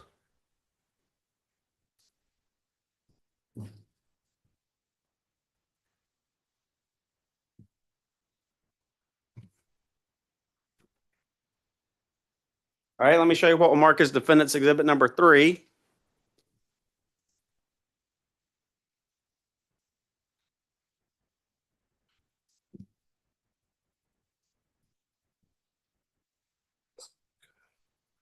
And you recognize defendant's exhibit number 3 as a Google overhead of Cleveland Avenue and Old Hateville Road. Yes. Move to admit defendant's exhibit number 3 into evidence.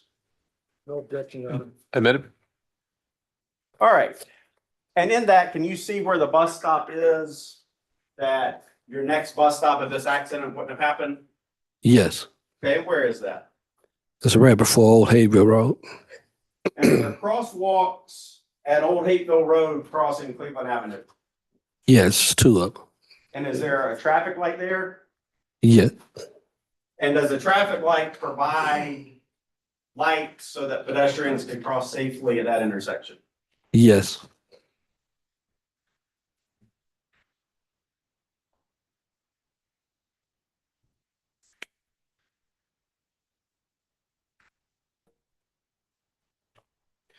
Let's pull up plaintiff's exhibit number 13, page 48.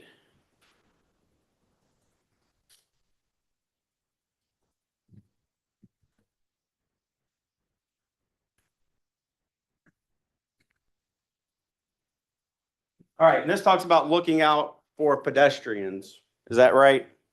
Yes. Okay. And can you read the bottom line of that for us?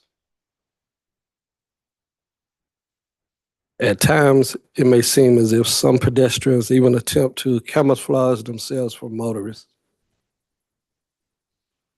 Is that what you experienced on the night of this accident? Yes. As you were driving, Miss White just suddenly appeared in the middle of your lane because of the conditions going on the roadway? Objection leading. Overruled. Yes. All right, let's go to the next page of that. Marta teaches you about where pedestrians have the right of way and where you have the right of way, don't they? Yes. Where do pedestrians have the right of way? If you could read the first line. They had a right of way at crosswalks, green light, and or walk indicators. And what does the third line of that say? It's they can cross elsewhere, but have to yield to vehicles. Given the traffic that was coming towards you on Cleveland Avenue, well, sorry, back up. In the place where Miss White chose to cross, was there any crosswalk? No. In the place at the time Miss White chose to cross the walkway, what was traffic like? It was heavy traffic. Was there ever a safe time for Miss White to cross the vehicle or to cross the Cleveland Avenue? While you were in the area of this incident? Object to the form speculation. Sorry, can you repeat the question? They called for the witness to speculate. No, I understand the objection. Can you repeat the question, Mr. Scarborough? What I'm asking is, he's talked about the traffic, but based upon the conditions that were present that night while he was on scene, was there ever a safe time for Miss White to cross the roadway? If it's based on his own perception or knowledge, then he can answer the question. Overruled. You can No. answer the question. No.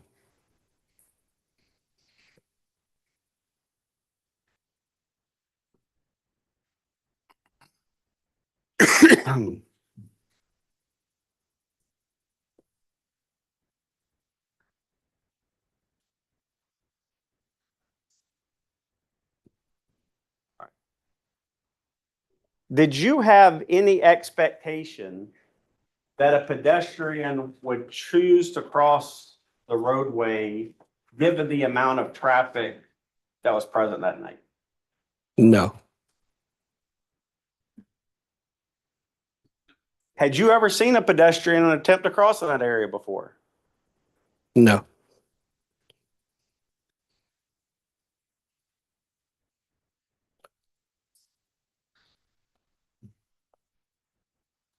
Can you pull up page 156 of the 2018 Professional Bus Operator Candidate Manual? It's your, you didn't number the one I got. It's the 2018 Candidate Manual. Oh, that's exhibit 9. Yeah. Okay. Page 156.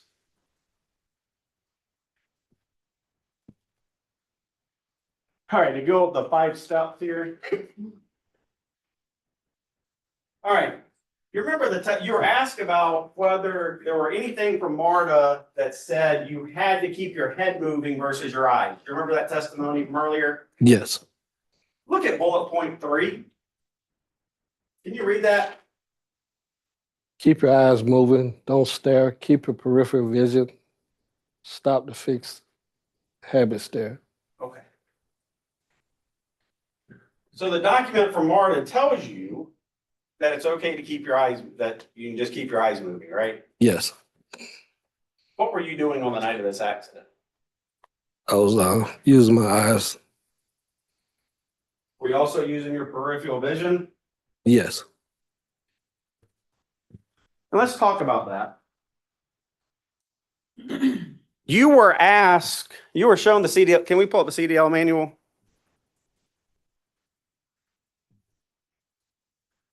and go to page 30 of that.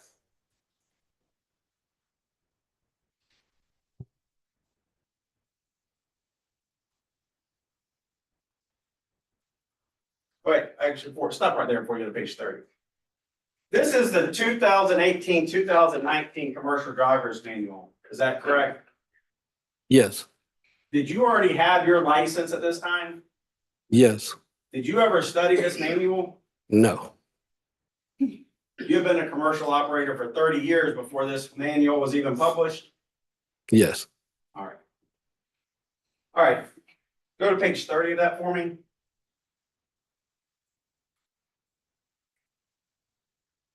Let me ask you this directly, Mr. Paul. Did you experience glare on the night of this incident? Yes, Does the video depict the glare that you were experiencing? yes, In your training, had you been taught how to deal with glare? yes, Now, we went through a lot of sections of the CDL manual in your cross-examination, didn't we? yes. Did you ever go through the portion about glare and what you were supposed to do and the strategies of what happens when you encounter glare during your cross-examination? No, All right, well, I think the jury needs to know that. Let's go through that now. If you could blow up the glare part.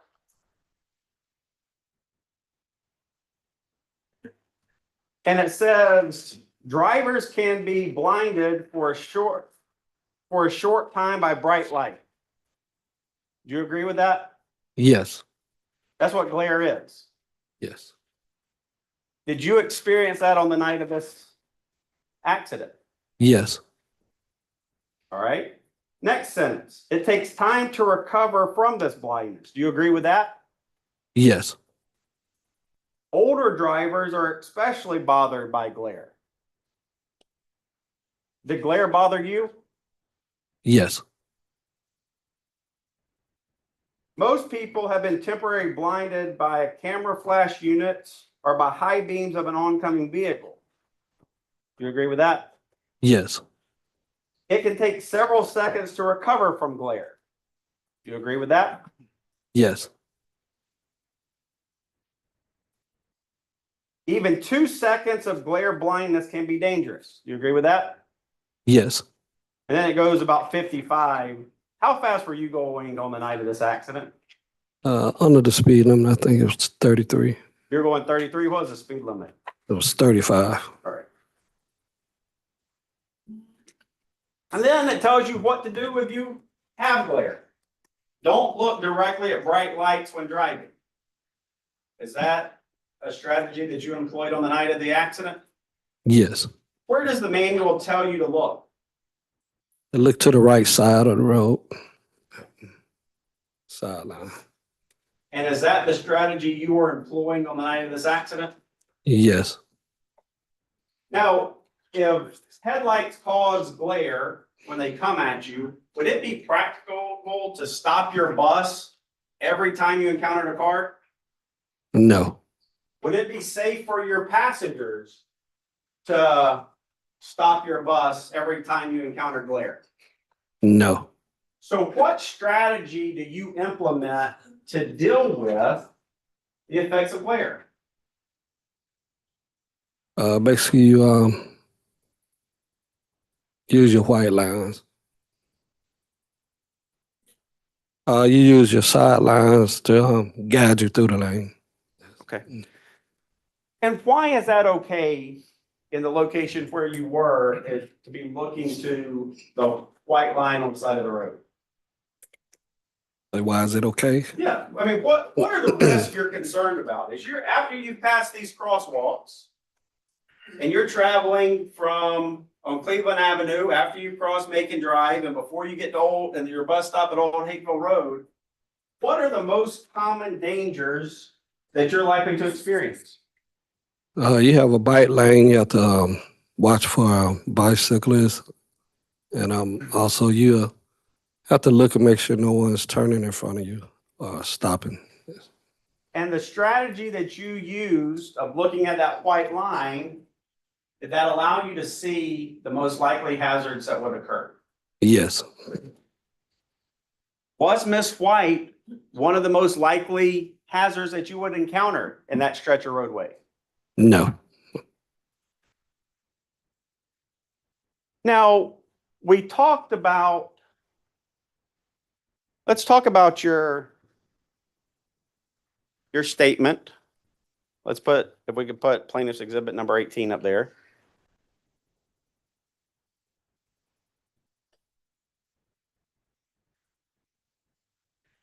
All right, and this was a statement you wrote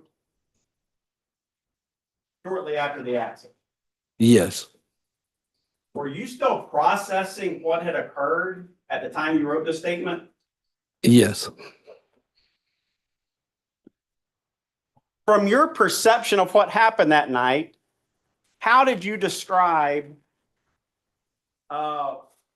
when you first perceived Miss White? Where was she? She was near the center line. Now, in this statement, did you try to explain all the reasons of why that's when she first appeared? No. Are there reasons of why she didn't first appear to you until she was in the middle of the road? Yes. Is glare one of those reasons? Yes. Is the lighting in this area one of those reasons? Yes. Is the clothing she was wearing in there one of these reasons? Yes. And in terms of the street lights, we've seen the video. Was there in fact a street light that was malfunctioning? Yes. Were there in fact street lights that were out? Yes. So that's not something you've made up, is it? No. I mean, that's what you experienced on the night of the accident that explains why she first appeared to you in the middle of the road. Yes.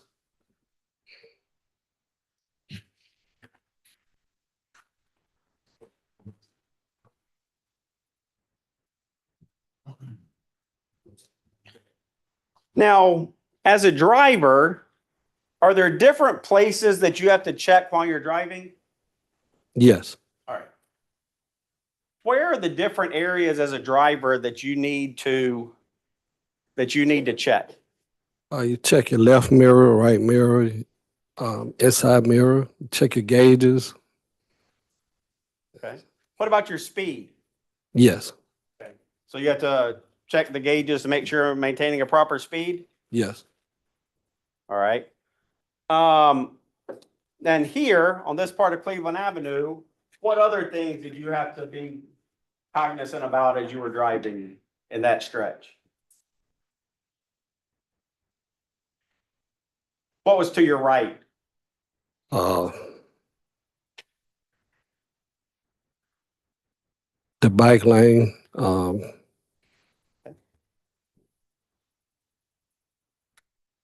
Now, you talked about earlier about how you set up your mirrors. Can you explain to the jury how you set up your mirrors in the bus before you drive?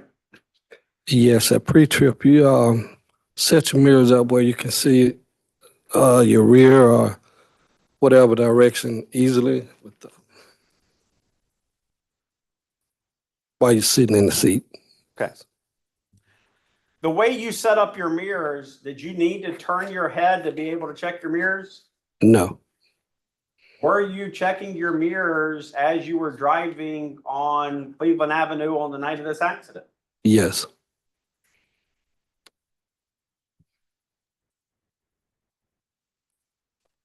All right. Let's talk about glare in your glasses. Okay.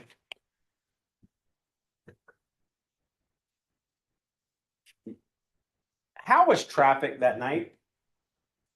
Was heavier than normal. You drive this route all the time. Yes. And on that night, there was more traffic coming toward you than normal. Yes. What impact did that have on glare? It created more glare. Now let's talk about your glasses. There seems to be some insinuation that I've made up why you weren't wearing your glasses.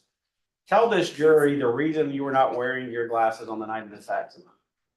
The reason I removed my glasses to decrease the glare from the cars. Yeah. What type of lenses did you have on your glasses? They're transitionals. All right. And all the jurors have glasses. They may already know what that means, but explain to us what transition lenses are. Those are lenses that are, if you're out in the sun, they create a darkness to like shades to help you with the glare from the sun. Now, does that transition work at night with cars coming at you? No, Were your glasses, did it make the glare worse for you when you wore them at night? yes, And this night, at this time, was a time of particularly heavy traffic. yes. So explain to the jury what your strategy was of why you weren't wearing your glasses. While encountering the cars, my strategy was to watch the line and use your peripheral vision to monitor the cars passing. Given what your vision was, did you feel like it was safer to have your glasses on or off that night? I felt like it was safe with them off. I can see. Did the fact you weren't wearing your glasses prevent you from being able to see Miss White? No, In fact, you did see Miss White. yes, Okay. Just by the time you saw her, she was in the middle of the roadway and there wasn't time to do anything. yes. Would the outcome of this accident have been any different if you were wearing your glasses? No,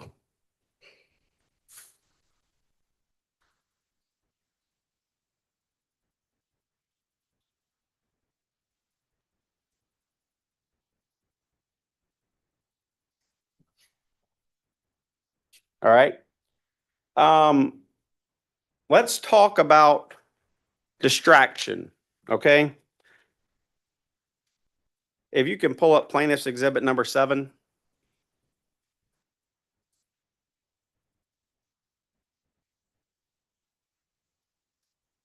And if you'll go to the second page of that. First of all, Mr. Paul, on the night of this accident, were you distracted by anything?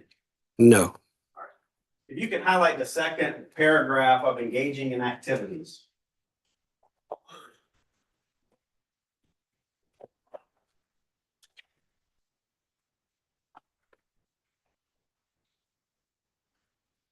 So, sorry, second paragraph under general, engaging in activities.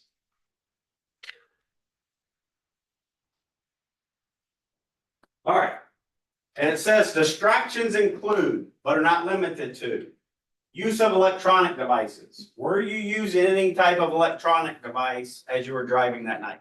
No, Were you eating? no, Were you drinking? no, Were you smoking? no, Were you trying to read something as you were driving? no, Were you reaching for a fallen item? no, Were you doing any other activity inside of that bus to take your attention away from driving and operating equipment? no,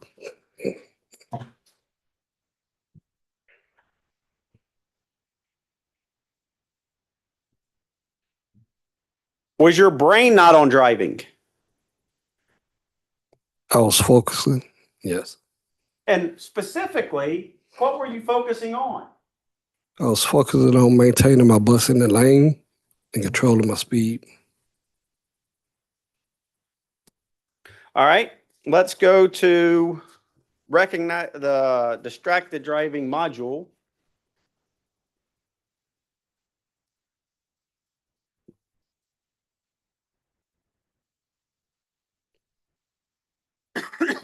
And we can go to page 7 of that document.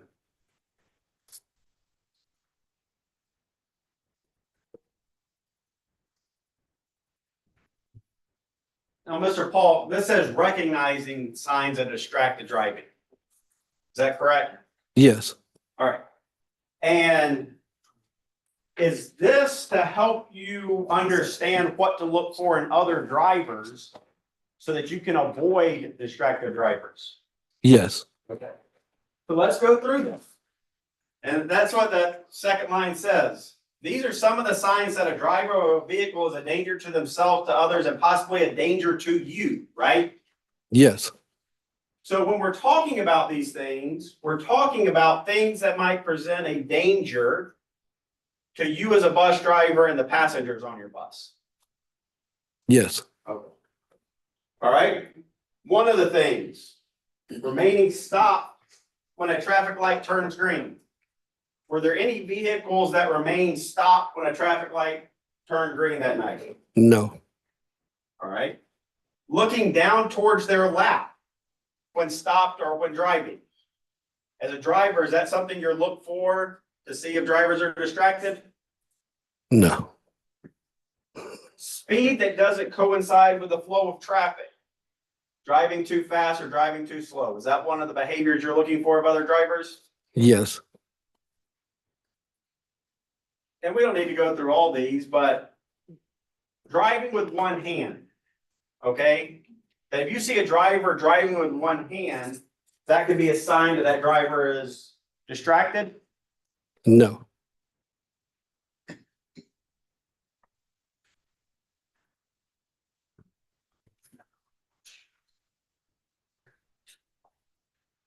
All right, go back to manual distraction. First page, second page of that document, or third page of that document, I'm sorry. Taking your hands off the wheel. Were you doing anything with your other hand to distract you? No. And let's look at the photographs we have here that show what the distractions are. Can you describe what you see the driver doing in the first photograph to help illustrate these things? Reaching down. Okay, and where are his eyes directed? Down. To his hand.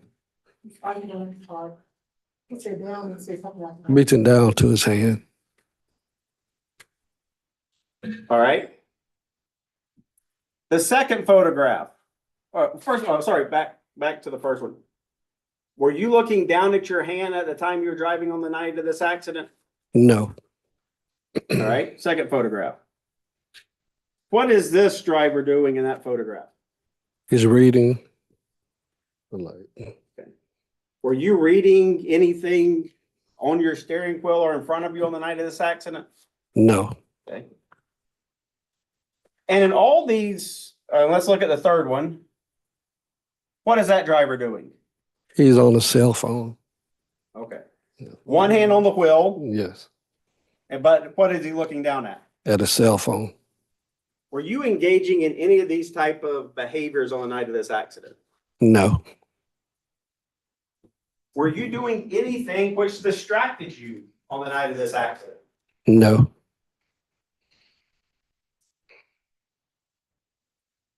And we can see that in the video. All right, let's pull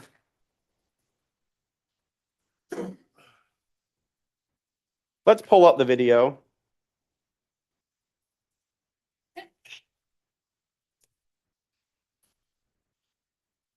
And you'll pull it up with all the cameras initially available and the speed graph and things of that nature.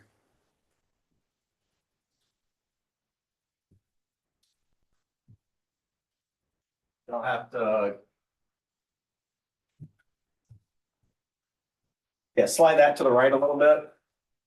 And then you'll also have to toggle here in the bottom right-hand corner and add the speed graph. Or no, I'm sorry, go up to.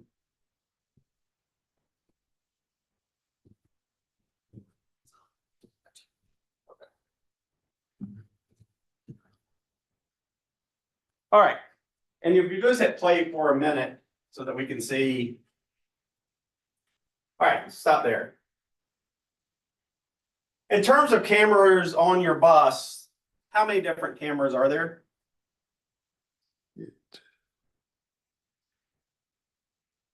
Actually, we was told it was like 13 cameras, but All right, well, yeah, here are there 10 cameras shown? yes, Okay. Camera number 1 is looking where? straightforward. All right. What down about the camera lane. number 2? What is that up? At the driver, All right. And then camera number 3? at the riders. Okay. And we see there were several passengers on your bus. Yes, And do you keep the lights to the bus on while you're driving? no, Oh, I'm sorry. In the back where the passengers Oh. are the lights on? yes, What's camera number 4? that's on the door, front door. Front door. And then cameras number 5, 6, 7, and 8 are other parts of the passenger compartment. Yes, All right. And then camera number 9, is that the passenger side of the bus looking from the front to the back? yes, And then camera number 10 is the same thing, but it's on the driver's side of the bus. yes,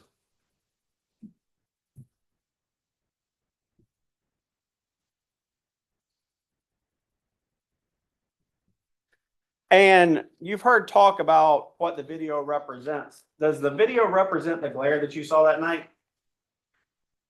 no. So if you'll pull up camera 1 Okay, and play it from there. Oh, we jumped ahead. And you put the speed graph on. Sorry, pause it real quick.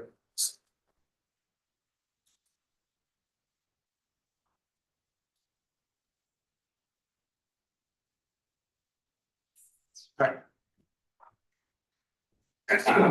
And down here at the bottom, you can look and see the speed the entire time that you were driving the bus that night. Or the entire time of the video, is that right? yes, All right. And we look over here in the right-hand corner, that tells the miles per hour that you were going. yes, And here, when we have the sudden deceleration, that's when you brake and swerve to avoid Miss White.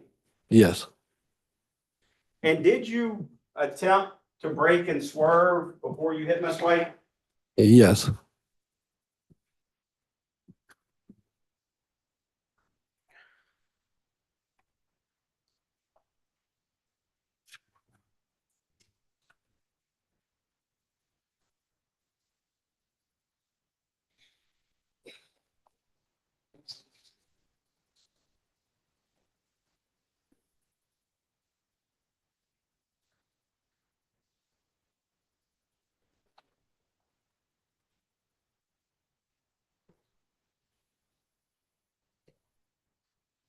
All right, I want to go through a few more things with you.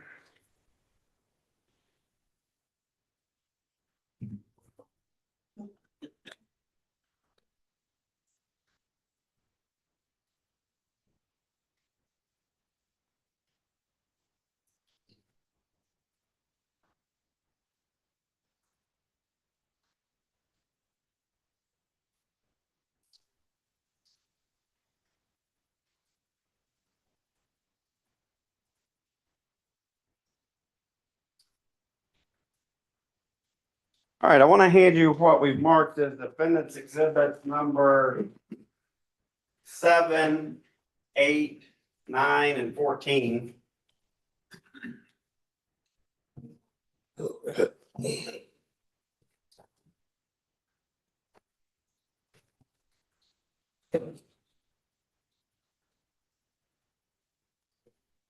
Do you recognize those exhibits 7, 8, 9, and 14?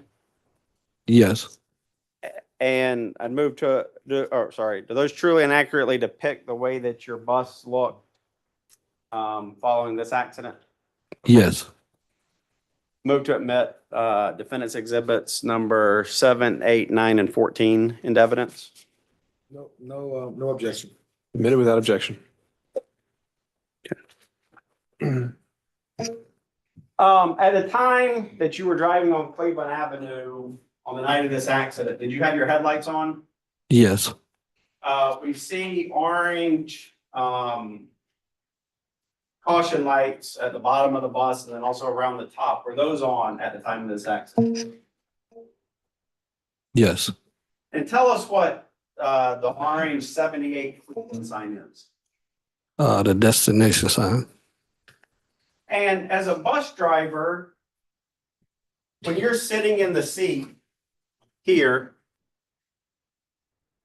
and traffic's coming from you at this direction, are you closer to the lights than the camera or further away? Closer. And do you have any other understanding of whether when you're closer to the lights coming at you, whether the glare is worse or better? It's worse. And was that what you experienced on the night of this accident? Yes.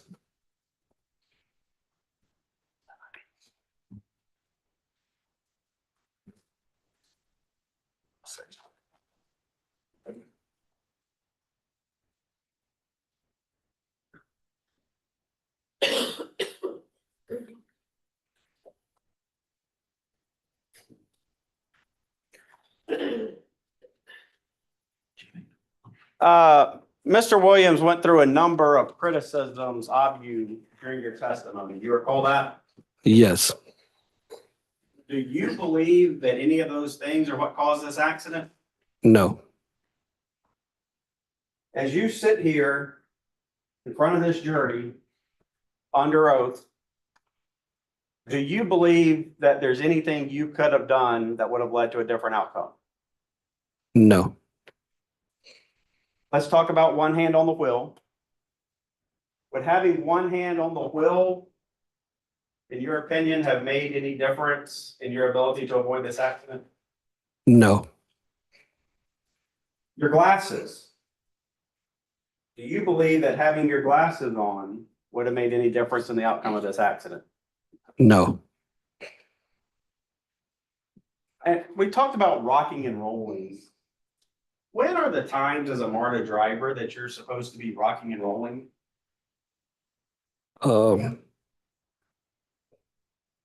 They say intersections or whenever time permits. Do you believe if you were rocking and rolling at the time that this incident occurred, that it would have made any difference? No, my focus was on what was in front of me. Yes. Does rocking and rolling help do anything with glare? No. What does make a difference when it comes to glare? Yeah, your vision. Yes. But when you're faced with glare, what do? You look to the side, look away. You look to the side and then what's trying to keep track of what's in front of you? Your peripheral vision. And is that what you were doing on the night of this accident? Yes. Does it upset you that you were driving a bus at the time somebody passed away? Yes, it really does. Yeah. Do you believe that you're responsible for Miss White's death? No. All right, that's all I have for you. Thank you. Can you recross on the new points raised?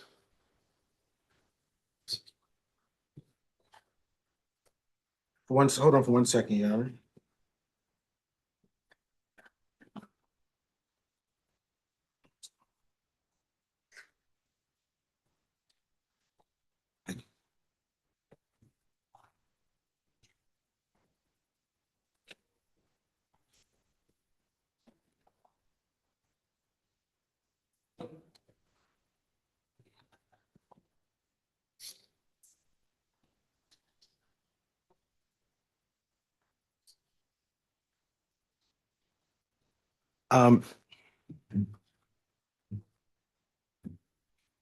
Mr. Polk, I want to ask you just few follow-up questions that your lawyer asked you about.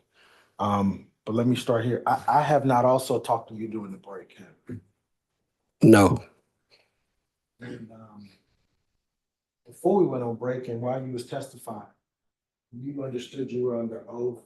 You told this jury in this courtroom you would testify truthfully and honest. Is that correct?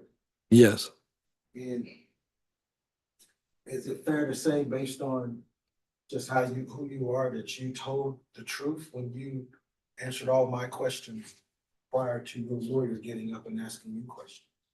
yes, So what you told this jury about what you did wrong, what Marta said you did wrong, or what you did or didn't do regarding trainings and policies, this jury can rely on that based on your testimony before lunch.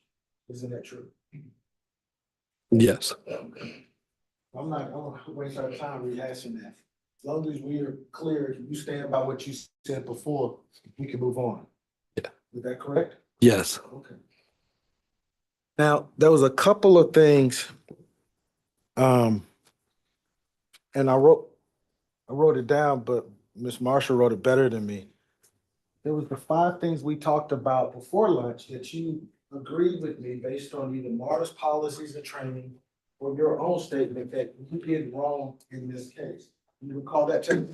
Yes, And one was you didn't wear glasses. You even admitted that you violated Georgia law, right? yes, One was didn't keep 2 hands on the wheel, right?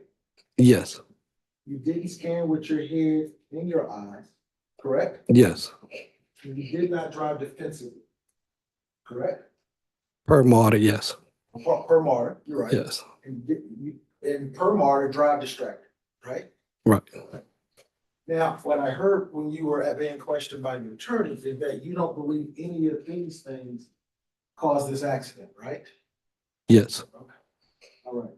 But if I understand you after your statement, now that in this case, you said the reason you didn't see Mrs. The reason this accident happened because you didn't see her, right? yes. Okay. I didn't see her in time. Yes, You didn't see her in time. yes, And so don't you have to do everything reasonable to try to see her in time? You do agree with that?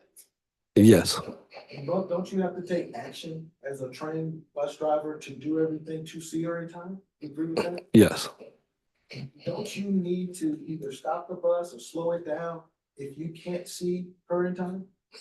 yes, So if you didn't do those 3 things, then you would be the cause of those actions if those things could have helped you see her in time. Is that fair? no, No? no. Let's go with a couple of questions and then I'm gonna sit down. I just want to follow up on a couple of things.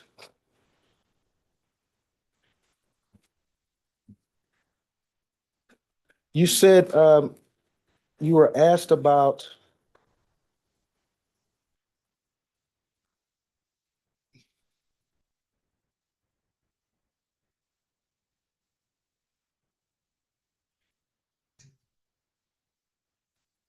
when I asked you before the break, you said, and I wrote it down, the glare and visibility, the glare and the lighting visibility should not be something that affects your ability. The glare and visibility should not be an issue in this case because you were trained, if you can't see, you're supposed to stop or slow down. Isn't that what you told the jury before we went on break? You don't recall when I asked you glare and visible light Yes. shouldn't be an issue in this case because regardless of that, if you can't see, you're supposed to stop and slow down. Do you recall that? Yes, And you agree with me on that, right? but that was the basic clause. Yeah, but it shouldn't be what the issue when you can't use glare. And my sir, with due respect, you can't use glare and headlights and lights to be a problem if you can't see. If your position is, I couldn't see because of it. Because you're trained and told, if you can't see, you need to stop the vehicle or pull over or slow down until you can see. Isn't that what the rules say? Yes, change the strategies, yes. Yeah, and let's talk about strategy. You said that your strategy was to, would you say check the fog line or something? Monitor the lines, yes. Monitor the lines, okay. But because you had glare and because you had lighting issues, based on the CDL manual, based on your training, shouldn't one of your strategies be to slow down until you can see, or to pull over until you can see. Isn't that true? If time permitted, or if permittable. Was there anything preventing you when you said you couldn't see? I think your testimony was you couldn't start, the glare started affecting you right when you got in the intersection, right? After the intersection. So you had time to pull over or slow down until you could see, didn't you? Didn't you, sir? Yes. Did you do any of that? No.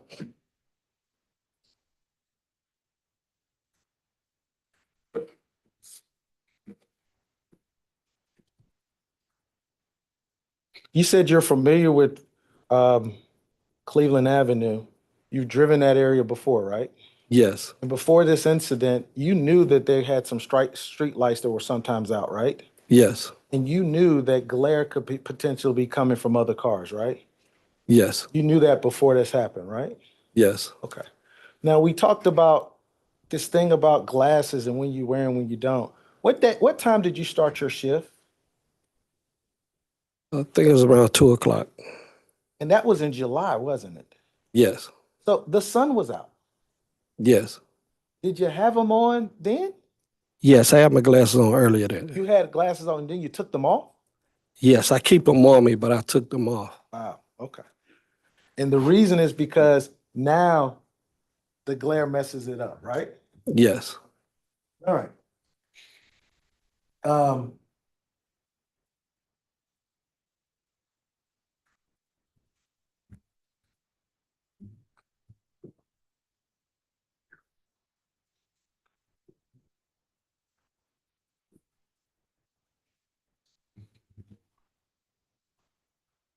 Now you were asked about the CDL manual that we talked about, the 2018 manual. Yes. Me and you talked about this in your deposition back into 2022, right? Yes. And you had this manual, we went through it in great detail like we did today. And you told me, even though you took your CDL before, you still was required and you knew and understood these things you were required to do, even though this is the 2018. It's the same things you've been trained since the beginning as a truck driver, right? Yes. Okay, so it didn't matter that this is 2018. I could have pulled out the one from 2016 or 17. Am I correct? These standards are stuff that you as truck drivers and bus drivers know, right? Yeah, there are minor changes in it, some changes in it. But each nothing, year. I'm sorry, sir, I apologize. Go ahead. Yeah, they do make updates and changes, so. But nothing has changed or update based on the principles we talked about this today, have we? I'm not sure, no.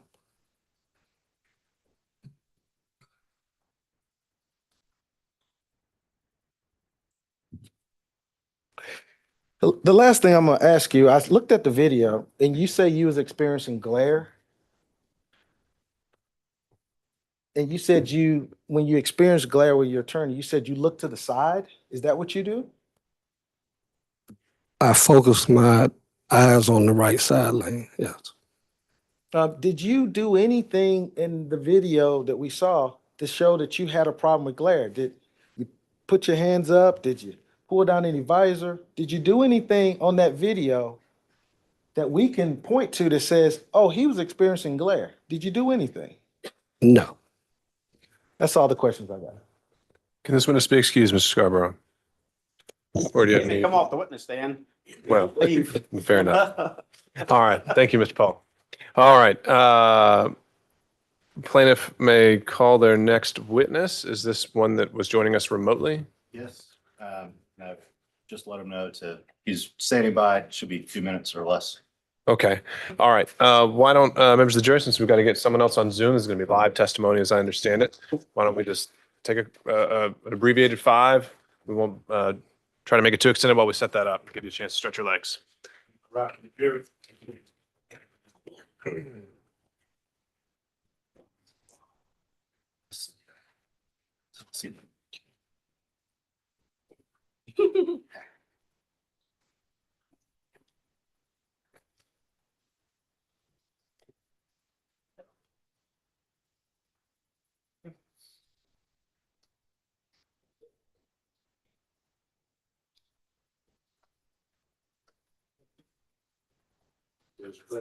All right, while y'all are getting him logged in and set up, I believe the defense had something they wanted to raise before we got to Mr. Grill. I do, Your Honor, and I'll tell the court, I recognize we kind of keep coming to the well about Mr. Grill a lot, and I apologize for it, but especially after we had discussions yesterday and based on the way examinations went today, MARTA policies have already come into procedure, training, the CDL manual's already in procedure. Given the limited scope of what he would be allowed to testify about under the existing Daubert order, and then given my understanding that he might have been, for example, going to demonstrate the rock and roll technique, which I don't think is relevant any longer, given that everybody agrees it wasn't done, would argue that Mr. Grill's testimony is going to be cumulative, Your Honor, and the court's already expressed some concern that although he could talk about what's trained in the industry, it would be going above and beyond for him to then say that it would be it would be ordinary care for people to follow, and it would be a deviation from ordinary care to not to follow this. All right, I certainly think those are valid concerns here, and so I'll turn it over to the plaintiff. As we left it, I still don't, and after looking back at the case law, I don't see how I can allow him to offer the legal opinion equating the standards of any kind. Sure, you can argue that in closing as a lawyer, but that's not evidence. But I certainly can't allow that into evidence to comment on what exactly the ordinary diligence standard is. So what does that leave for Mr. Grill? Because as I understand it, his focus is more CDL issues. It seems like we've really been through those with Mr. Polk and Mr. Boone. What else does he bring to the table? I'd like for him to be able to testify, not about MARTA policies. I'm actually not going to mention those. And I've talked about that with him. We're not going to show him any policies. I'm not going to ask him about MARTA policies. I'm going to ask him about the CDL, but we're not going to go through it in the painstaking detail that we did earlier. But I want him to be able to testify and for the jury to hear from a commercial driving expert that the CDL is standard in the industry. And that's what he's allowed to testify. Just generally, where does the CDL fall within the ecosystem of drivers and driving and that sort of thing? Right. Your Honor, understanding counsel and Mr. Alderstein haven't worked together before this case, but we seem to be getting along well. What I can tell the court is, although I still think that's cumulative, if the court's inclined to let him do that, I would just let the court and counsel know that if he goes beyond that narrow focus, I may pop up pretty early. I recognize counsel wants to use them where they can. I also recognize they've got two other experts to call after Mr. Grill. And all I'll say is I don't think that aspect is cumulative because I don't think I've heard that really. I've heard a lot about what the CDL says, but not necessarily, where it is. And so I think we can get into that.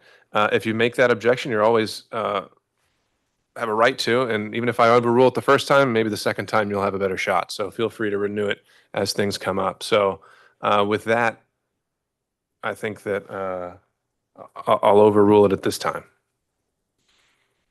Thank you, Your Honor. Do we work out? What's that? Sorry, I was going to ask if we could take a quick restroom break as well. Another one. A lot of water. Okay. Well, you're doing all the talking, so I understand. If you can make it quick, please. We'll hold in place if anyone else needs to step out.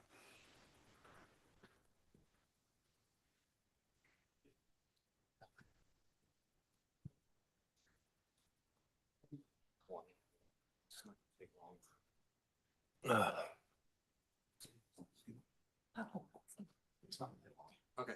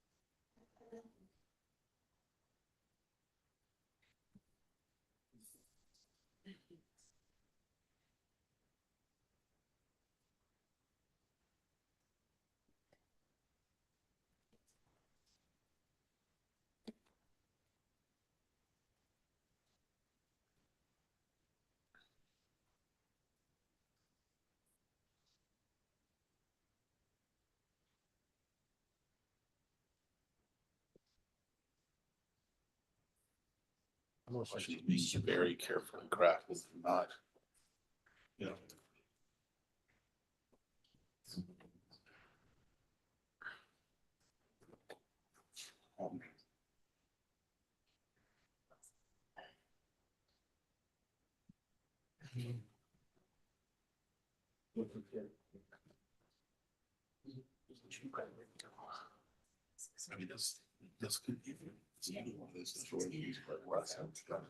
They're already self-censoring. Because you know, the more you ask, the more you can talk, the more they can. I think.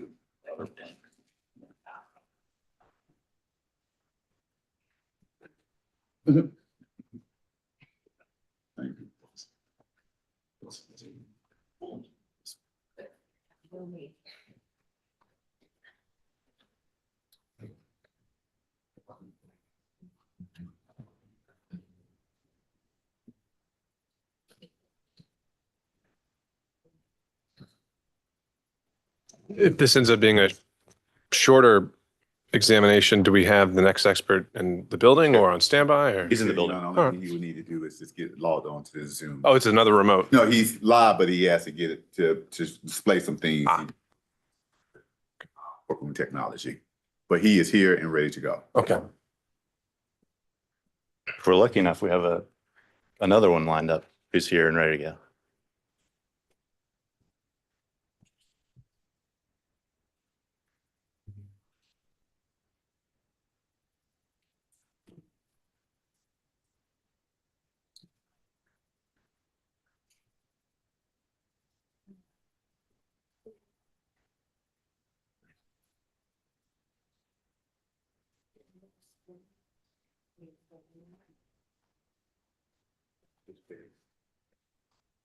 What do you need?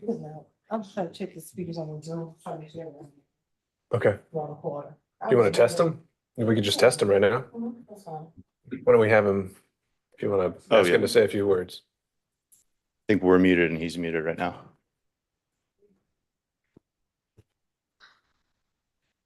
Can you hear us, Lou? Yeah, I can hear you well. Okay, great. We're okay. Not good? You turn it up? Is the way you turn it up? Not, Can you turn your volume up, Lou? Oh, I think I got it all the way. I could talk louder. How does that sound? Is that coming through? Yeah. I just pop it over there. all right. You would check on our jury? I will.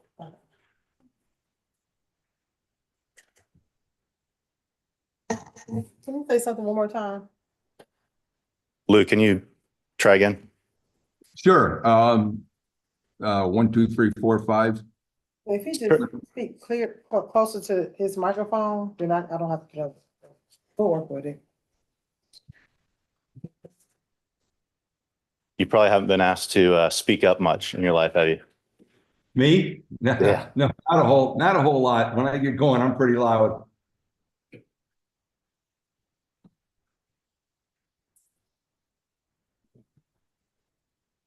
Closer to me, if I needed to. Yes, ma'am. I went to the jury committee.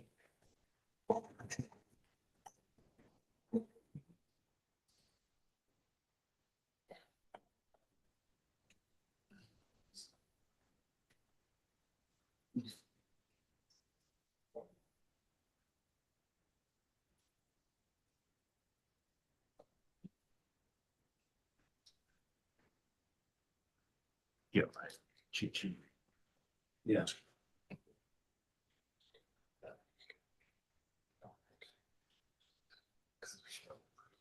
Yeah. That's the free.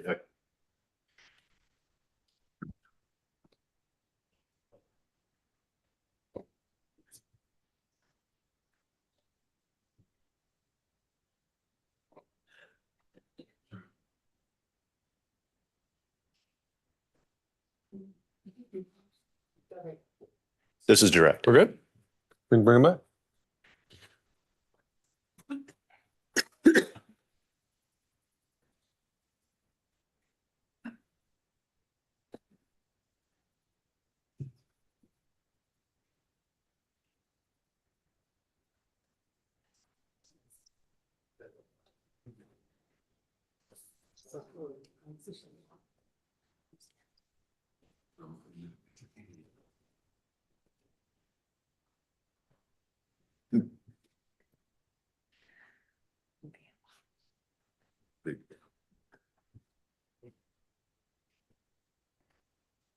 All right, so the jury.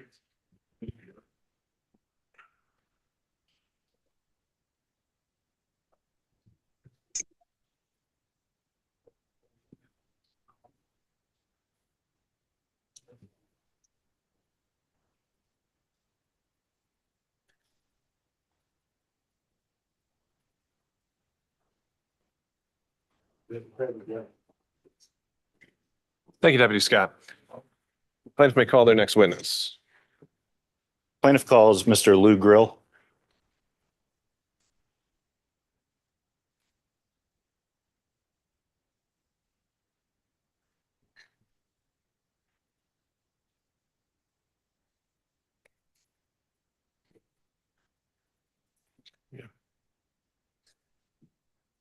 Raise your right hand for me, please. Do you swear or affirm that the testimony should give the court is the truth and nothing but the truth to help you God? I do. Go ahead, state and spell your first and last name for the court. My name is Lou Grill, Lewgrill.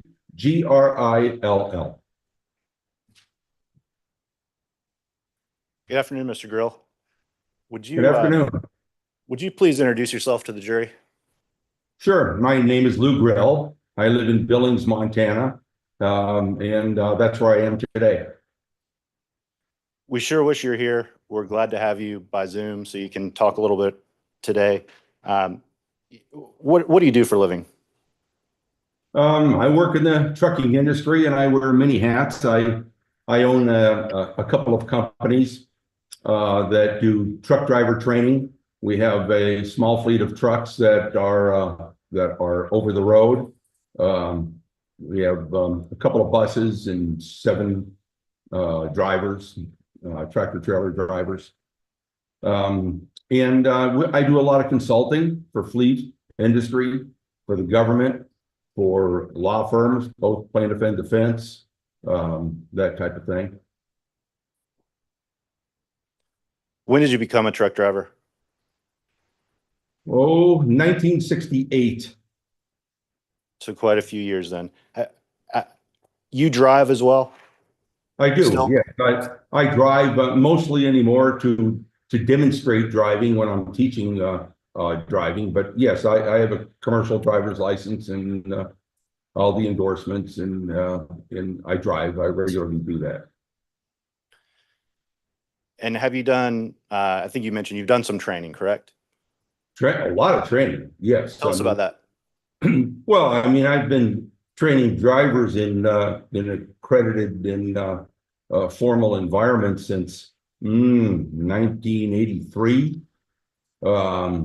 Operating truck driving schools. I operate a driving school today. We teach entry-level drivers. Also, we have experienced driver programs, and then we have some specialty driver programs. I've probably had over 100,000 people easily trained under my watch. There were times where we've trained 5,000 drivers a year. Do you have any particular experience with buses or bus drivers? Well, I own a couple of buses. I've trained bus drivers. I've trained bus drivers for Greyhound. I produced commercial driver's license videos that had passenger carriage and even school bus components that are to it. I hold a passenger carriage license and a school bus license as well. So yes, I've got experience with it. And then I think you've done some consulting with some companies that the jury may recognize. Can you tell them some companies you've worked with? Well, like I just said, I had worked with Greyhound in terms of with buses, with training truck drivers, Sangel, BJ Services, Federal Express, done work for Union Carbide, the Army, the Air Force, the Bureau of Mines, the Bureau of Geological Survey, Panama Canal Commission, you know, a lot of that type of fleet type work. And so just to state the obvious, do you have a CDL? I have a CDL. I have all the endorsements, doubles, triples, tank truck, school bus, passenger carriage, hazardous materials. Are you familiar with Georgia's commercial driver's manual? Yes, pretty well familiar with it, sure. And you told the jury, you live in Montana. So how is it that you've become familiar with Georgia's commercial driver's license? I'm sorry, driver's manual? In a couple of ways, but primarily because they're actually the same manual. The commercial driver's license manuals, the ones that we have to read in order to pass our written exams for commercial driver's license, whether truck, bus, or any other type of large commercial vehicle.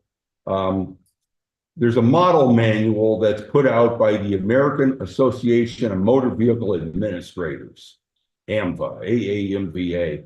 That's that group that the Department of Motor Vehicles of each state belong to that group. And they put out a model commercial driver's license manual. And so rather than reinvent the wheel, all of the states had adopted the model commercial driver's license manual. There's a regulation that's federal motor carrier regulation that each state must have a manual that teaches the substantial safety concepts and concepts that are in the model commercial driver's license manual. Rather than reinvent the wheel, the states just did the smart thing and just used the model manual. Is the commercial driver's manual a document or tool that's relied upon by the commercial driving industry? Yes, absolutely. We have to rely upon it because we're going to be tested on the information that's in there.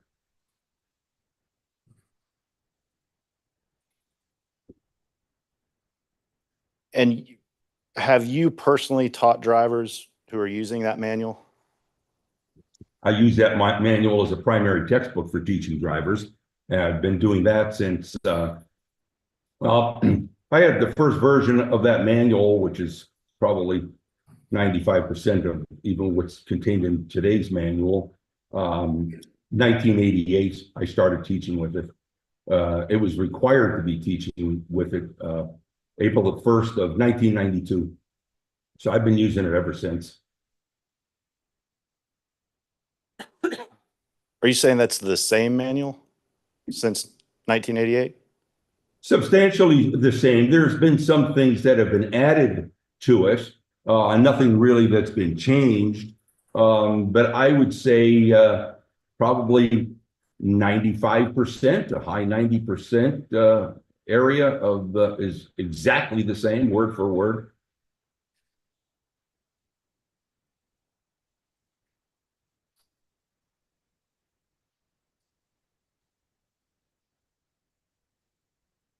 Is the manual used for anything aside for teaching and preparing potential drivers to qualify for the CDL? That's its really sole purpose for that manual, is teaching them for their CDL, but even sustainment training, ongoing training. You know, people, you get skill decay. Even I'm 76 years old, you know, and I've been using that manual for what, nearly 30 years now.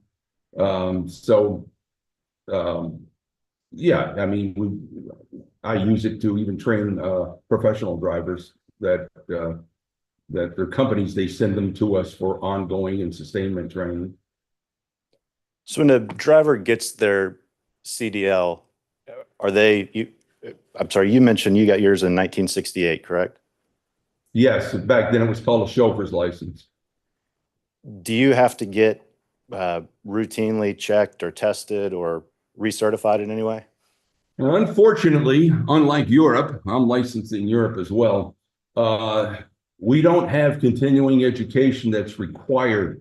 The only area that I have to do it in, or any commercial driver, they're going to do it, is in hazardous materials. When we renew our hazardous materials endorsement, we'll be retested in that. But other than that, the written exam is always you know, you never have to take it again. How about physical examinations? You mean like a medical examination, what we call a DOT physical? Yes, I do. Sure. Okay. Yes, we have to take one at minimum, or every 2 years. Some individuals may only get a 1-year one where they have to renew it in 1 year. I've even seen some individuals with 6 months or 3 months for a renewal. But for the most part, you can't go over 2 years. It's every 2 years that you're having to get that DOT physical.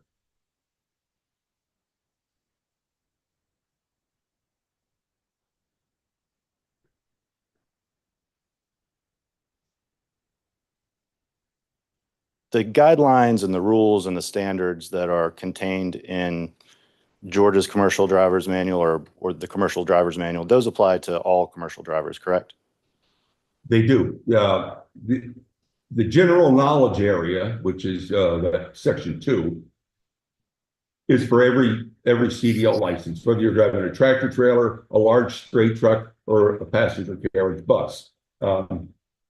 There'll be some differences within the endorsement sections. If you're not going to drive, for instance, a set of doubles, you don't have to read the doubles and triples section of the manual.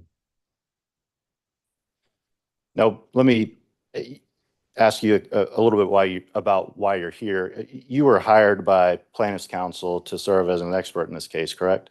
Yes. Do you remember who you were hired by? I was hired by the Cochran Law Firm in October of 22.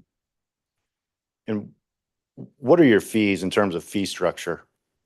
The fees, my company charges $425 an hour for my time. $3,000, I think, for trial and $2,000 for deposition. We may be getting a pretty good hourly rate today because I don't plan for this to take very long. Do you have any idea how much you've been paid in this case? $13,700. And I don't know where, not something I keep track of where we are in terms of invoices and paying you, but do you have a ballpark of what you expect to get paid given we're kind of on the tail end of this? I think everything has already been paid up, even the anticipation of trial testimony. Okay. So about 13,000 or so is kind of what you expect total fee for this? Yes, I mean, I don't do the finances in our company. We have a large company. We're running a truck driving school and trucking company as well, and some other things that we do. But I mean, with that said, our system is generally this bill would have been, I'm sure, is paid up, including probably today's trial. All right, let's move to more of the fun stuff here. I want to ask you about, not necessarily limited to the commercial driver's manual, but just as a commercial driving expert, I want to ask you about some of the basic safety rules and standards that a commercial driver would use. And just to be clear, so I'm not repeating long phrases over and over again, I'm not asking you about what the best commercial driver in the world should do, and I'm not asking about what the worst commercial driver should do. I just want to know a regular commercial driver. And if you need to clarify, that's fine, but I'm just going to use the word driver. And can me and you agree that we're just talking about average? Sure, an average commercial operator, sure. All right. Why don't you tell the jury just some of the basic rules that are important to follow as a driver to avoid collisions? Oh, boy. Inspect your vehicle, it'll start there.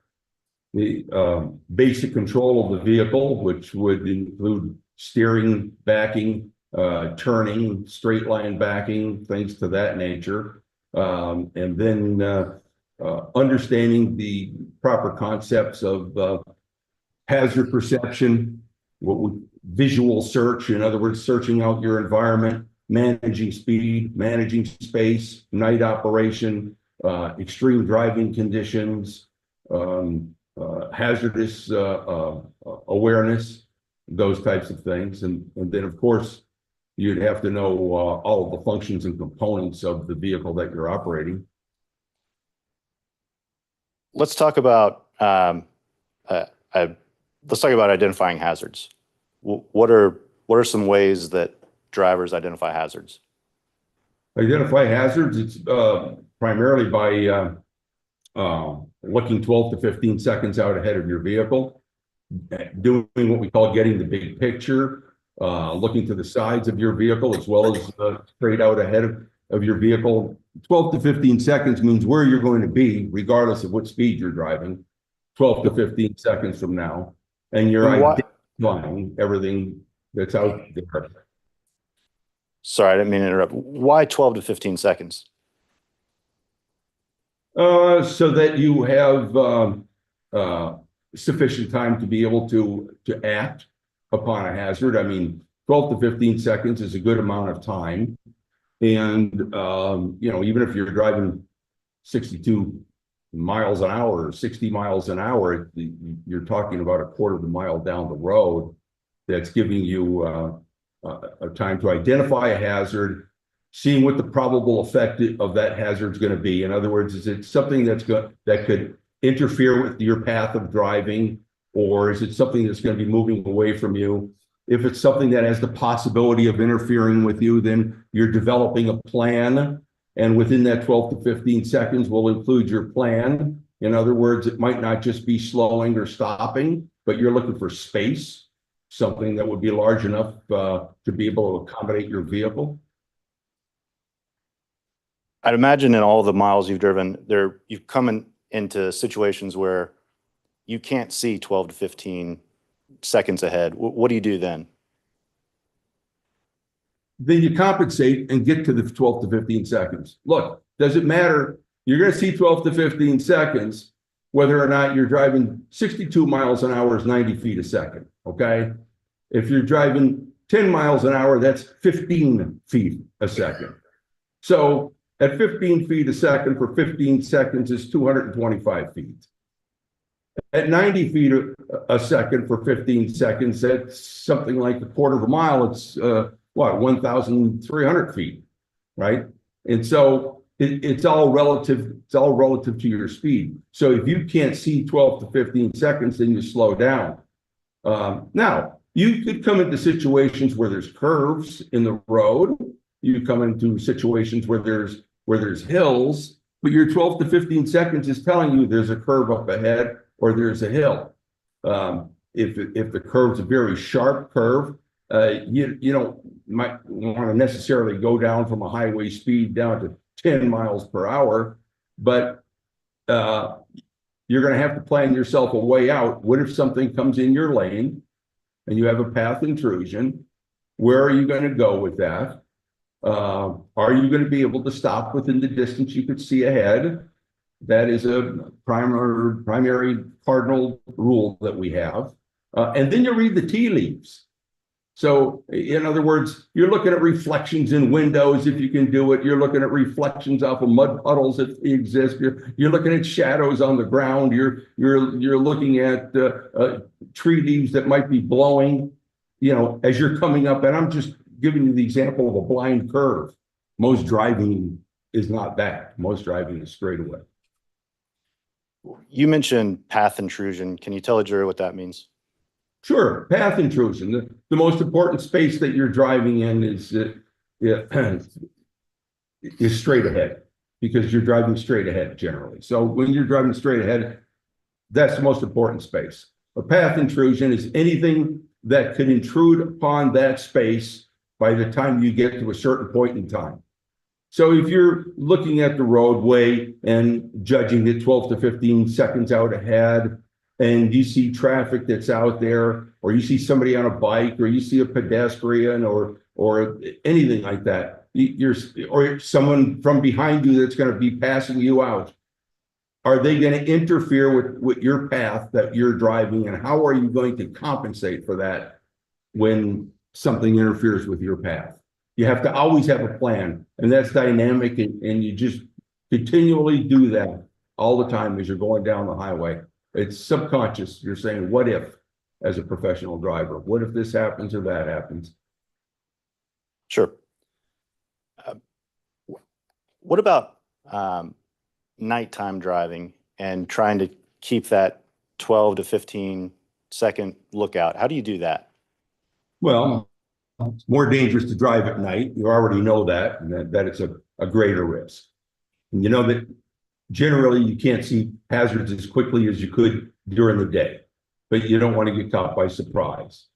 So how do you do that? You drive with your high beams on whenever you can, but you can't always do that because if traffic is coming towards you, then you got to kill those high beams, okay? Your low beams see 250 feet to 300 feet out ahead of you. Your high beams are going to go 350 to about 500 feet. You have to say to yourself, am I overdriving my headlights? Back to the cardinal rule. What do you mean by that? Stop my vehicle within the distance that I could see, discern, and appreciate objects that are ahead of me. And if the problem is for the speed you're going that you can't do that, then you slow down. That's how you compensate. How do you deal with glare at night? With glare? Yes. Very first thing is you make sure that you're starting with a clean windshield before you even go out, one that doesn't even have streaks on it, because you know headlights and things can cause glare as a result of that. Whose responsibility is that? That's the driver's responsibility.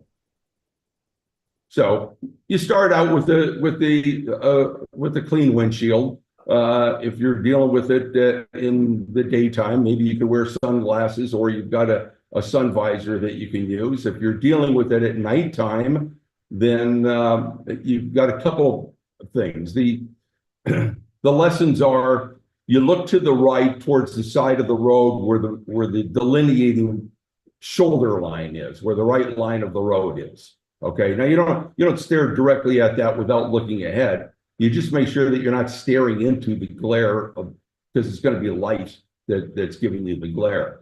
All right.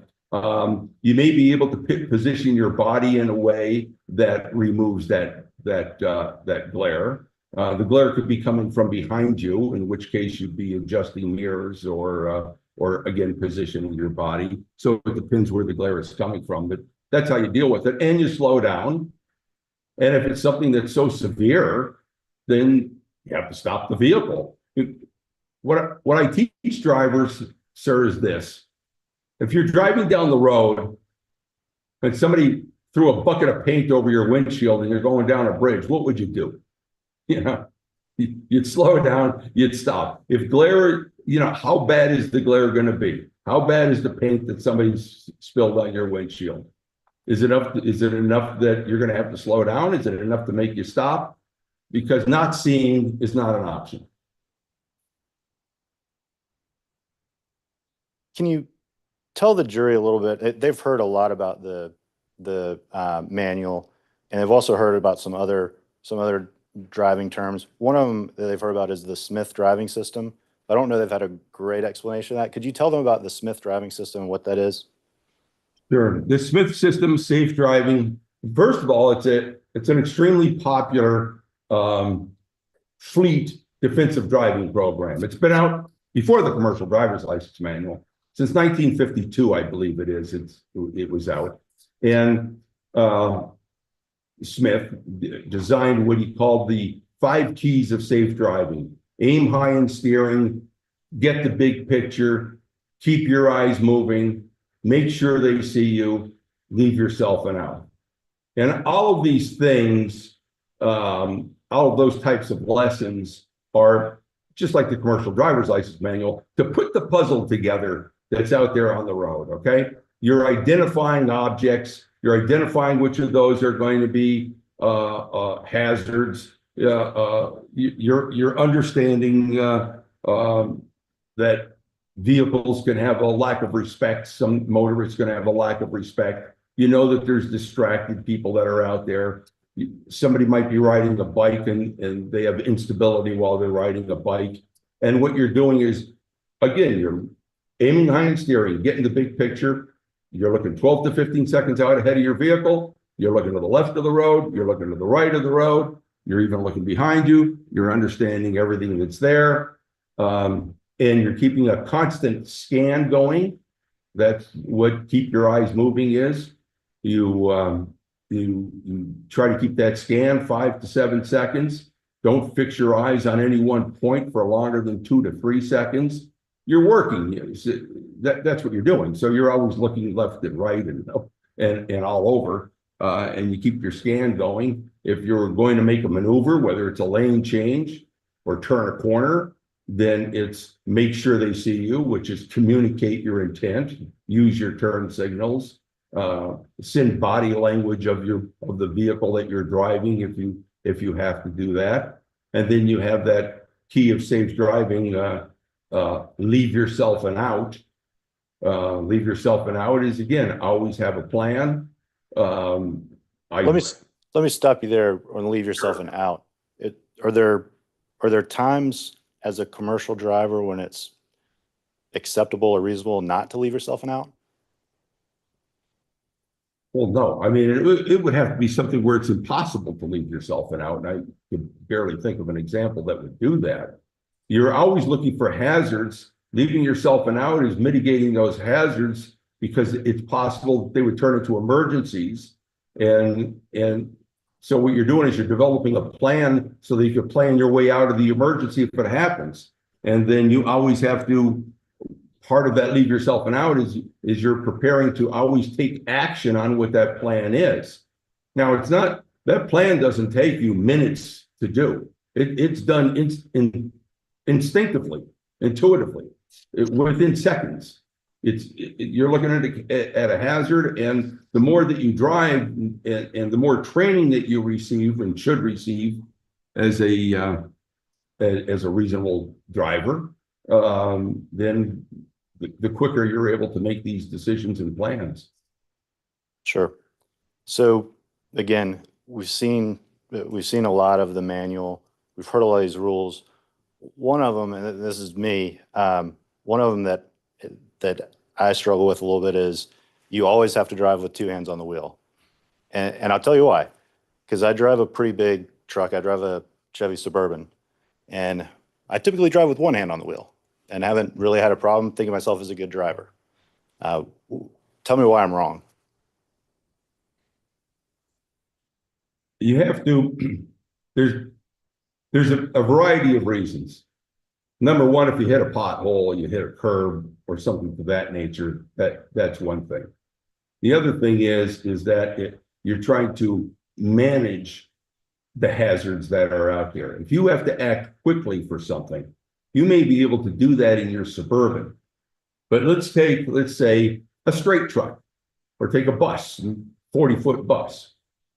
Your Suburban, you're lucky for it to be 20 feet. So now let's take your Suburban and weld another Suburban behind it. So now you got a longer vehicle, and then do that again and place the next one on top of there. So now you got 2 Suburbans, 1 up, 1 down, and also they're welded together, 4 Suburbans in total. Now, that's a lot different when you go to put your brake on, slow down, the space that you're looking for that I was telling you, managing your space where you're always keeping a good lookout. It's part of your plan is to find space. If you have to swerve to avoid something, now you've got a higher center of gravity. Your acceleration is a lot slower. You see, that's a lot different than if you're driving a fast car. I drive a fast car and I also drive big trucks. And I can tell you, they operate completely different. Sure. So I get your point, but surely there's times as a commercial driver, you can take 1 hand off the wheel to get a drink, adjust the radio, various things, right? Yeah, yes, I would agree with you. Of course, that's why there's a cup holder in just about every vehicle, and there's nothing wrong with doing that. But think about that for a second. You don't want to be doing that when conditions are challenging, right? And so I'm going to teach that same lesson here in Montana.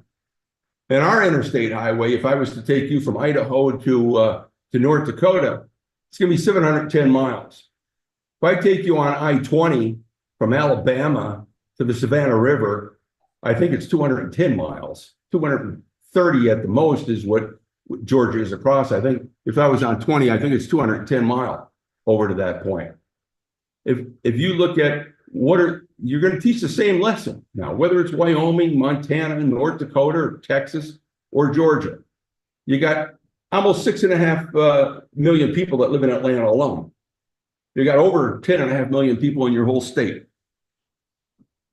You look at your 210 miles of interstate highway on I-20, and then I'm saying, look at Montana, we have 710 miles of I-90/94 to get across our state, and we only have 1,100,000 people in the whole state. So the hazards, can you come up with a lot of hazards if you're driving the Atlanta metro area? What do you have? You've got over 6 million people in the metro area of Atlanta. Can you run into a lot of hazards if you're driving Billings, Montana, where I live? What do we got? 120,000 people. The answer is yes. You're going to have to be prepared. But when you get into the open road, that's a different story. When you don't have the chance, let's say, where there's going to be children, pedestrian, walkers, joggers, people in wheelchairs, confused people on the road or something to that nature, then it becomes a different story. But even in Montana, if I take you on that 710 miles, you got elk, you got deer, you got wolves, you got open range cattle, you got buffalo, you got a lot of things that you got to worry about there too. So the lesson is the same on the two hands of the wheel. You go to take the drink out of the cup holder or something to that nature, that's a reasonable distraction, okay? But you have to do it at the right time and place. Should a driver take one hand off the wheel when they're experiencing glare? No, that's going to require two hands on the wheel, hold the wheel tight, and it's going to require, as I said, then slowing the vehicle down, looking over to the right side of the road, away from wherever the glare is. Nothing further at this point, Your Honor. Cross-examination. Hey, Judge, good morning, Mr. Grill. How are you? Good afternoon, I suppose. My name's Andy Treese. I'm one of the lawyers for the defendants. Nice to meet you today. My pleasure.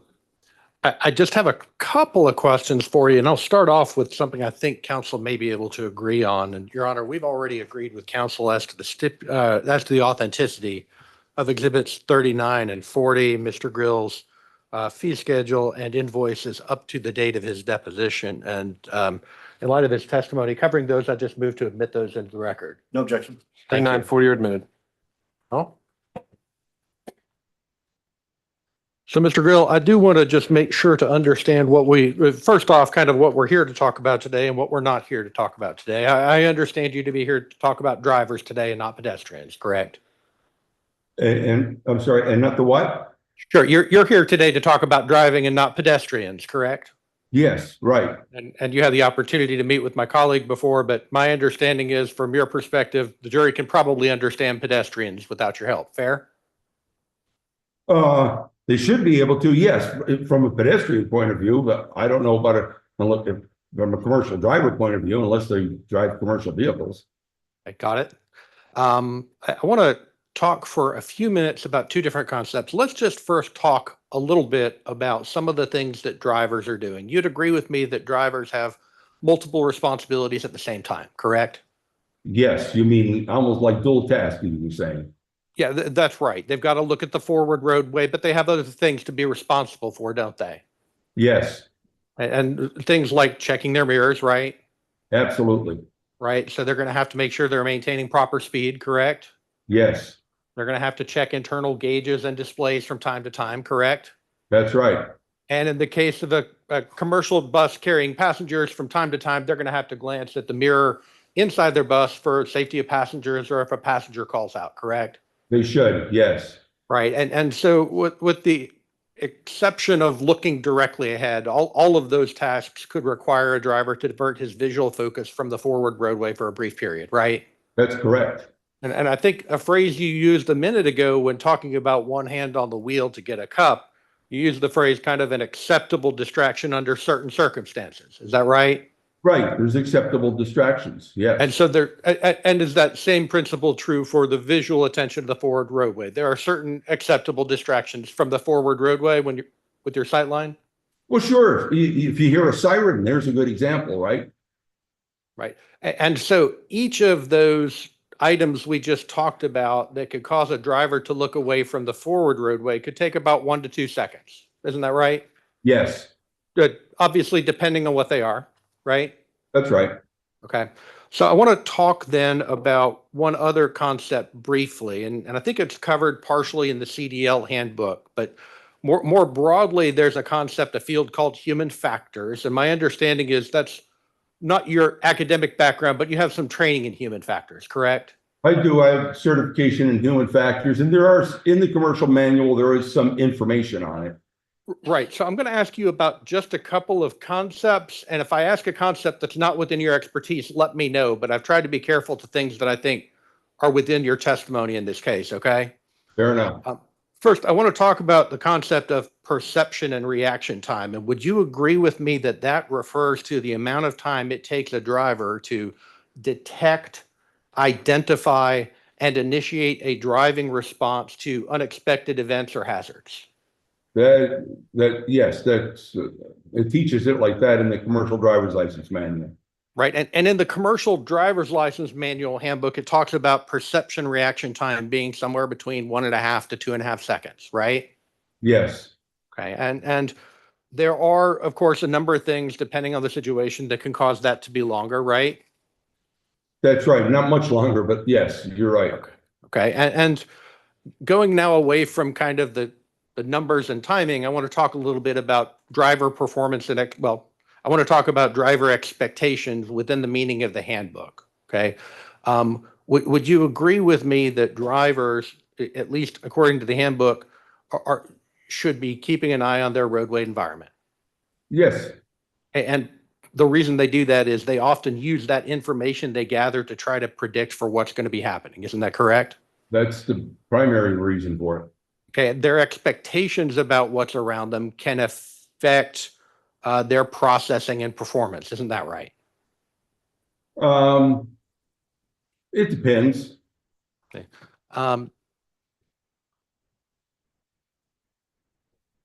Excuse me 1 second, Mr. Grill. Sure.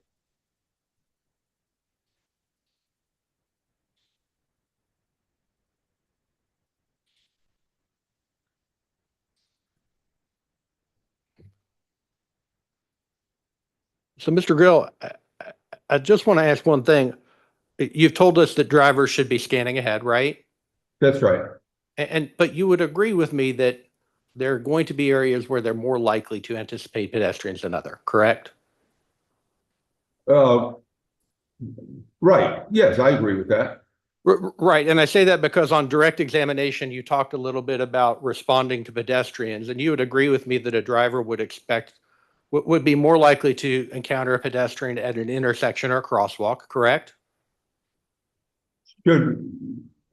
In most cases, yes. Right. And you would also agree with me that in certain circumstances, there might be other locations to expect them based on frequency of pedestrian traffic, correct? That would be absolutely true, yes. Just depend on a case-by-case basis, isn't that right? Situation by situation, I think is what you're saying, and I agree. I'll agree with that. Okay. Mr. Grill, well, thank you for your time. You're welcome. Any redirect on those points? Really quick, Your Honor.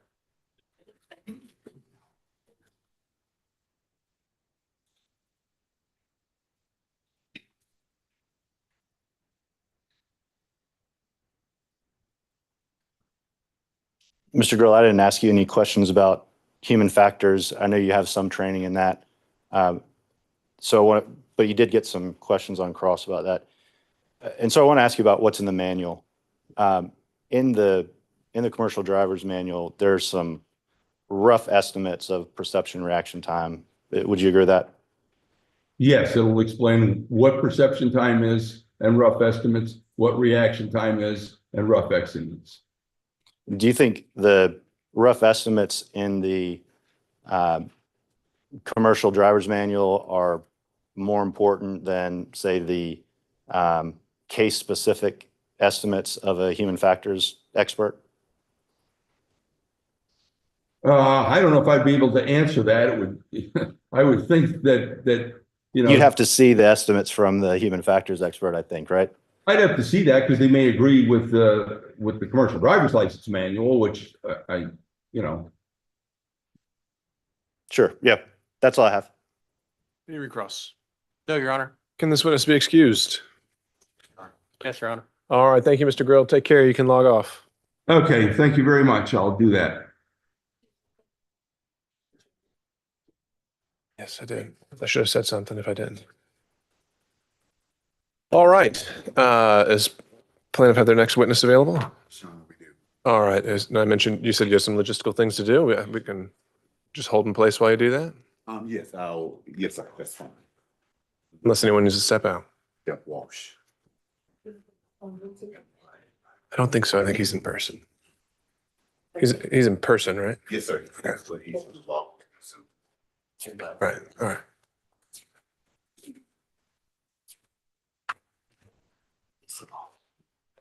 Sticky here.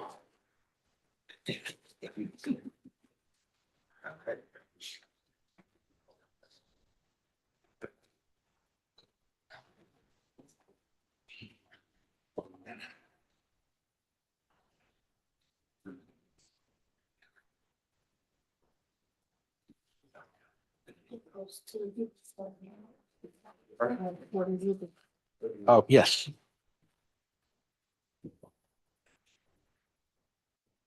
That should have both of them. That's 39. And that can be 40. Thank you.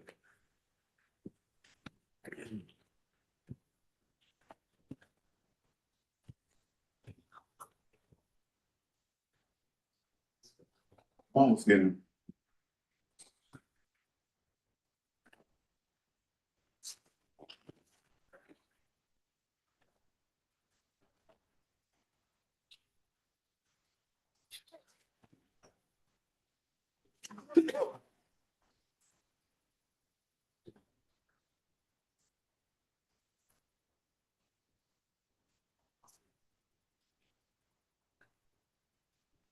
What do you mean, please?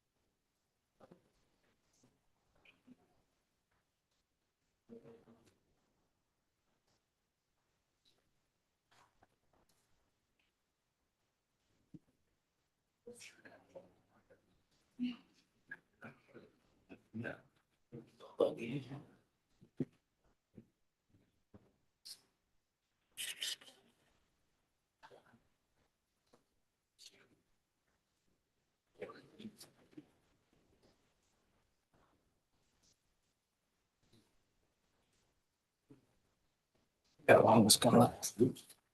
That could be. We'll see. You need a power Find strip? out. Yeah, just there's not a plug in for this, but we'll see how long it'll go. Yes, sir. Yeah. Do you swear affirm that the testimony should give according to truth and that the truth shall help you? Thank you. Spell first name. Yep, my name is Jeff Walsh, GeoffWalsh.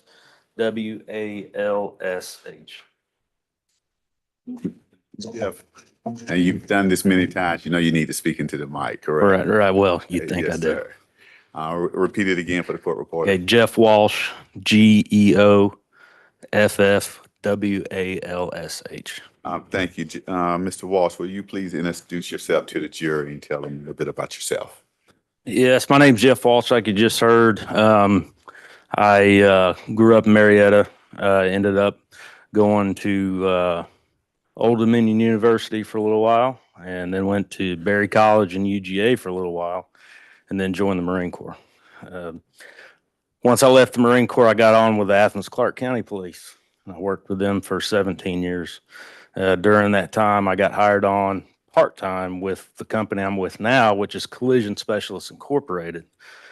The owner of that company is a retired state trooper, and we met through friends while I was still policing, and asked for me to come on part-time, which I did for about 6 years while I was policing.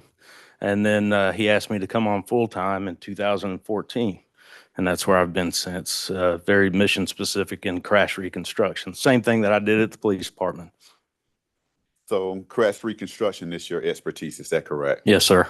And what is accident reconstruction? What do they do? So in a crash reconstruction, it goes beyond just working a crash, a fender bender type of situation. You take some extra investigative steps. You try to establish vehicle to vehicle relationships, how the two hit. And then you also have to figure out vehicle to roadway relationships. Where in the roadway did they hit and come together, and put all of that together? And there's a lot that goes into it. And then once you get all that put down, you can understand how the crash happened, and causational factors that go into that, whether it be speed or other factors. And let's back up a little bit. You said during your time with the police force, were you on any type of task force or anything with the police department? Yes, I was originally, as all officers are at my department, I was assigned to the shift. I was on the midnight shift for almost 5 years. I went from there to the DUI task force, which is within the traffic unit. That's when I began my mission-specific training to crash reconstruction. I did that at the same time that I was doing the DUI task force thing, which was a governor's office of highway safety program. That grant ended, but my role as the crash reconstructionist for the county continued all the way up until the time I left. Understand. And you said you're now currently employed full-time by, we call it CSI, correct? Correct. A little bit about the employees at CSI and how many people you have working at. Right. The company grew over time to about 15 individuals, including me and the owner. All of us that testify are former law enforcement, whether we're troopers or they are troopers or police officers. We have a retired DeKalb County, retired Atlanta police, former Gwinnett, and several state troopers as well. We have several of our support staff, or what we would call operations, who the ladies keep all the books, scheduling, doing all that kind of thing. We are hired by both plaintiffs and defense. The company's gotten a little heavier in defense over the years because we do a lot of big truck wrecks. We have individuals in our company who were safety directors at big trucking companies, including their law enforcement time. So, but we just answer the phone. So we're about on like my CV, I've got about 50-50 plaintiff and defense. But you said the firm is a little bit more leaning towards the defense. Over the years, when we've gotten so much expertise on the big truck side that they tend to get to us first. But we still, it used to be truly heavier on the plaintiff side when I first started. But as time's gone on and this big truck thing became much more of a part of our day-to-day business, it's probably 70-30, 60-40, somewhere around in there. And let me make sure we're using the same term, because you said vehicle reconstruction. You are talking about trucks, commercial vehicles, and things of that nature. So can you make sure you do have the expertise to deal with a commercial truck? Yes, the same principles apply with the big trucks, with the addition of their compliance issues. You know, lots of rules around the big trucks, but also dynamic issues. Articulated vehicles, braking systems are different, that type of thing. And what about litigation? How much of your work is for litigation? The vast majority of our caseload is litigation based. We do some odds and ends from time to time. We recently did a premise dispute between a church and the state. And what we can do with the things that you'll see in a little while is take a land plat and go out there and scan an area that encompasses the area that this land plat's on, overlay it, and then create demonstratives for, in that case, for this land dispute. We've done dog bites and some other things. All of that, of course, is litigation based, but the vast majority is crash litigation. And in your line of work, do you use a program, any technology? What do you use to come up with calculations and to help figure out things that people have asked you to do? Right. Pardon.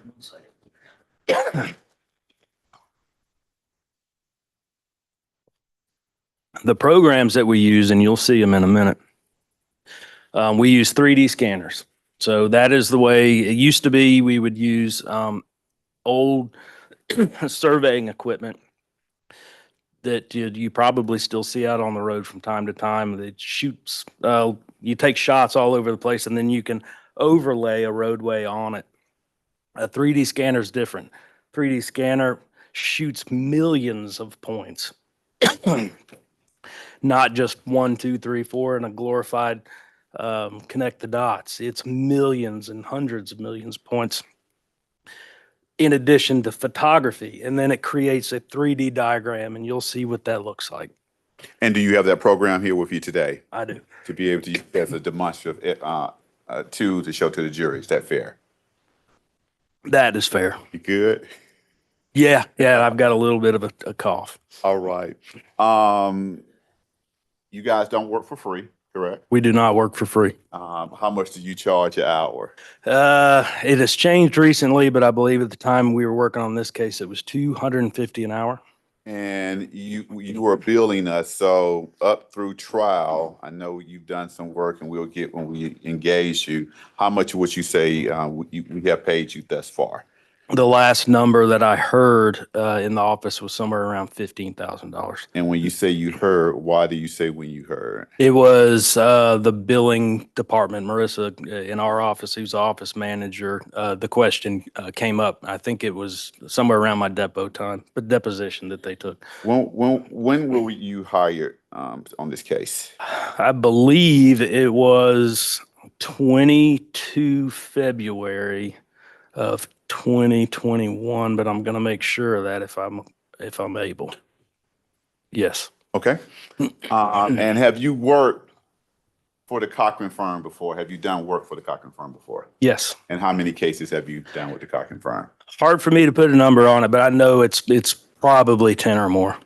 All right. And how about accident reconstructions? How many of those have you done in your career? Have you done?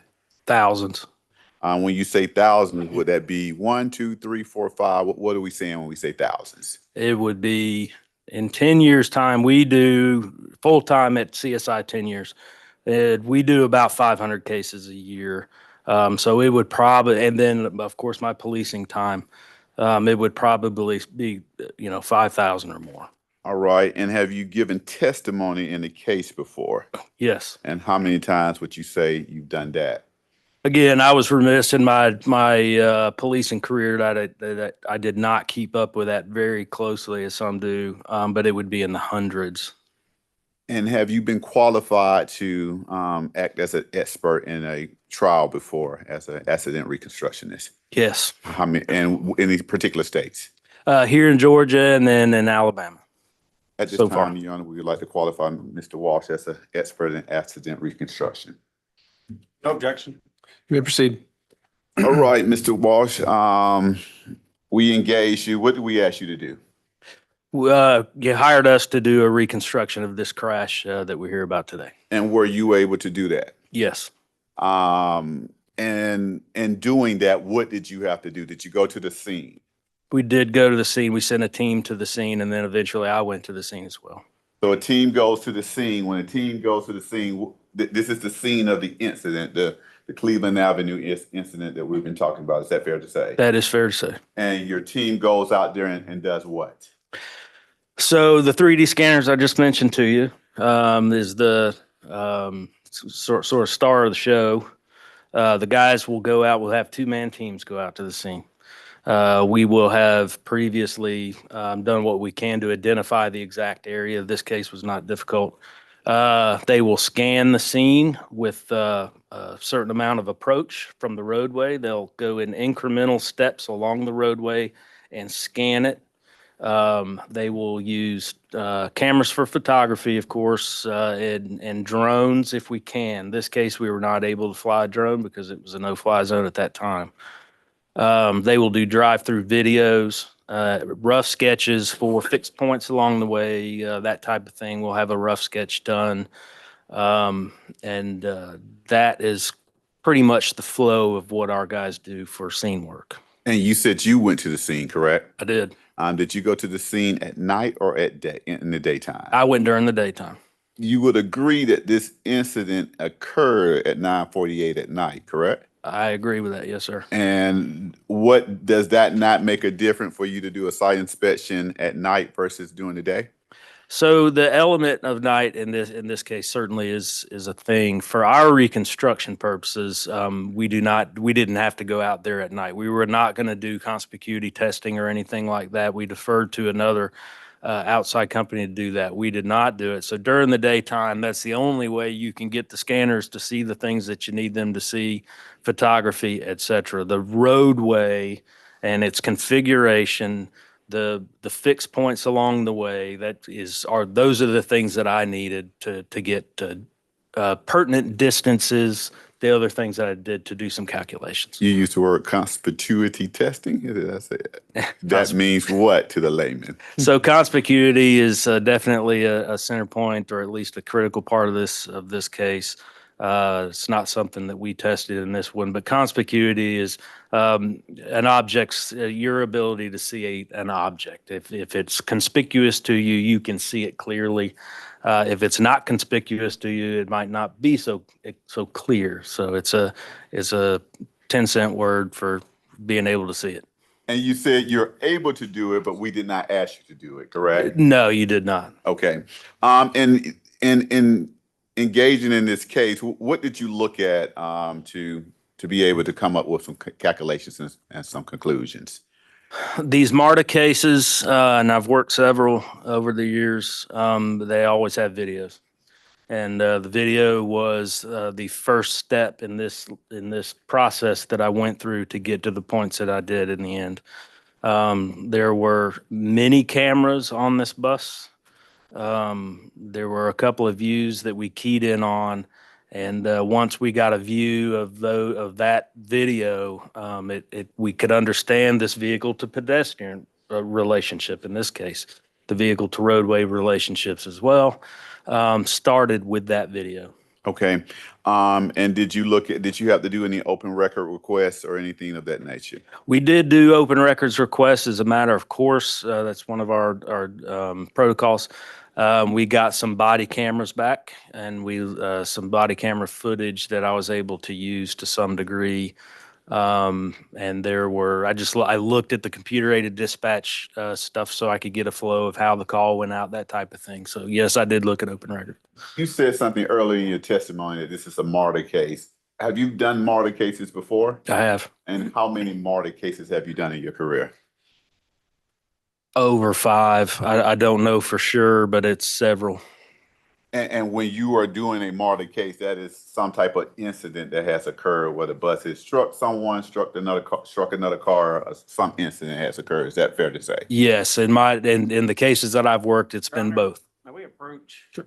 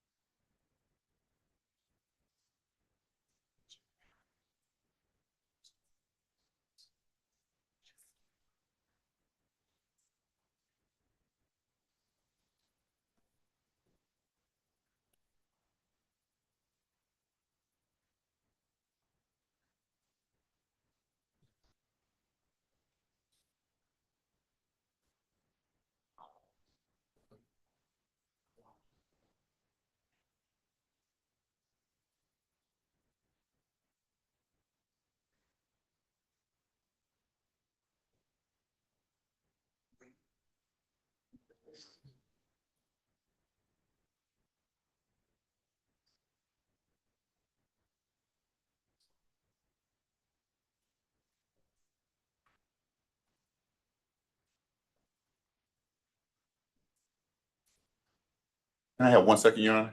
Just to.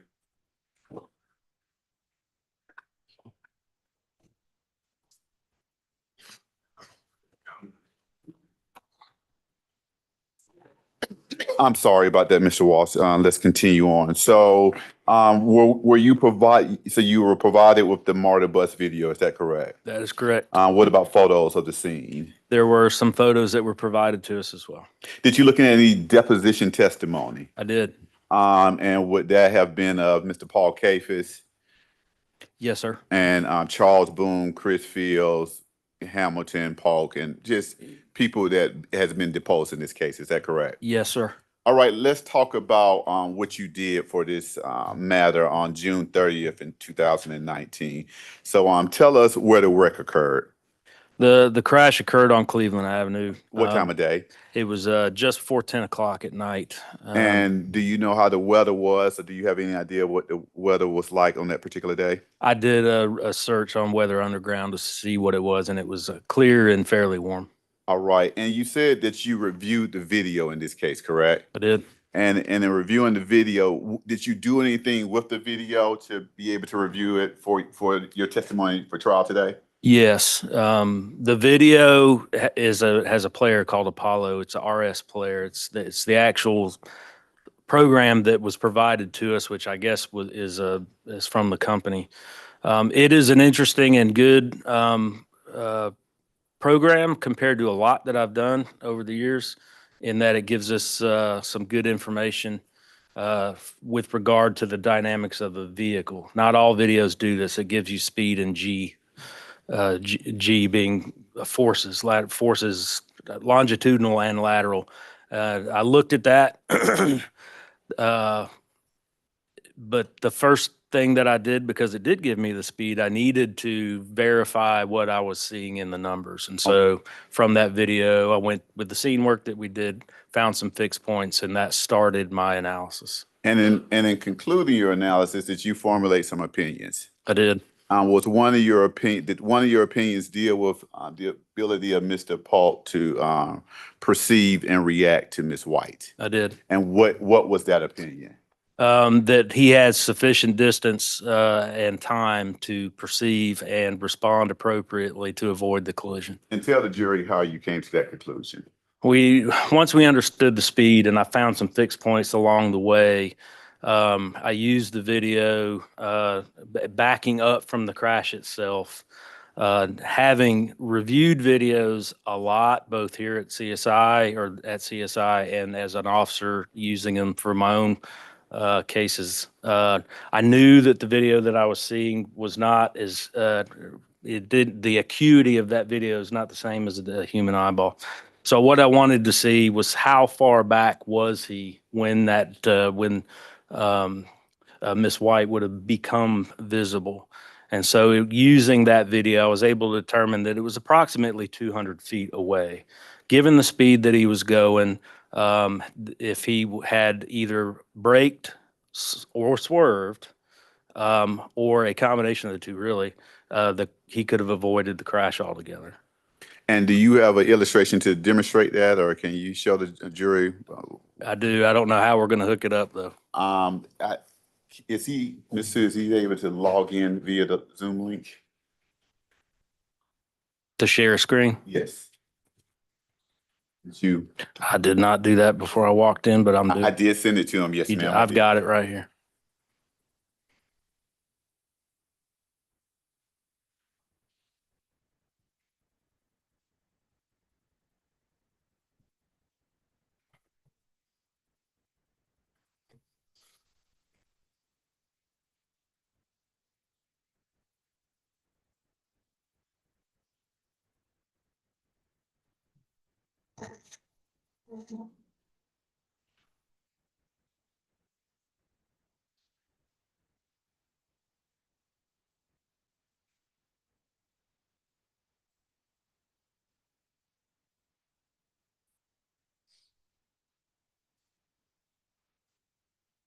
The mouse is running, so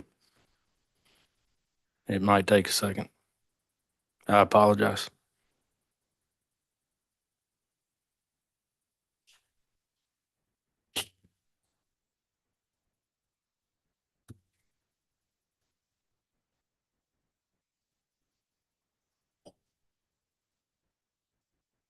How we looking? It's very slow. I've got it hooked up to my own hotspot, so.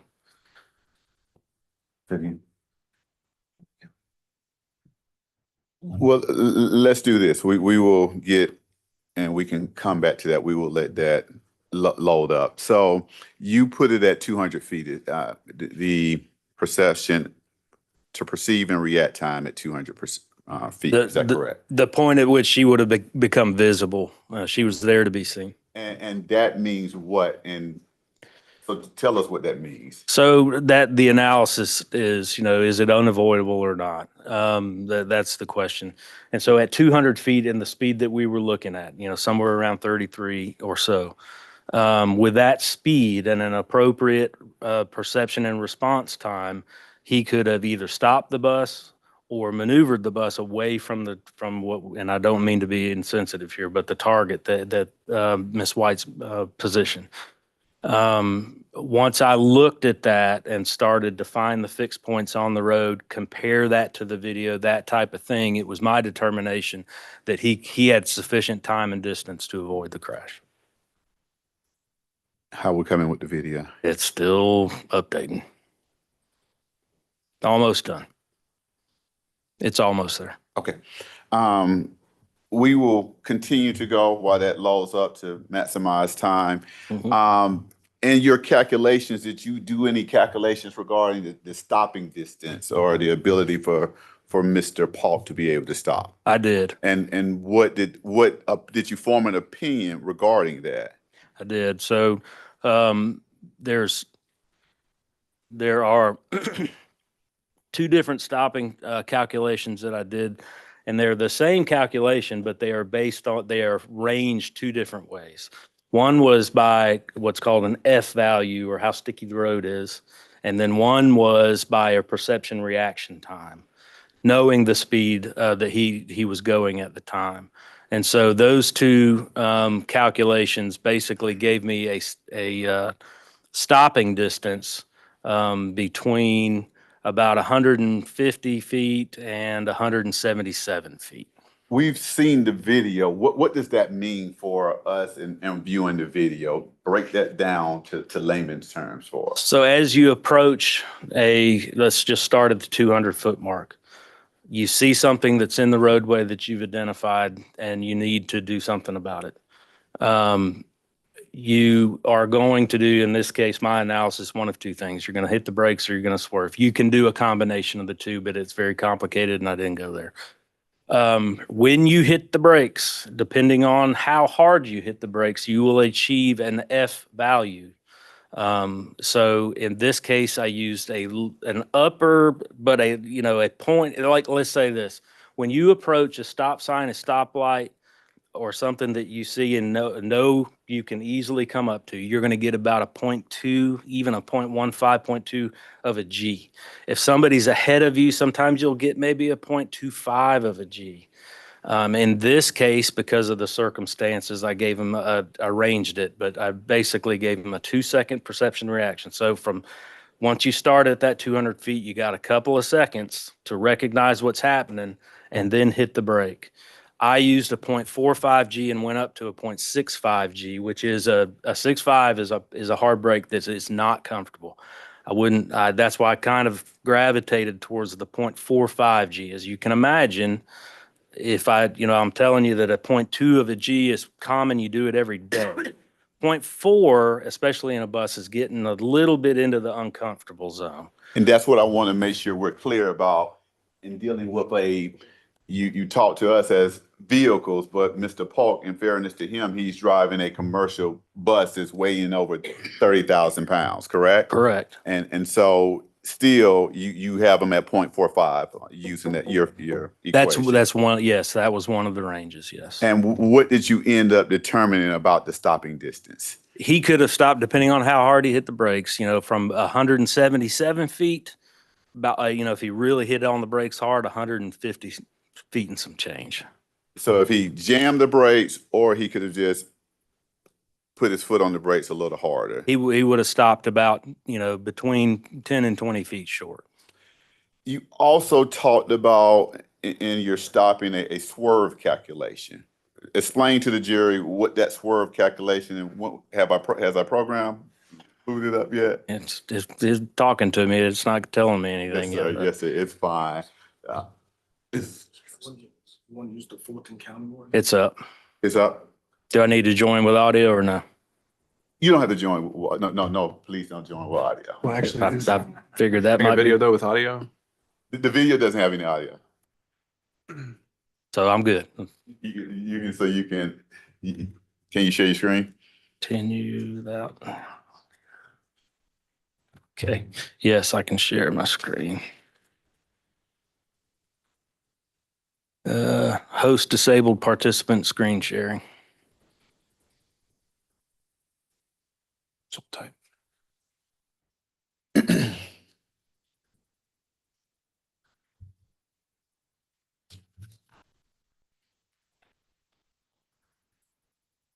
Technology.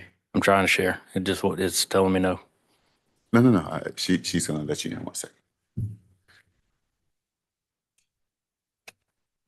There we go.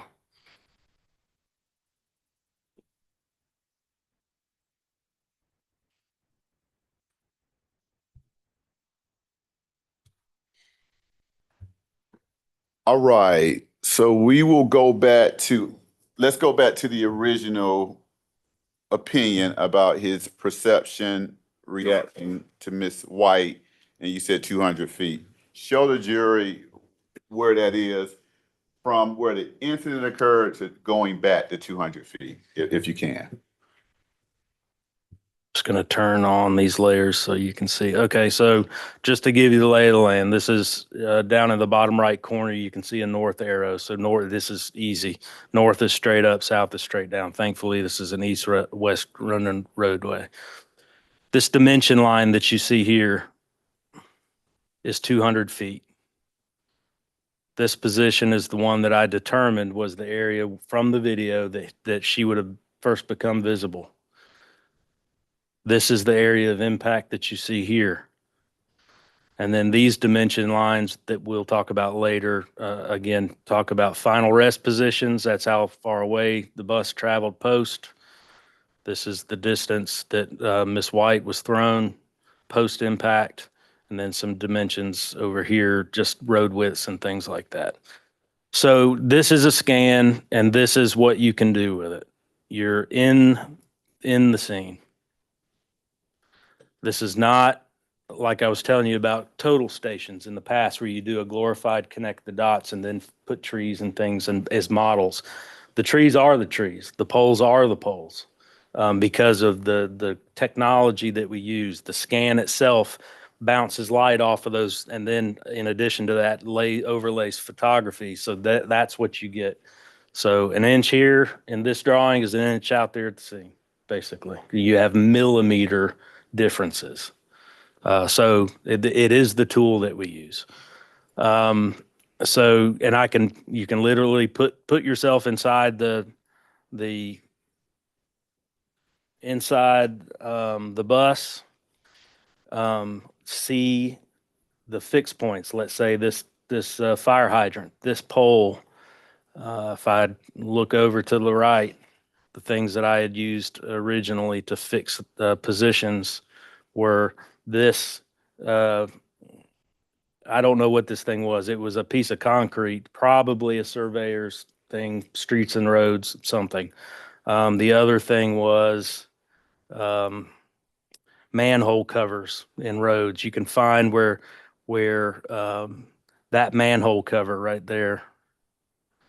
So in other words, you matched this up to the street that Mr. Paul was traveling down. Correct, through the video. And so now can you show the jury how far 200 feet from the point of contact going back to 200 feet where you believe he should have reacted to her?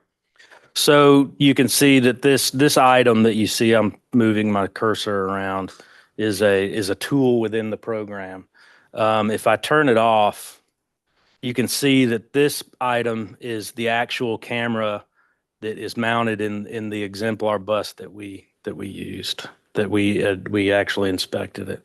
So I can put that in there and then camera preview And that's what it would look like from that camera head position. This is 200 feet away.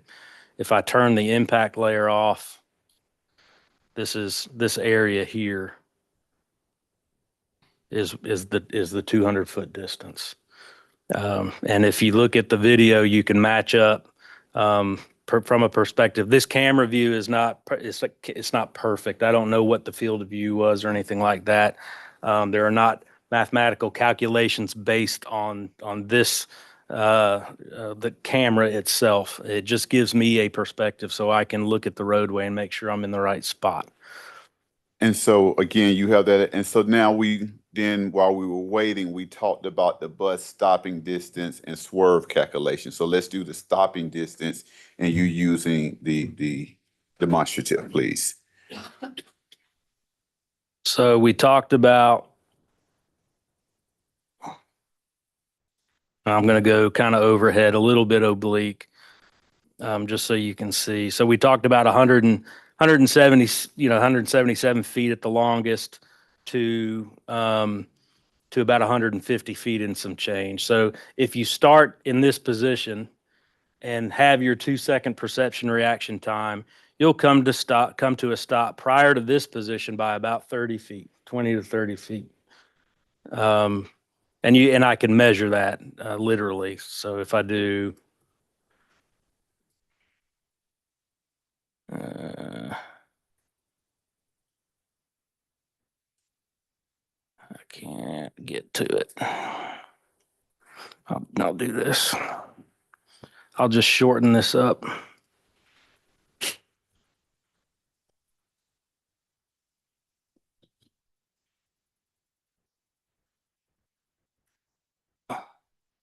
Bear with me 1 second. This thing is hiding a lot of my tools.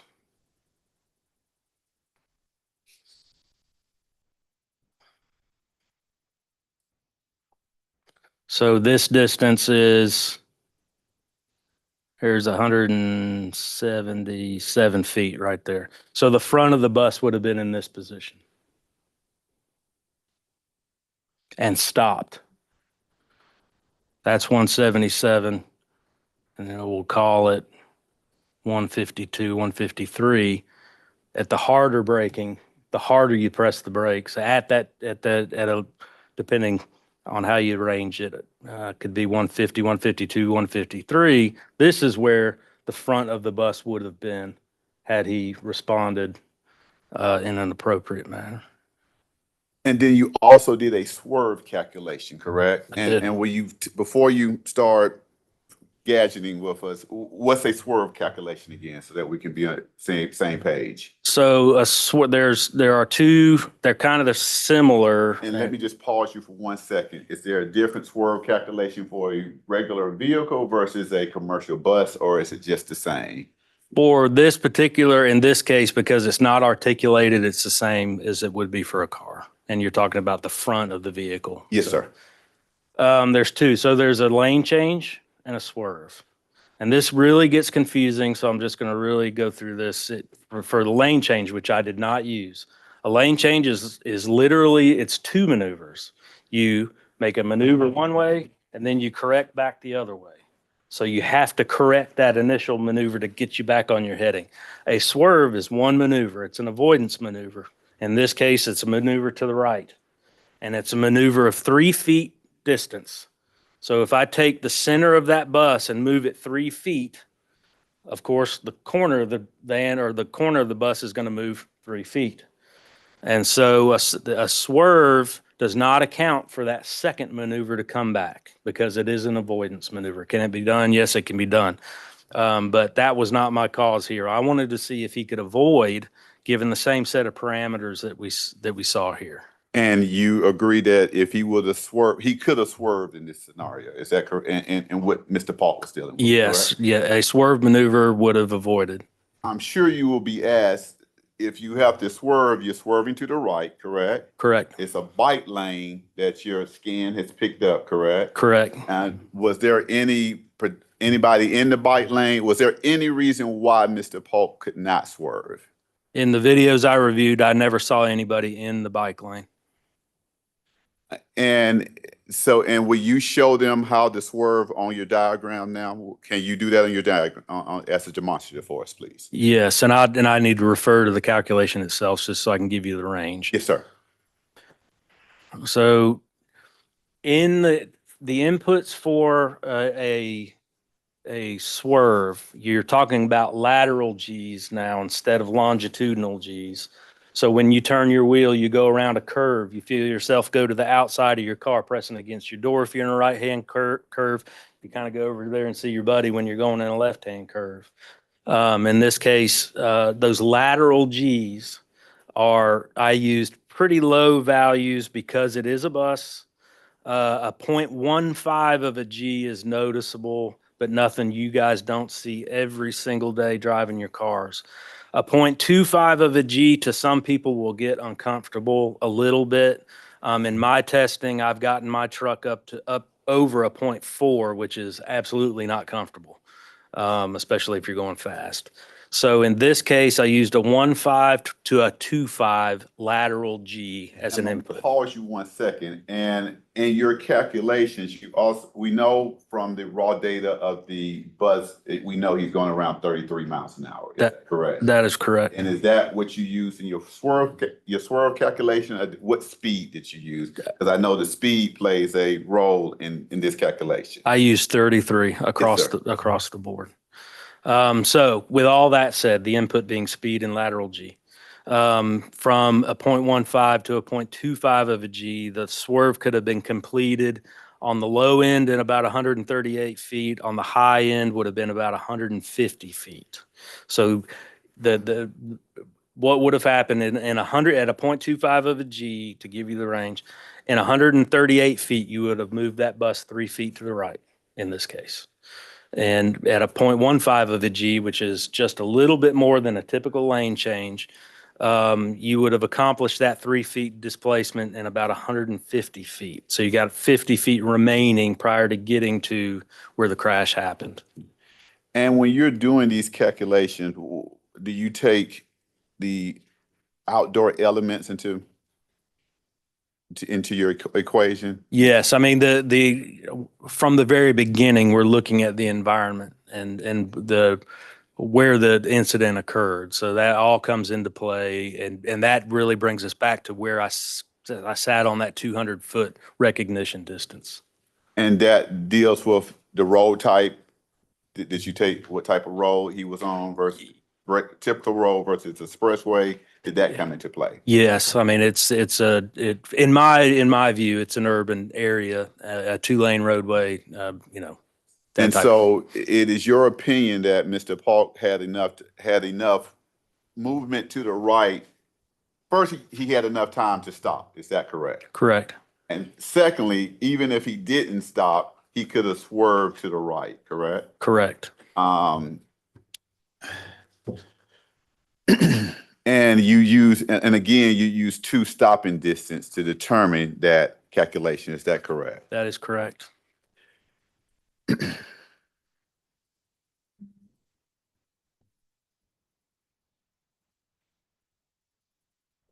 Not me, Judge. I have phones over there. I don't feel anything vibrating over here.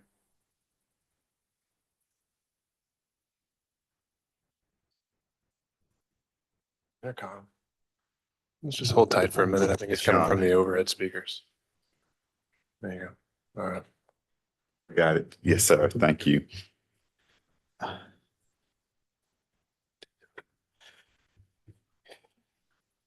And we talked about friction. Tell me a little bit more about how the friction calculated into the stopping distance and dealing with this collision, just to make sure we're clear about that. So there's a term that we use in our world called a coefficient of friction. It is how the vehicle, and in my case, a car, it can be used for other things, hockey pucks and ice skates and things like that. But in my case, it's going to be tires and roadways. The coefficient of friction typically has a value of 1, and that would be 1G basically. In most cars and particularly commercial motor vehicles, tires can only get a portion of what the roadway will give the vehicle from a stopping perspective. Most cars can achieve and slam on brakes, both feet as hard as you can press the brake will give you about a 0.8, 0.7, 0.8. Some super fancy cars will give you a 9 or even a 1. Typically, that coefficient of friction is going to be at max braking for a vehicle, and a bus will get up to about a 0.7. That's just how sticky the roadway is in relation to the vehicle or the tires that are on it. In this case, the drag factor is another way of using that term. I used a drag factor. That's that 0.4 to 0.6 that I talked about earlier that I had applied to the bus. And just to make sure we're on the same page, when you're saying stop it, is it your testimony that Mr. Polk could just pull the bus over and stop the bus? Given the analysis that I did, yes, if he had applied the brakes, the bus would have stopped prior to getting to the area of impact. Yes, sir. And using your analysis, we used it at a speed of 33 because the raw data tells us he's going 33. Is that fair to say? Correct. That was a 3-part thing for me. Okay. Because number one, Mr. Polk testified to it. Number two, the telematics told me that. And then an average speed calculation that I did dovetailed in very well with that. So I just used the 33. How does your numbers change if, say, he was going 25 miles an hour?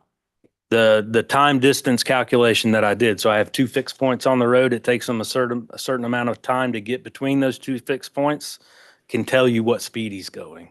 So I know, and this calculation or this dimension that you see right here, that 153 feet, well, not that one. There's another one. It was back here. It was between this school and this bicycle. There's a fixed point on each one of those right there. So it was 151 feet, 152 feet, basically 151.93. I had a time for that. I applied the time to the distance, and that gave me, I believe it was around 32 miles an hour. So that's close enough for our work, 1 mile an hour difference. And let me ask you it this way to make sure we're on the same page. He was going 33 miles an hour, correct? Based on the telematics. He could have slowed down. There was nothing preventing Mr. Polk from slowing down, was it? No. That you could see through the video or anything of that nature. Is that fair? Yeah, he could have slowed down at any point along the video I saw. And so my question now is, had he been saying going 25 miles an hour, your calculations would change because he's going at a slower pace. Is that correct? Yeah, the lower the speed, the shorter all of those distances we just talked about, the shorter they get, the further away from the area of impact that he would have been. And we said no lane change because that's two moves, and we did not do that in this case. Is that correct? We did not. We only took the swerve factor. Only the swerve. And it's your testimony, had he swerved, he would have missed Miss White. Is that fair to say? Yes, sir. Now, there has been some discussion, and are you able to discern or calculate when Mr. Polk actually hit the brakes? A couple of different ways. Like I had alluded to earlier, the RS player is really good. I wish all companies had it. I can look at that video and see a brake switch come on. Okay. What I don't know is what kind of lag. I know it's about a 1 hertz refresh rate in that video, means 1 sample a second. But you can see him physically move. You can see him physically start to respond. The system actually has a counter in it, and it's not just in whole seconds. It goes to the right of the decimal, so tenths and hundredths.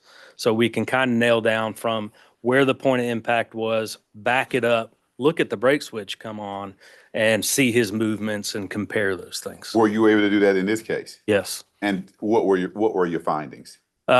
His first movement was about a half a second prior to impact, and his brake switch came on a couple of tenths prior to impact.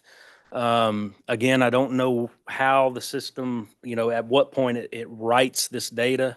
But my Mark 1 Mod 0 eyeball can look at that movement and I know when it happens. So it's a combination of those two things. Maximum half second when he first responds. The brake switch comes on at about a 1/10 or 2/10 out. And just to make sure I heard you correctly, you said a half a second before impact Correct. is when he hit the brakes. Is when he starts to react. When he physically starts to react. You see his left hand move, and then you see his right hand move, and then the brake switch comes on. And that is what you have taken from the video and the raw data that you looked at. Is that fair to say? Yes, to tell me what his response was to the presence of Miss White. And in looking at the video, do you, in your opinion, did Mr. Paul have a proper lookout? Will you talk about that, please? In my opinion, in this case, is no, did not keep a proper lookout. And again, this goes back to my analysis. It's my opinion that she was able to be seen at least 200 feet away. A proper response would have been predicated on a proper lookout. This response that occurred a half a second prior to was too late. And that is a failure to keep a proper lookout. 1 second, please, sir.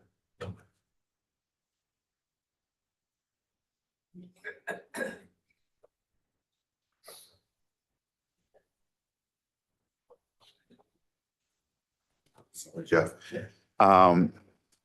Thank you.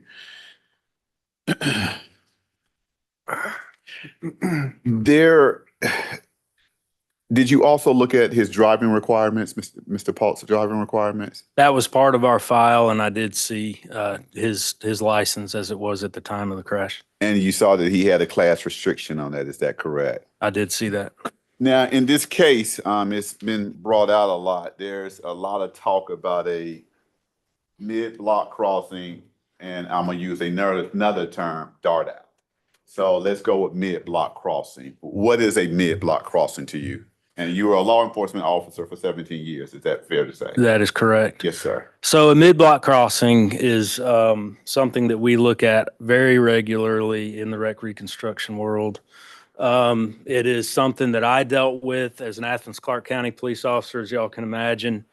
The downtown area, the university itself, we work very closely with UGA PD. Some of my best friends work there. Pedestrian crashes were common. Mid-block crossing is an individual that crosses a roadway between two intersections. This is exactly that. So the choice is there's obviously in this case, there's sidewalks on either side to cross somewhere in between those two intersections. Get to the sidewalks in 1 second. And now what's a dart out? A dart out can be several different things. It can be an individual who's just walking down the sidewalk, hangs a hard right and just takes off into traffic. That is a far less, you have when it's considered a dart out, it is a path intrusion of very short time for the through driver, let's say. It can also occur slowly, but between, let's say a person comes out from between two vehicles that are parked, that can be considered a dart out. We would agree that this is a mid-block crossing, correct? That she was not crossing in the intersection, correct? This is at crosswalks. Correct. This is a mid-block crossing. Not a dart out case. Not a dart out at all. Now, there's talk about the crosswalks in this case. Does your program tells us how far from where Miss White was standing to each of the two crosswalks? Can you please tell us that?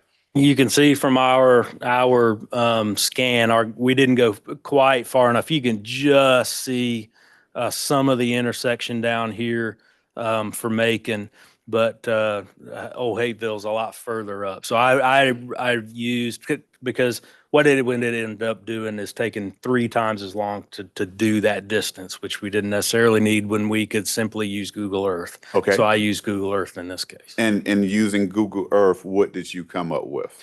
So this is the area in Google Earth. The same perspective, but zoomed out from what we were just looking at our scan. So the distance from, and if you can simply use, do this again.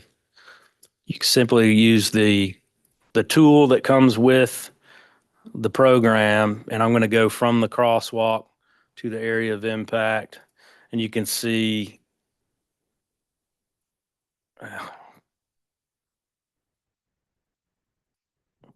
It's about 980 feet from Old Hateville. You know, I'm a football guy. Put that in yards for me if you don't. That's 3+. 3+ football field. 3+ football fields. Thank you. All right. And then from AOI or area of impact to the crosswalk down at Macon is just short of 500 feet. Football field. Just short of 2. All right. So 500 feet one way, 900 feet the other way for Miss White to potentially use those crosswalks. Correct. Did you in your analysis did you come up with anything about Miss White and her crossing over the mid-block crossing, and what did you come up with? So mid-block crossings are a reality. We all do it. The distances here, the circumstances and the scenario here is something I've seen before. I will see it again. As an officer, as an employee at Collision Specialists, as long as I'm doing this work, mid-block crossings will always be a reality. It is not in and of itself illegal to cross at mid-block. Nobody's. Need an approach? Yes. All right.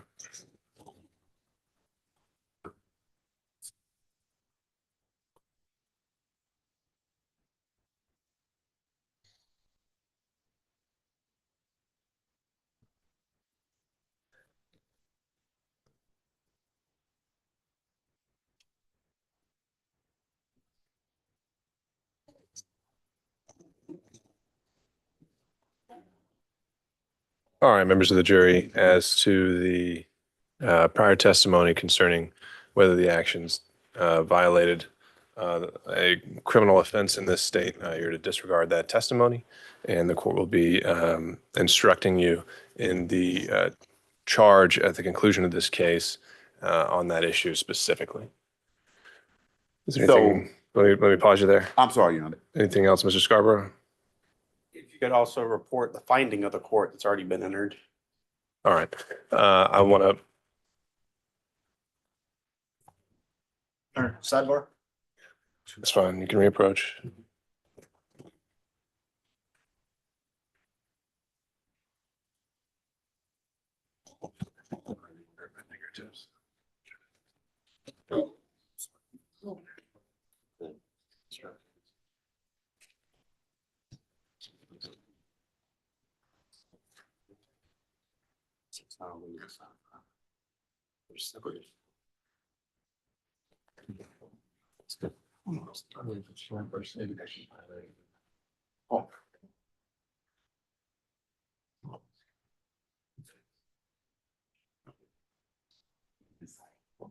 Right, but if you didn't sign it, he said it's not per se legal upstairs, but said he can put it as per se legal across the next.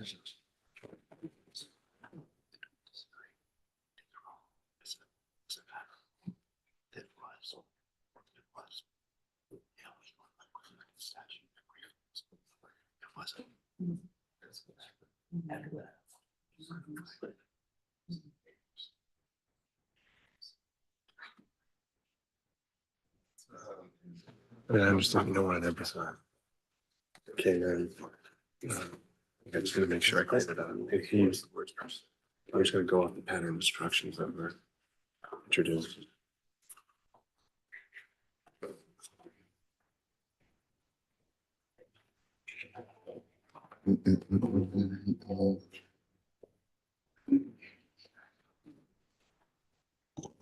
All right, and members of the jury, just to supplement what I had already told you as well, the court has already determined in this case that Ms. White, the plaintiff, was negligent per se for violating a statute involving pedestrian crossings between adjacent intersections. Thank you, All Your right, Honor. with that, you may proceed. Thank you, Your Honor. In your calculations for stopping distance, speed, did you factor in a pedestrian mid-block crossing, or does that play any role in your calculations? Not so much in the calculations as it does the vehicle to pedestrian relationship. Okay. Then the next question would be, what about the clothing that Miss White was wearing? Did that go factor into any of your opinions, or any of your calculations? It was obviously going to be considered, but it did not come into play with regard to the calculations.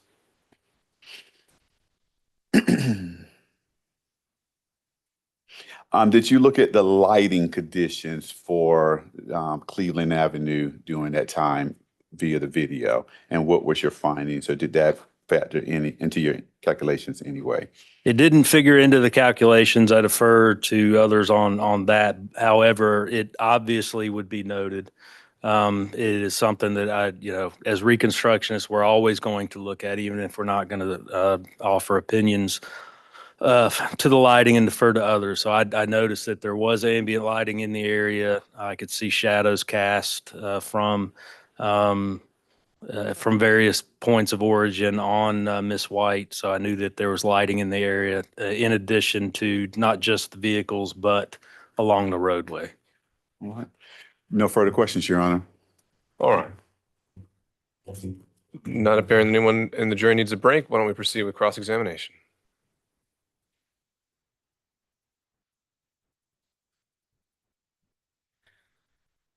All right. Good afternoon, Mr. Walsh. Good to see you again, sir. Good to see you. You and I know each other. Yes, sir. Correct? Yes, sir. All right. Let's make a couple of things clear for the jury here. You've never testified as an expert in a case involving a pedestrian attempting to cross a road at night, have you? I don't remember. Trying to think. You testify as an expert. Is that what you're asking? I don't remember. I know I've worked many of those, but as an expert, I don't remember testifying in one. Okay. Well, isn't it fair to say at your deposition, we went through your testimony list, and when we went through it, you couldn't identify any case where you'd ever testified as an expert involving a pedestrian attempting to cross a road at night? Yes, on my Rule 26. Is that what you're referring to, that conversation about the Rule 26? Yes, sir. Okay, yes. All right. And in this case, you were only asked to do a limited reconstruction. Is that true? To start with, yes, sir, because we knew that there were going to be other experts involved. Okay. And you were asked to just focus on the bus and its performance. Is that correct? Originally, yes. Well, that's what you were asked to do at the time of your deposition, correct? Correct, yes, sir. Have you been asked to do more work that you haven't told us about? No, if it sounds like you're saying that I discounted the presence of Miss White. I did not discount the presence of Miss White in my reconstruction.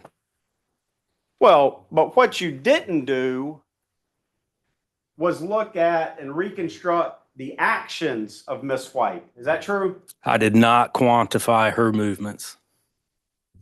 Well, and it's not that you didn't quantify her movements. You didn't quantify the decision-making process that she went through before she made the conscious choice to walk out in that street. I don't know what she was thinking, and I'm pretty sure I said that in the depot. Okay. You could have done nighttime testing to see what the roadway looked like at night from Miss White's perspective, couldn't you? We could have. We have done that. We were not asked to do that in this case. Somebody else was doing that. All right. And so because you weren't being paid to do it, the plaintiff's counsel hadn't asked you to do it, you didn't do it. Did not do it. All right, let's talk about a couple of other things. What's the speed limit on Cleveland Avenue? The best I was able to determine, 35. Well, we can do better than that. You had the police report, right? I do. And what did the police report tell you the speed limit was? I believe it was 35, and that there was the closest posted sign was way down the road by the golf course, but between the police report and that sign, 35. All right. And Mr. Polk was going under the speed limit for the entire time of the trip that we have on video. Is that true? That is true. That final portion on Cleveland Avenue, yes, sir. Okay. And the only time you have visited the scene yourself was at 9:31 the morning before you gave the deposition. Correct. And that's not something that you've gone back out to visit that scene at all at night, have you? I had not. And you still haven't? I have not, and I'm not going to, based on this case. Okay. When you went to the scene, at 9:30 in the morning, did you see any pedestrians attempting to cross the roadway in the area where Miss White was? I believe I saw there, well, I know there were pedestrians out there. I don't think I saw anybody cross the roadway. Okay, and you were out there 30 or 45 minutes, I think you told me? Yes, sir. And in that 30 or 45 minutes, you saw pedestrians walking on the sidewalk. I did see that. But none of those pedestrians walking on the sidewalk decided they were going to cross mid-block.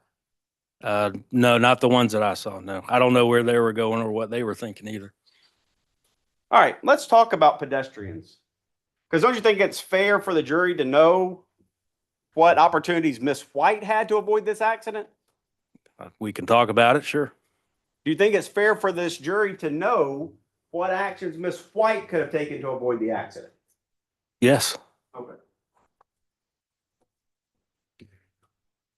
There's a crosswalk available. Defendant's exhibit number 2 has already been admitted.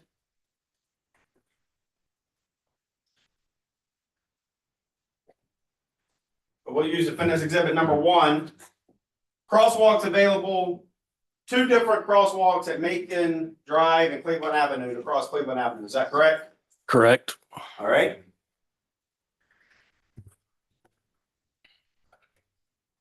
And you told us it was less than 500 feet from the location of this accident for Miss White to walk up to that crosswalk and be able to cross the road. Correct. And at that intersection, there's a crosswalk, but there's also a traffic light. Correct. And there's also pedestrian walk signs where a pedestrian can cross Cleveland Avenue safely. I'll defer to you on that. I don't remember seeing them, but I bet they're there. Well, you did a scan of the whole thing, didn't you? Not the intersections. Okay. And that's not something you checked when you went out there? I'm sure I drove by them and I didn't see it. It would make sense to me. It would be an AASHTO streets and roads type thing. All right. Cleveland Avenue and Old Hateville Road. 2 crosswalks crossing Cleveland Avenue at the intersection of Old Hateville Road. Yes, sir. Also a traffic light there. Yes, sir. Also pedestrian walk signals there. Same answer. I would bet there are. And running along the entire northbound side of the road, there's a crosswalk. I mean, there's a sidewalk. Is that correct? Yes, sir. All right. And when you're doing your scanning, I mean, that's a nice wide sidewalk there, isn't it? It is. Safe place for a pedestrian to walk along Cleveland Avenue is on the sidewalk. Yes, sir. And you agree with me that the location where Priscilla White chose to cross the road was not a safe place to cross, don't you? I don't agree with that. All right, well, let's look at your deposition.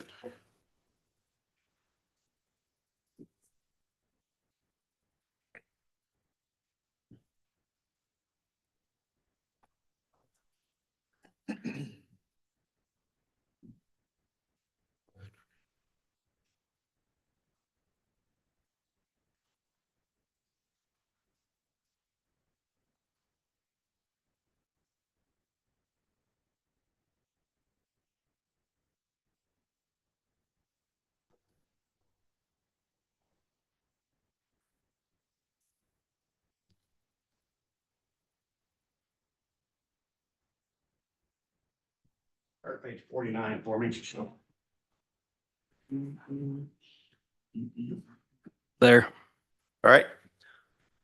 And you were asked, all right, the situation didn't lead itself for the pedestrian to safely cross the roadway because of the conditions of the roadway at the time she chose to cross. Do you agree with that?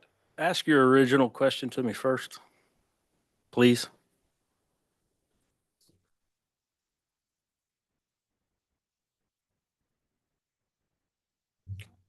All right. You want to go back to page 48? No, I'm referring to the question you just asked me, not in reference to this. What I heard was, is crossing Cleveland Avenue right there, it's unsafe. I don't agree with that. All by itself. Am I accurate in paraphrasing your question? Okay. So that's fine. We can move on with that. So you think, and you're telling this jury, the location where Miss White chose to cross on this night was a safe place to cross? The roadway itself was not inherently unsafe to cross. What she did that night was not the safest thing to do by any stretch. I threw my hand up on that in the deposition, given the circumstances of that night. That was In the not safe. circumstances, let's talk about the circumstances of that night.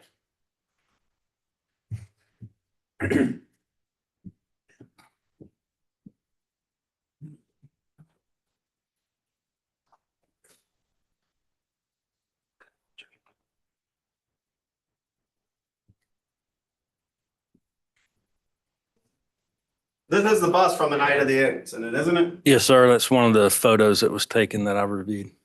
All right. Headlights, Yes, sir. orange caution lights on both sides of the sign. I think this one's obscured by the, Yes, I would agree. Yes, sir. okay. Orange running lights around the top. Yes, sir. Destinations, large orange destination sign. Yes, sir. All right.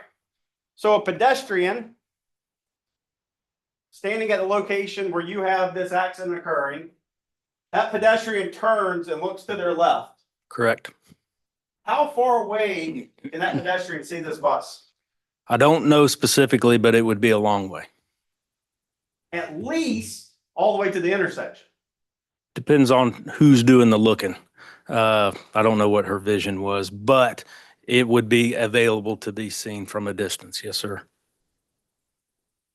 But is there any way a pedestrian standing on the place where Miss White chose to cross could miss this bus? Depends on when she started crossing. I don't know when she started crossing. It could have been lost in the background down there. I don't know the answer to that. But that bus would have been able to be seen to a certain degree by somebody. And Miss White would have been able to see that bus long before Mr. Polk ever would have been able to see Miss White. I would agree with that. Let's talk about traffic coming the other direction. Okay. From the time that Mr. Polk left the intersection at Macon Drive, how many cars were coming eastbound, coming towards him from then until the accident? There were several. I don't know the number. Well, I counted. Okay. I counted 5. Would you agree with that? It falls into several. I would agree with you if that's what you did. With 5 cars coming, would that have been safe for Miss White to cross with that level of traffic coming? I don't think that was a safe maneuver. And there were 5 cars that passed by as the bus was stopping and immediately after it stopped. I want you to assume that, okay? We can count in the video if we need to. No, sir. I believe you. All right. Would that have been safe for Miss White to cross? Now we have 10 vehicles coming in the eastbound lane. Would that have been safe? I don't believe that her decision was the best one that night. It was not safe. Well, don't you think it's her decision that put this whole thing into motion? It was an element in the chain of events for sure. Well, I mean, you're talking about, and you told this jury that Mr. Polk had mere seconds, right? Yeah, he had several seconds, but yes. I mean, under your best case scenario, he was 200 feet away, right? As we told this jury. Yes, sir. All right. And at 33 miles an hour, about 48 feet, it's about 4 seconds, right? Correct. All right. So you're judging Mr. Polk on 4 seconds of time, at most. Yes, sir. Okay. How long did Miss White have to make her decisions? I don't know the answer to that. Was there any limit? I don't know. I couldn't, like I said before, I couldn't quantify her movements other than when she's first available. She's in the roadway. There is a period of time that she had to make that decision and then get into the road. She was present. How long it took her to get there, I don't know. It could have been 10 seconds. It could have been 2 seconds. I don't know. However long it took her to get there, the moment she decided to leave that sidewalk and enter the roadway with traffic coming, she's the one who started the chain of events that led to this accident. I would not characterize it that way. I think from your perspective, yes, that's the first link in the chain. You just can't run her over because she's there. You don't think Mr. Paul intended to run her over, did you? No, sir. And we went through that. I don't even, not even a little bit, have ever thought that or intimated that.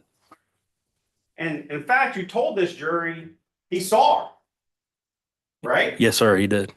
And I think you used half a second here. I think it's actually a little longer when we went through it in your deposition because we went frame by frame. And I think he starts taking action 0.55 seconds before that, correct? At the most. And those, when you're moving those frames back and forth, it's up to your, but that's fair. 5, 5, 5, 2, and then inside of that for the break.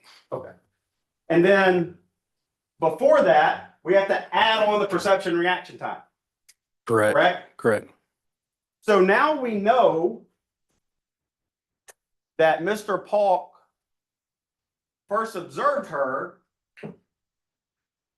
2.55 seconds, at least, or 2.55 seconds before the accident occurred. And he began to perceive, react, and then take action, correct? That is possible. If you watch the video and his response to that perception, it could have been significantly shorter than that. You can get a 0.5, a 0.8 of a second response times, or not response times, but perception times. I always use the longest one to give him the benefit of the doubt. So I wouldn't apply 2 seconds necessarily, even though that is a possibility. All right, and we'll come back to that. We're gonna go through that in a little bit more detail. All right, let's go back to the decisions Ms. White made. Universal rule of pedestrian safety: look both ways before you cross the street. Do you agree with that? Yes, sir.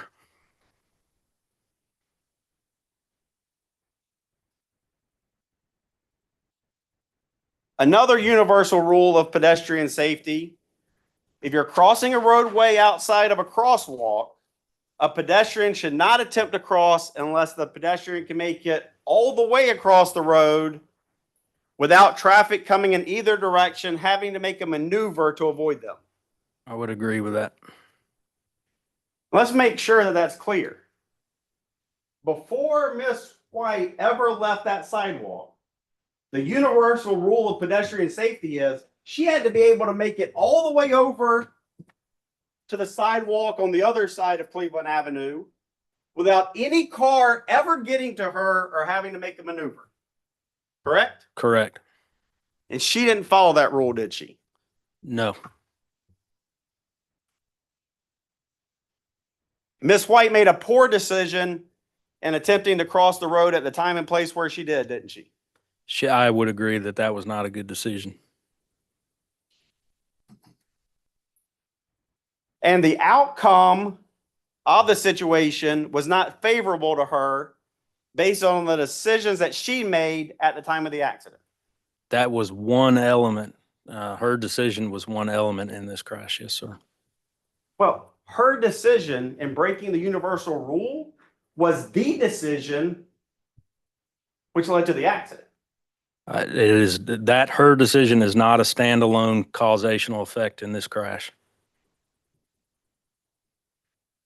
Do you agree with me? If she didn't enter the roadway at the time and place that she did, this accident never happens? Of course. These are two links and chains that lined up together. Mr. Pauk had responded appropriately. That breaks the link in the chain, and she's on her way potentially. The same is true for her. If she doesn't step out into the roadway, the two paths don't cross. You can drive yourself crazy with those scenarios.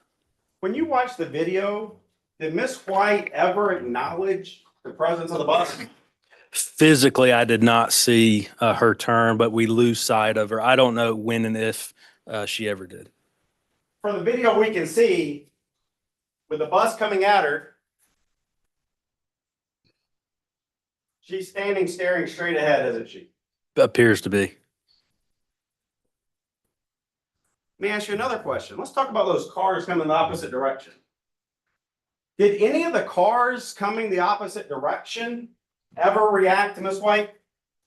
I believe the one that was behind the first, I guess we'll call it number one. I think he did slam on brakes and come to a stop, I believe. The one after she was hit? Yes, sir. Right. But any of the cars before she was hit, I mean, right at the time this accident is about to happen, there's it looks like a red Camaro 3 or 4 feet away from Miss White.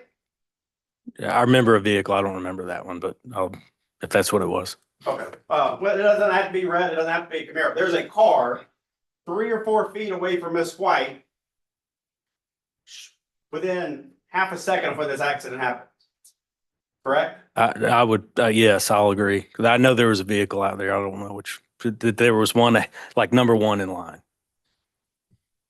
And did that vehicle react at all to Miss White? I don't remember.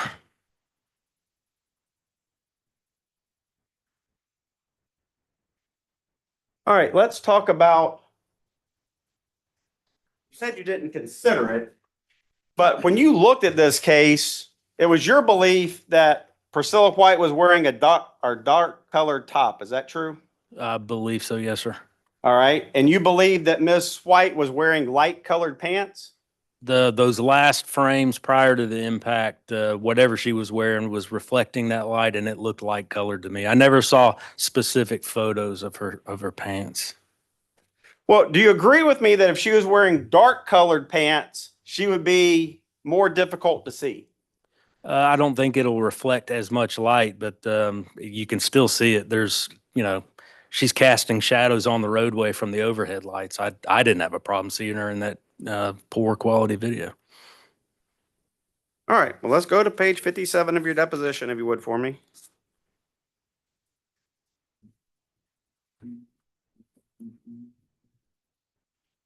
There. Okay.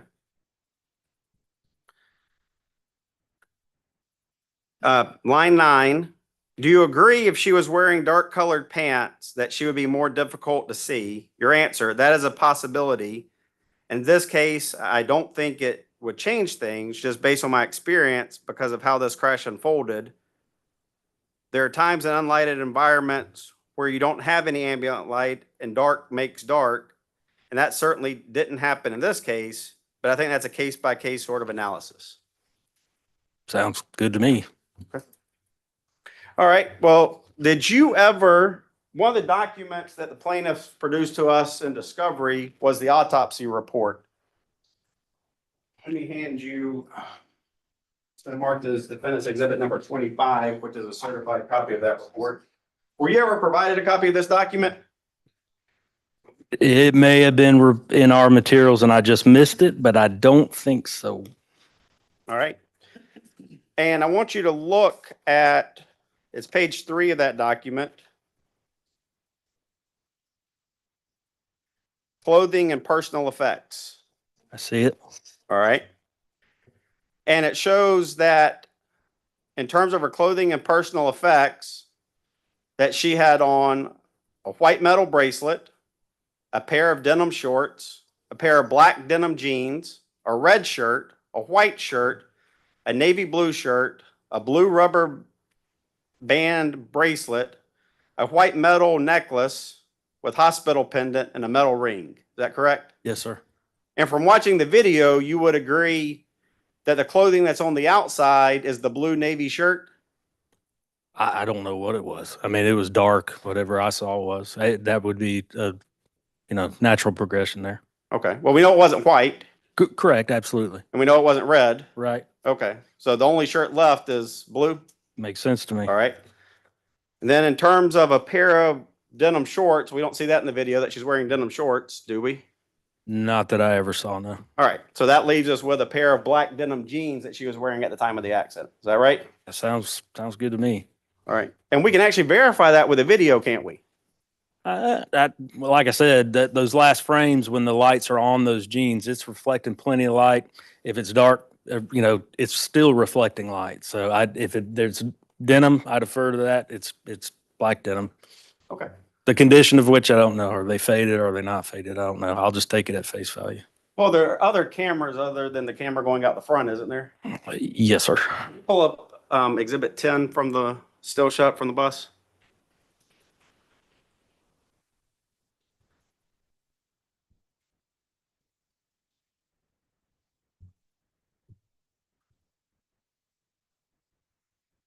Wrong one, sorry. You take that down. It's the still shot.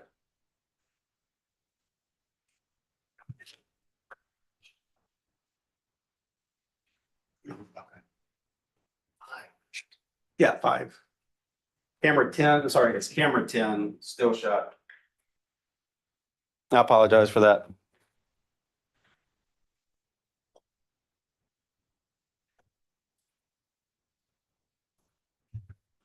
All right.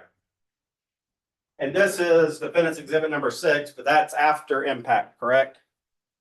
And we can see Yes. Miss White right there? Yes, sir. All right. Do you see any light colored clothing on Miss White? No. I mean, not with that quality video, but I would say no. Well, I mean, we can go back if we need to frame by frame, but do you agree with me? She was wearing all dark clothing. It was, yeah. And I think we went over that in the depot. You said, would it surprise you if? And I said, no. Okay. All right. Let's talk a little bit about expectation. Mr. Paulk didn't know that Priscilla White was going to walk into the roadway with traffic coming in both directions, did he? I would say no. Okay. So this is an unexpected event. You agree with that? Potentially it could be, yes. All right. Let's talk about when a pedestrian is visible. And in this case, you determined it was 200 feet away. Yes, sir. Correct. Yes, sir. Can you pull up, well, sorry, let me lay the foundation. At your deposition, we went through and I had you do a screen capture of exactly when that moment was. Is that correct? Yes, sir. All right. We would move to admit that as defendant's exhibit number 51. And if we can pull it up, it's the exhibit to his deposition. Yeah.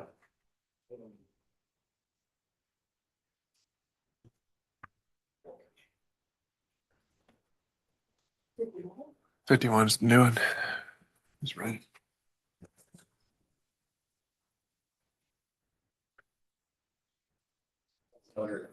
I think this one is.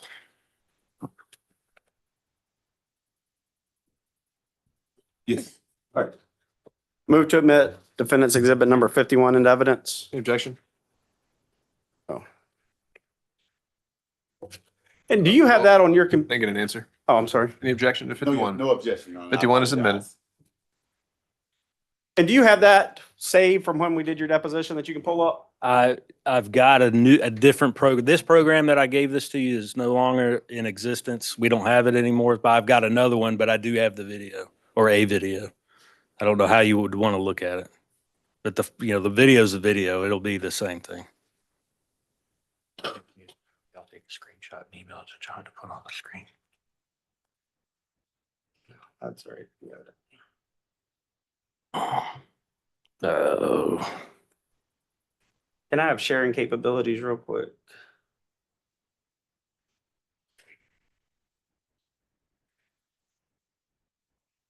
You should have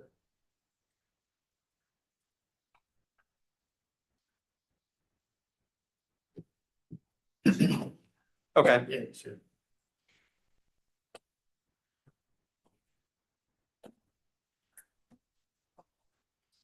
And Mr. Scarborough, my computer's dead, so Okay, I apologize, but I think we should have it up there. Now, let me size this up to make sure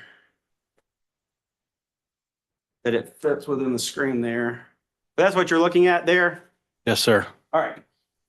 And that's the point in time when you're telling this jury that Miss White was available to be seen by Mr. Polk.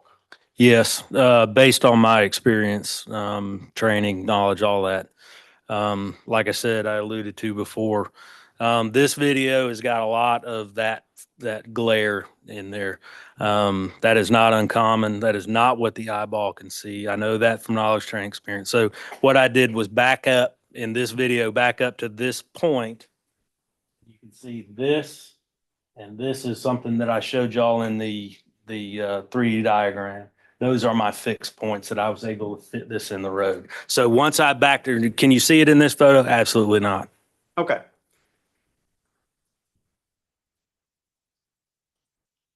All right. And you agreed the reason that you can't see Priscilla White is because of the glare from the oncoming headlights. And the combination of that and the video and its quality. Okay. And the jury's already heard from a glare expert, so they kind of know what glare is, but let's go through that a little bit. You agree that humans experience glare, right? Absolutely. And you agree that the effect of glare on humans is to diminish or eliminate visibility? It can diminish or eliminate visibility for sure. And do you agree that the less offset a person is from the source of glare, the greater the glare is? The more collinear the targets are, yes, sir. Okay. And in the position that Mr. Polk is sitting in, go back to our bus. Mr. Polk is sitting closer to the source of the headlights than what the camera is. Yes, sir.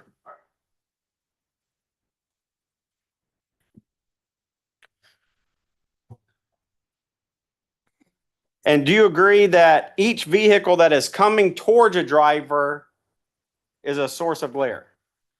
It is a source of light, not always glare.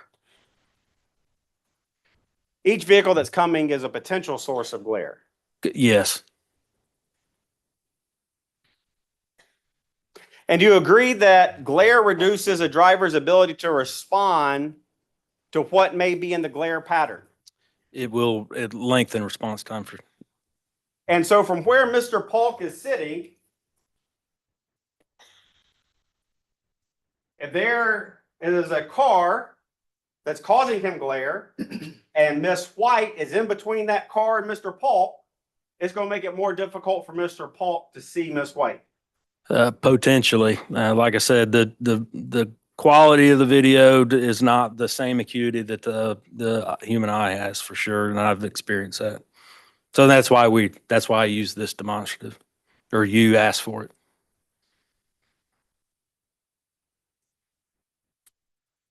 Do you agree that glare increases perception reaction time? It can, yes. Okay. So to the extent that there's glare that decreases his ability to be able to see Miss White, we would have to lengthen the perception reaction time. And that's why I kind of built into this case was that having a full 2 second response time was because of the conditions. All right. And one way to reduce glare is you look away from the source of the glare. Correct. And commercial drivers are trained, all drivers are trained, that when there's glare coming towards you, you should look to the fog line or the white line on the side of the road. Yes, sir. And diverting your eyes to the white line on the side of the road is going to make it more difficult to see what's directly in front of you. If you look that hard down and right, I would agree. But if I think from a common sense approach, you can look down and right and still have your foveal still sort of your center of attention pretty nearly in line with your approach or your path. But it'll move it to the right, yes, to some degree. Have you looked at any of the materials? You said you read the deposition of Paul Kafetz, correct? Yeah, I went through it, yes. Okay. Can you pull up still shot number 1 from Paul Kafetz that we used yesterday?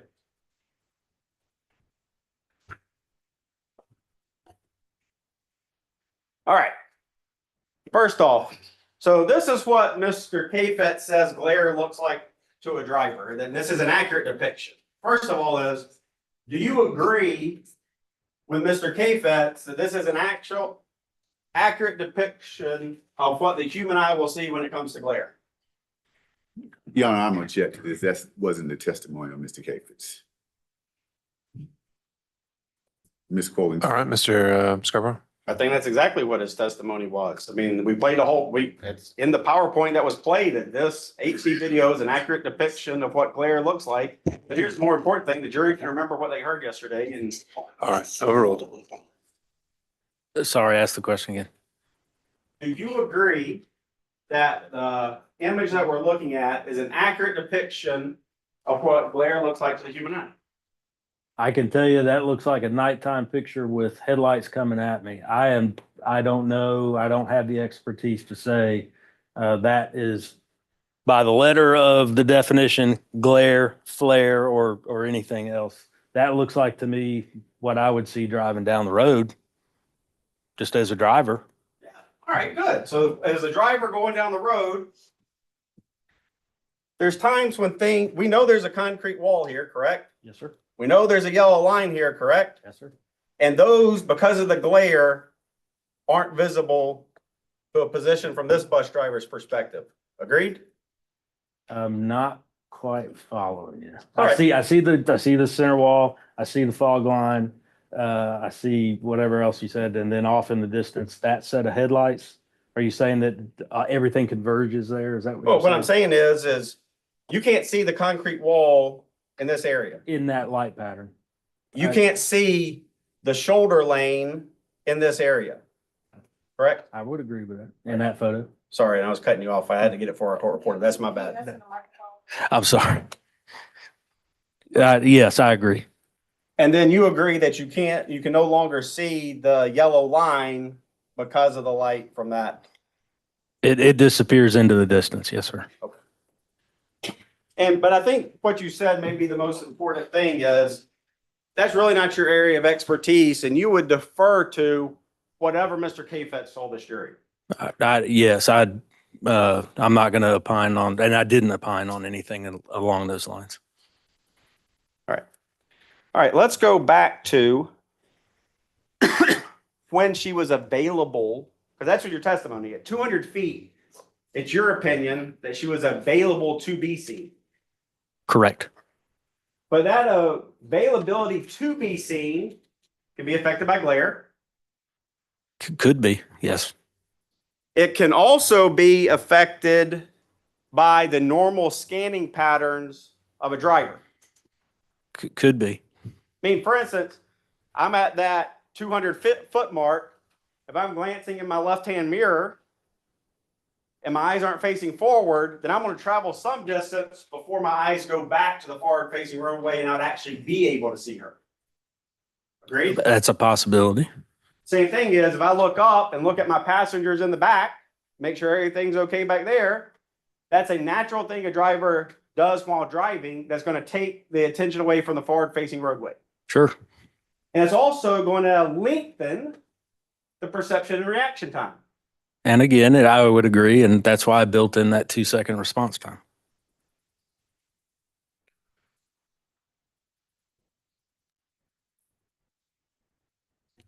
Well, let's talk about, you use 2 seconds. Is that correct?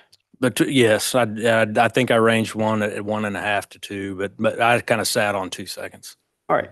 And one of the things that the jury has heard is about this commercial driver's manual and how this is the gold standard for commercial driving. Okay? Okay. If you could pull up page 23 of the commercial driving manual. I don't have it. No, I'm sorry. My tech guy I is going thought to you do were it. talking to me. Apologies. No, you're looking right at me. I'm sorry. Are you using the exhibit? Yeah, it's your exhibit Copy number, of it? but your exhibit, Yeah. 26. You're the one crossing. No, I don't have extra copies of your exhibits. Isn't 23. the exhibit up there though? For the. Oh, I'm sorry. Yeah. You need a copy. I was just saying, give him a courtesy copy. There you go. Got it. We're on page 23 down at the bottom. I'm sorry about that. No problem.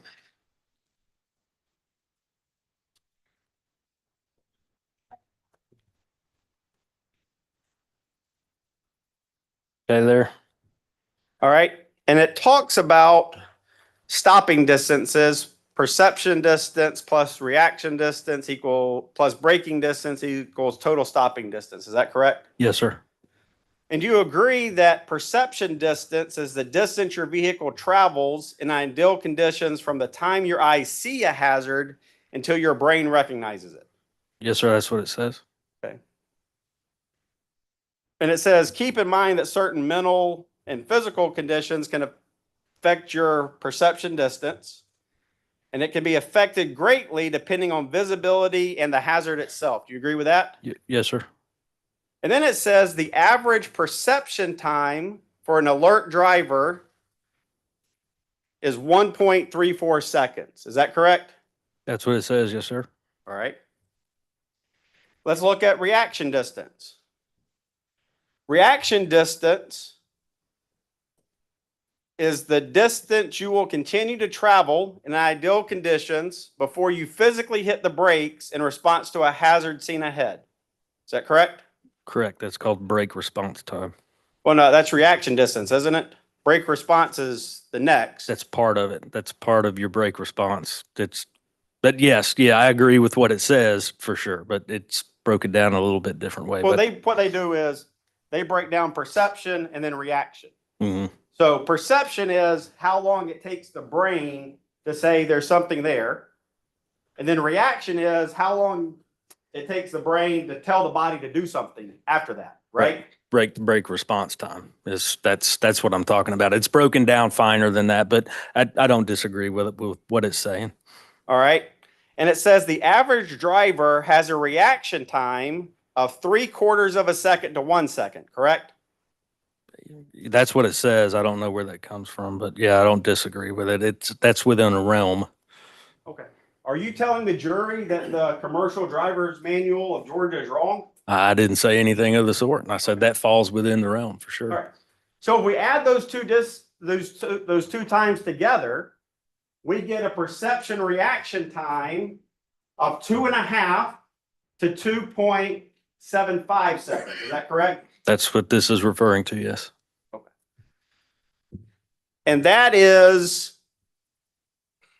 half a second to 3/4 of a second longer than the perception and reaction time that you gave, correct?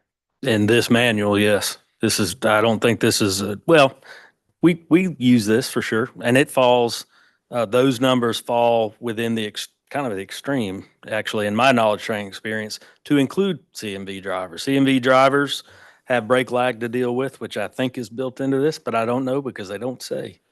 But is it within a realm that I've seen before? Yes.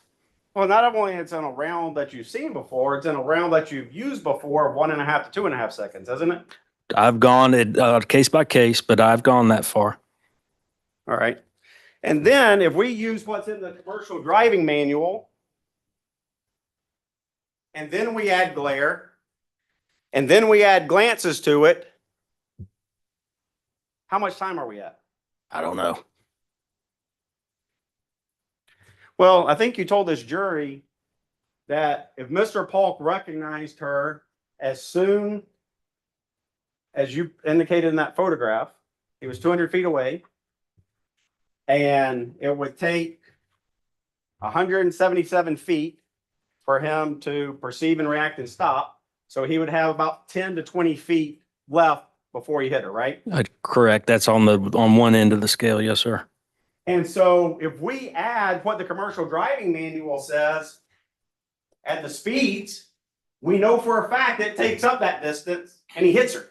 Well, just eliminate response altogether. I mean, we could do that every 1/10 of a second till the cows come home.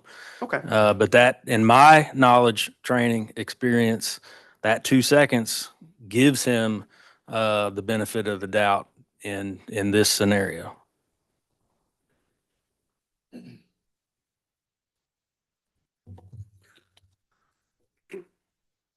All right. The last thing I want to talk to you about is this swerve analysis, right? Yes, sir. And you performed calculations that Mr. Polk should have swerved 3 feet. He could have, yes. Well, but that's not how you actually do stuff when you're swerving, is it? I think absolutely it is. Okay. So you see something in front of you and it's an emergency situation and you have to swerve. You're like, let me go 3 feet over. Oh, you're talking about giving yourself a parameter. No, you're going to avoid the thing. And that's why it's called an avoidance maneuver. The 3 feet was a number to where he could miss without winging her, basically. I hate to put it that way, but to give some room. He could have gone significantly further over, but I stuck with that 3 feet to miss. And he has passengers on his bus. Yes, sir. All right. So he has passengers on his bus. He has to jerk his wheel to the right and then hope he doesn't jerk too far and hit anything, right? Yeah, he had room over there to the right, I believe. Definitely if you combine braking and swerving. But that would have been something to consider as a driver for sure. Right. And you agree that Miss White is the one who put, Miss White is the one who put Mr. Falk into an emergency situation where he needed to make an emergency maneuver. I will say that she is a link in the chain of these events. That I'm not going to say that she caused this entire thing by any stretch. Well, all the maneuvers you're talking about, hard braking, swerving, are in fact emergency maneuvers, right?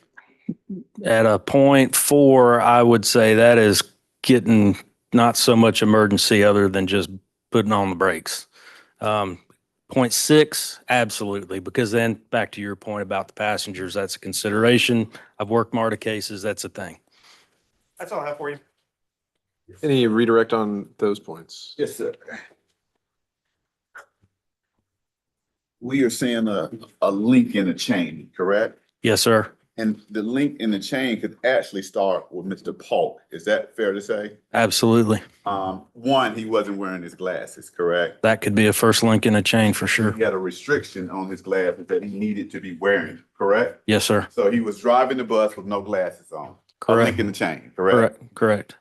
He also was going 33 miles an hour, correct? Sure.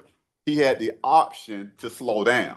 If he's having debilitating glare, I would say that would be a natural. That's where we were going next. So Right. in your experience as a police officer, glare in someone's eyes, what did they normally do? Or what were they? It's a physical response, slow down, and you literally put, I mean, everybody has experienced it. What? You can put your hand up, slow down, all of the above. And what did Mr. Polk do? There was no physical indication of anything. So there was no physical. So if as Mr. Scarborough was talking about, if there's glare in his eye, there would be some physical indication from Mr. Polk, correct? That's what I would expect. That's what you would expect. And we know that there wasn't because we have a video that we're looking at, correct? Yes, sir. We're also talking about swerve. He made mention of swerve. Is it easier to swerve with one hand or is it easier to swerve with two hands? It is, you are in much better control with two, and you can actually break it down in the video.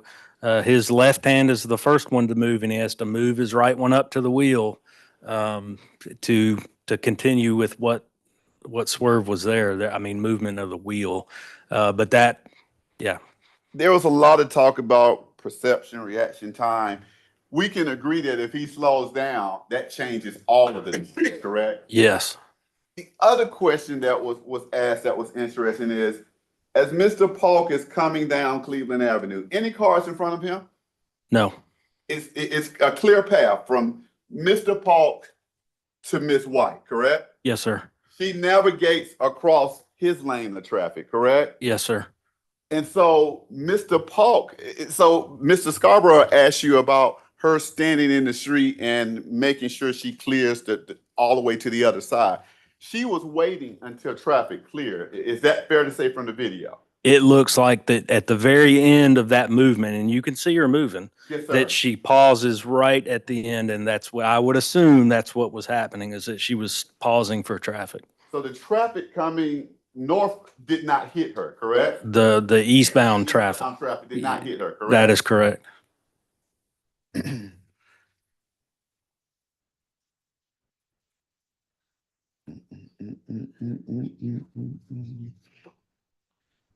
Another question was asked about Miss White and her actions and what she did and did not do. You didn't have enough information regarding Miss White. Is that fair to say? That's fair to say. I don't know what her original point of origin, so to speak, leaving the curb or anything like that. I can see her in the roadway in the video at some point, and she is moving. That's the extent of it. Mr. Scarborough, what is it? Was this 51. 51, please? 51. Oh, I think I have that here. I'm. I'll share. Oh, all right. Well, I just shared it. It's up. You would agree that that's not what Mr. Paul said. Is that fair to say? That is, no, sir. I don't. That's not what the eyeball would see in my experience. And that's just bad camera. That's just. It's a fact of the cameras. I mean, spent all those years, especially as a task force guy, report writing was a big thing, and having to review our videos constantly. It was very obvious there's something going to be lost in translation. This is an example of that.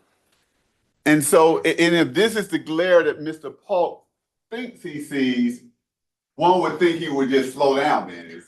This is extreme. I would consider, if my eyeball saw this, it would be extreme glare from a layperson standpoint. Just as a driver, that would be shocking, and I think that would elicit a response.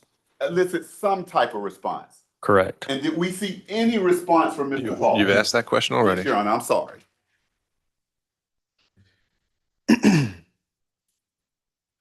And we can agree that if there's glare, we slow it down, correct? If there's that debilitating glare, you would expect there to be some response, and slowing down would be one of them. What are the universal rules of pedestrian safety? I don't know. I mean, it's obviously used somewhere, but as far as my knowledge, training, experience, I don't know that term particularly. Okay. Maybe I've heard it before, but I applied 40 codes to violations as an officer. That's kind of what I did. Yes, sir. Thank you. Can we take this down, Gary? You can, yes, sir. Sean. I think that's it, Your Honor. Thank you. All right. Any recross on those points? No, Your Honor. All right. Can this witness be excused, Mr. Andrews? Yes, Your Honor. Thank you, sir. You can step down. Thank you. Members of the jury, thank you for your patience. Long day, but a productive one. And I do believe we are still on track. So as I excuse you, let's start again tomorrow at 9 o'clock. And again, please don't discuss this case with anyone, including amongst yourselves. And don't do any research about this case outside of this courtroom. And with that, we'll see you tomorrow. Thank you so much. All right, for the jury.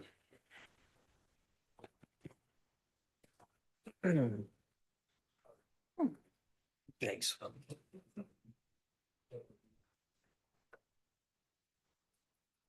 John, that's yours, man. Thank you for this. That's that right there. I don't know.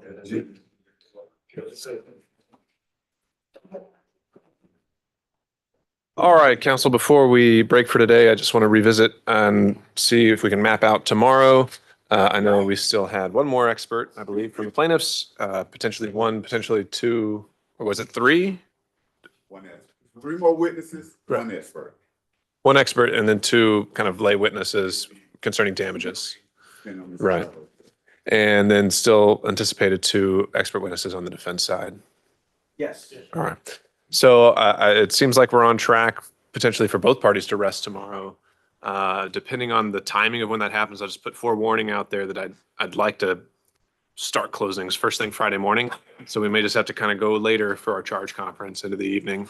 I leave that in your hands. That'll be the preference. Yeah. I mean, we get done with the evidence tomorrow to have the charge conference, so we have the charges, prepared. Exactly. And all